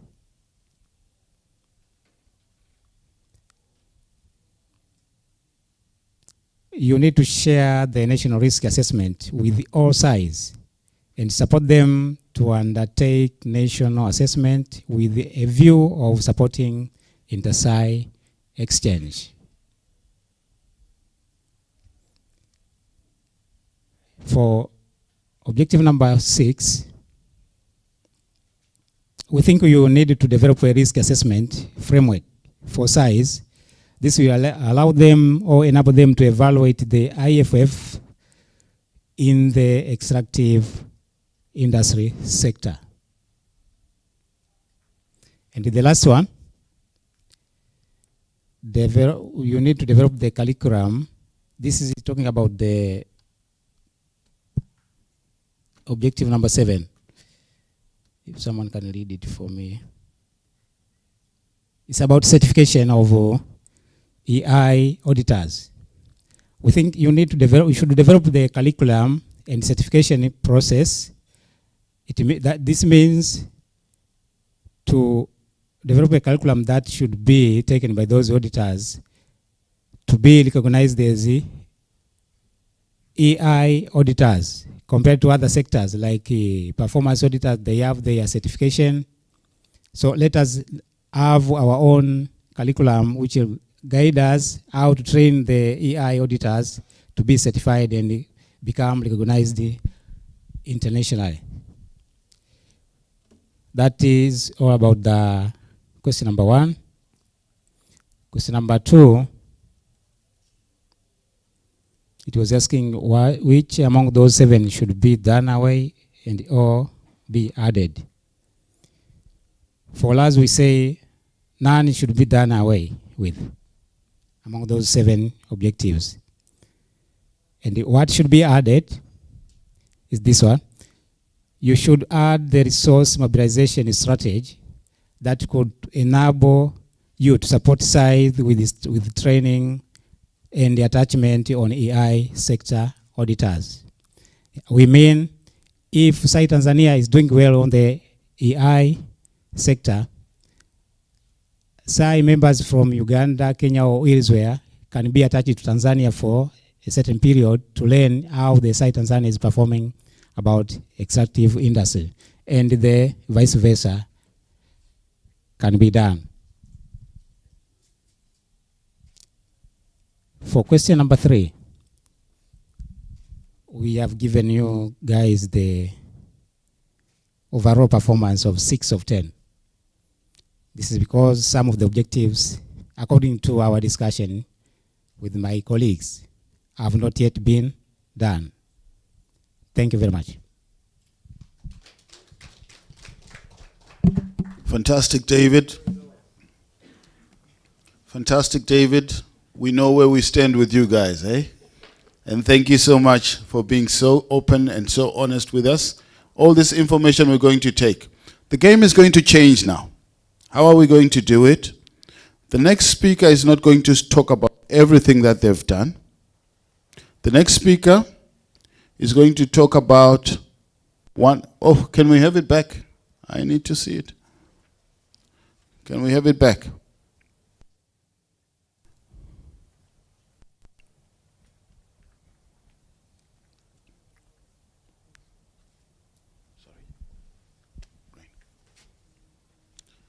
It is a difficult thing, this slide, isn't it?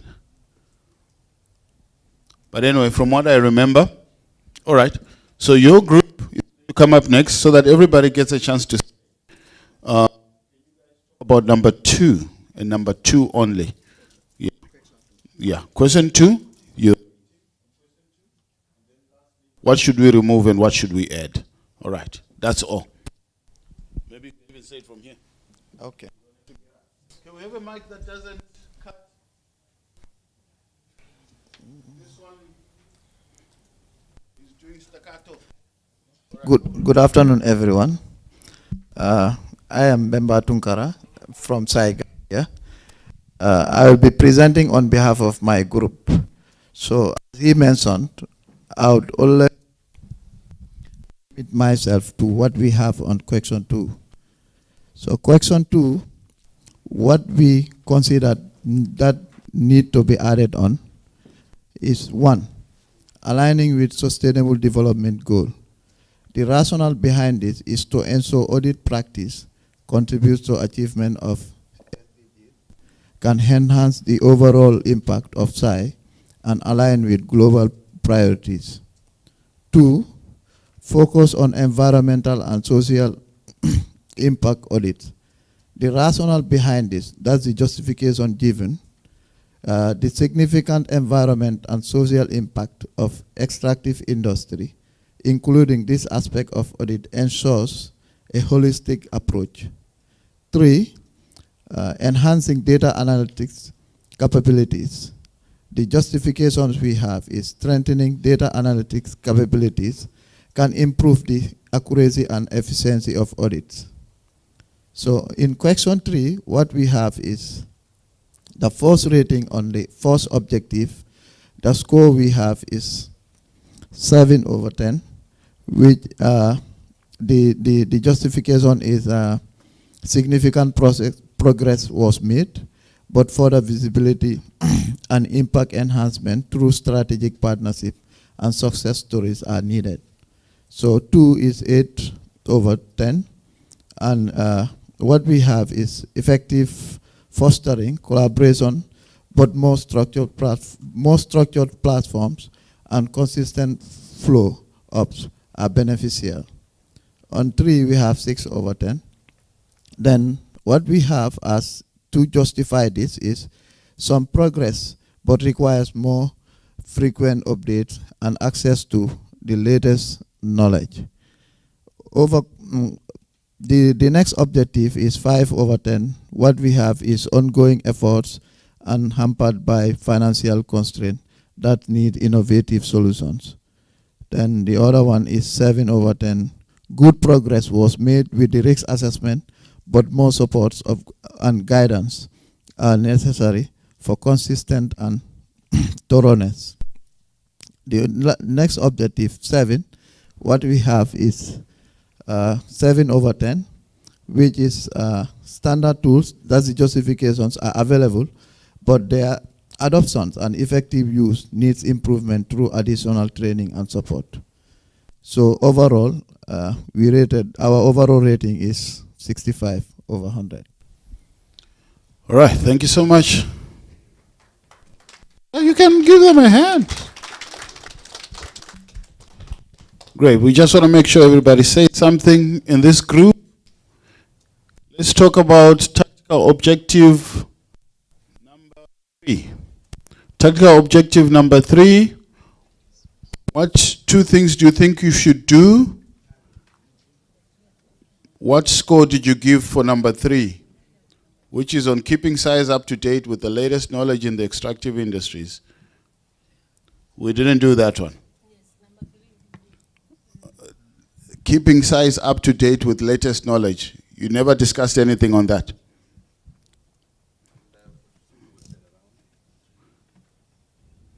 Yes. Talk about that. A and B. All right, it's fine if you guys are not ready. We can move on to the next table. This table is ready. You guys, you talk about number.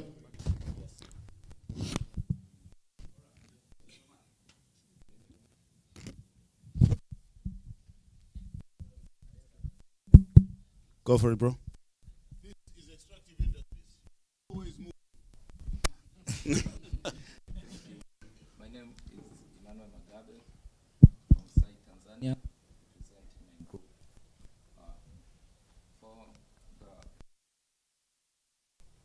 To keep SAIs up to date with the latest knowledge in extractive industries, we suggested that you could conduct research and analysis on emerging trends and developments in extractive industries. Also, this can also be done by developing and regularly updating a knowledge portal or database with relevant resources. Sorry, we read a different question. Oh, which one are you reading? No. Go to number 3. No, which one are you reading? Question number 3. Objective number 3. So objective question. It's a question. Do you mean question number 3? Yeah. Right? Objective number 3. Keep SAIs up to date with the latest knowledge in the extractive industries. Yeah. All right. So is he wrong or is he? I am right. He is correct. He is correct. Yeah. Thank you. Please proceed, sir. And forget about your past. Continue. What score did you give? Okay. For that objective only. That's 3. Did you give us a 2? Okay. Did you give us a 1? Did you give us a 10? Well, first of all, it's very difficult to give a ranking if you do not have specific performance data. But we just performed it based on hypothetical ranking. Uh-huh. And we ranked it as 8 out of 10. Oh, wow. And with no data? Yes. Okay. Number 3. Let them speak. It's their world. Yes. For objective number 3. Because the next question is, why would you give us an 8? You need to justify. Give us number 8. You guys are getting ready, right?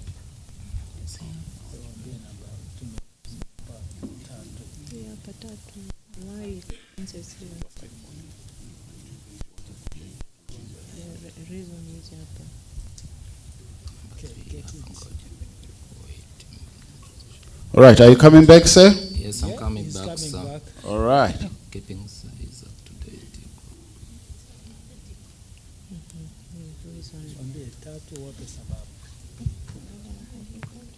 As he's coming back, let's talk to this group.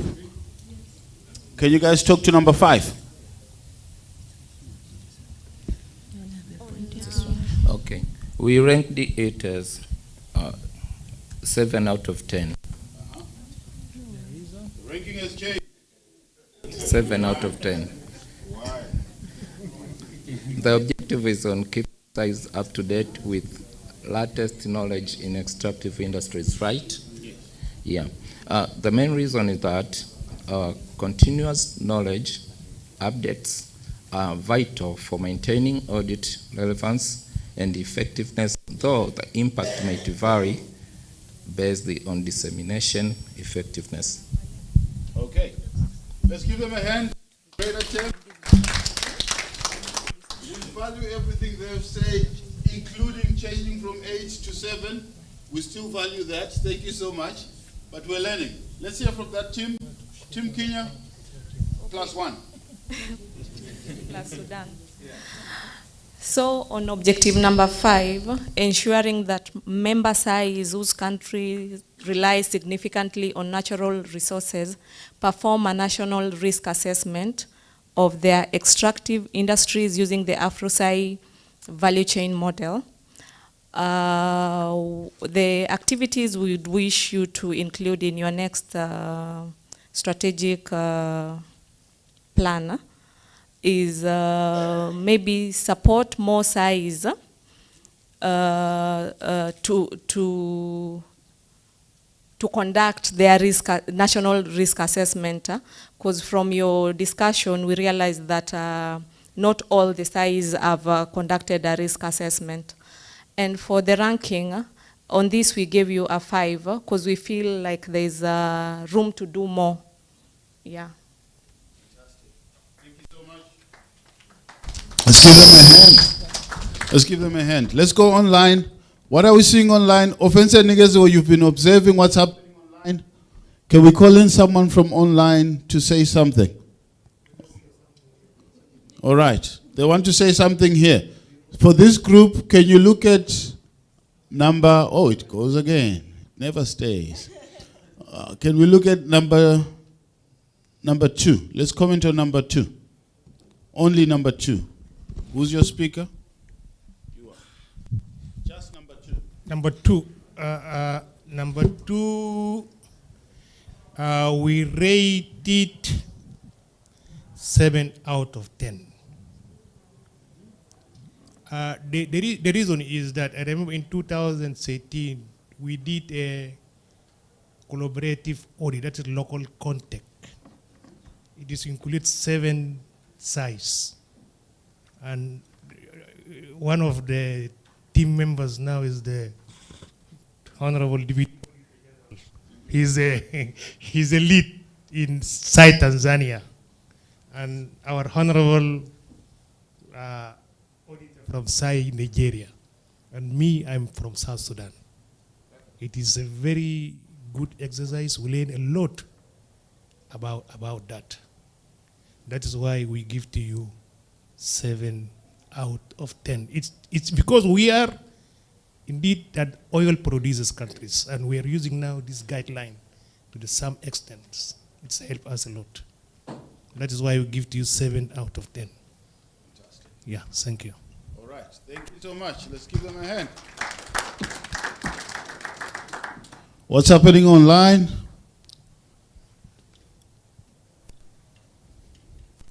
Can we hear what's happening online?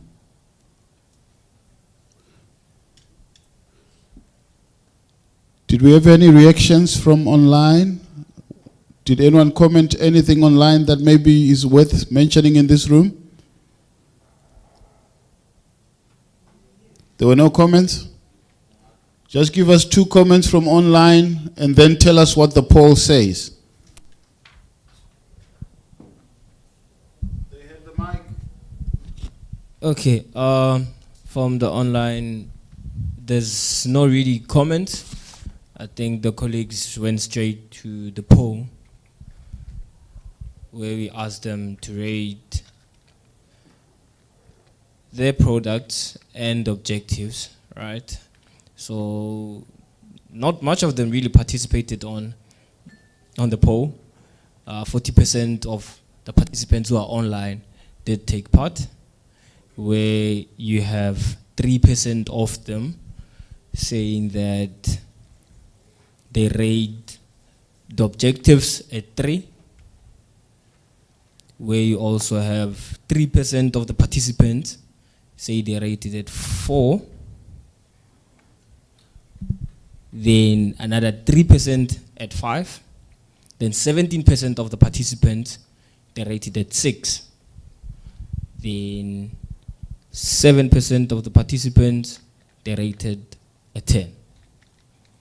Second question, this was now specific on how we have performed, right? You had 10% of the participants rate the interventions or the work that you have done in EI at a level of 6. 20% of the participants rated at a 7. 30% of the participants rated at an 8. Then 30% rated at a 9. Then 3% rated at a 10. So on your left, you have the number of participants. So it was 3 out of 30, which amounted to 10%. 8 out of 30, which amounted to 27%. So that's how the percentages are actually calculated from the total number of people who participated. Thank you. Professor, just quickly calculate what is the saturation point, what percentage is saturation, whether how serious these results are. So he's calculating the saturation point so that we know how much we can take. Thank you so much. So he'll calculate the saturation point so that we know how much you can take. We could be sitting here and yeah, we're just hearing stuff coming maybe from one side. We never know. But look, this is it, folks. Thank you so much for your feedback. All the information that you have, unfortunately, we've run out of time. We're 8 minutes over.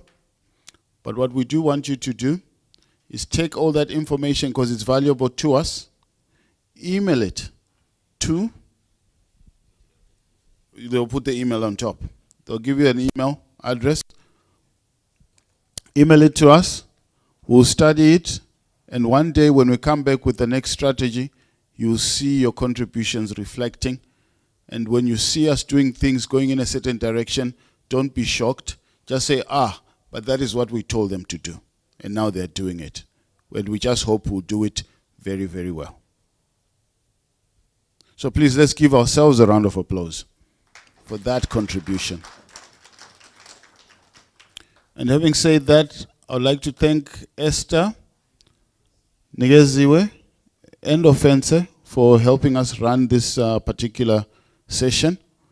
And I yield to Richard, the owner of the session, to tell us what happens next. And I hope it's got something to do with tea. Thank you, Richard. Right, thank you very much, Edmund. I really wanted to say clap for him in Swahili. I know it has an to it. I'm not sure what the end is, but please, can we give him a round of applause? What? Makofin. Okay, Marco, clap for him. It's fine. Thank you very much, colleagues. We have dragged, it's a long day. We've dragged you through the day. Thank you for your participation. We'll pick up tomorrow at 8:30. Please have yourself a cup of tea and some little goodies served out while you go. And do have a nice evening. Enjoy yourself. Don't die. Thank you.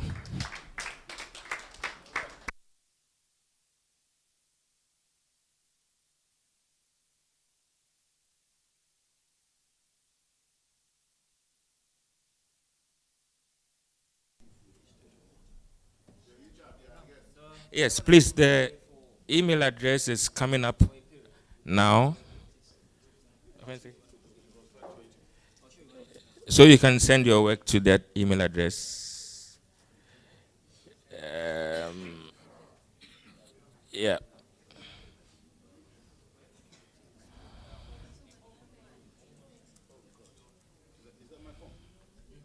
All right, so that's the email address on the screen. That's the email address on the screen, just below the objectives. So please send it's offense@afrosai.org.za. OFENTSE@afrosai.org.za. Thank you.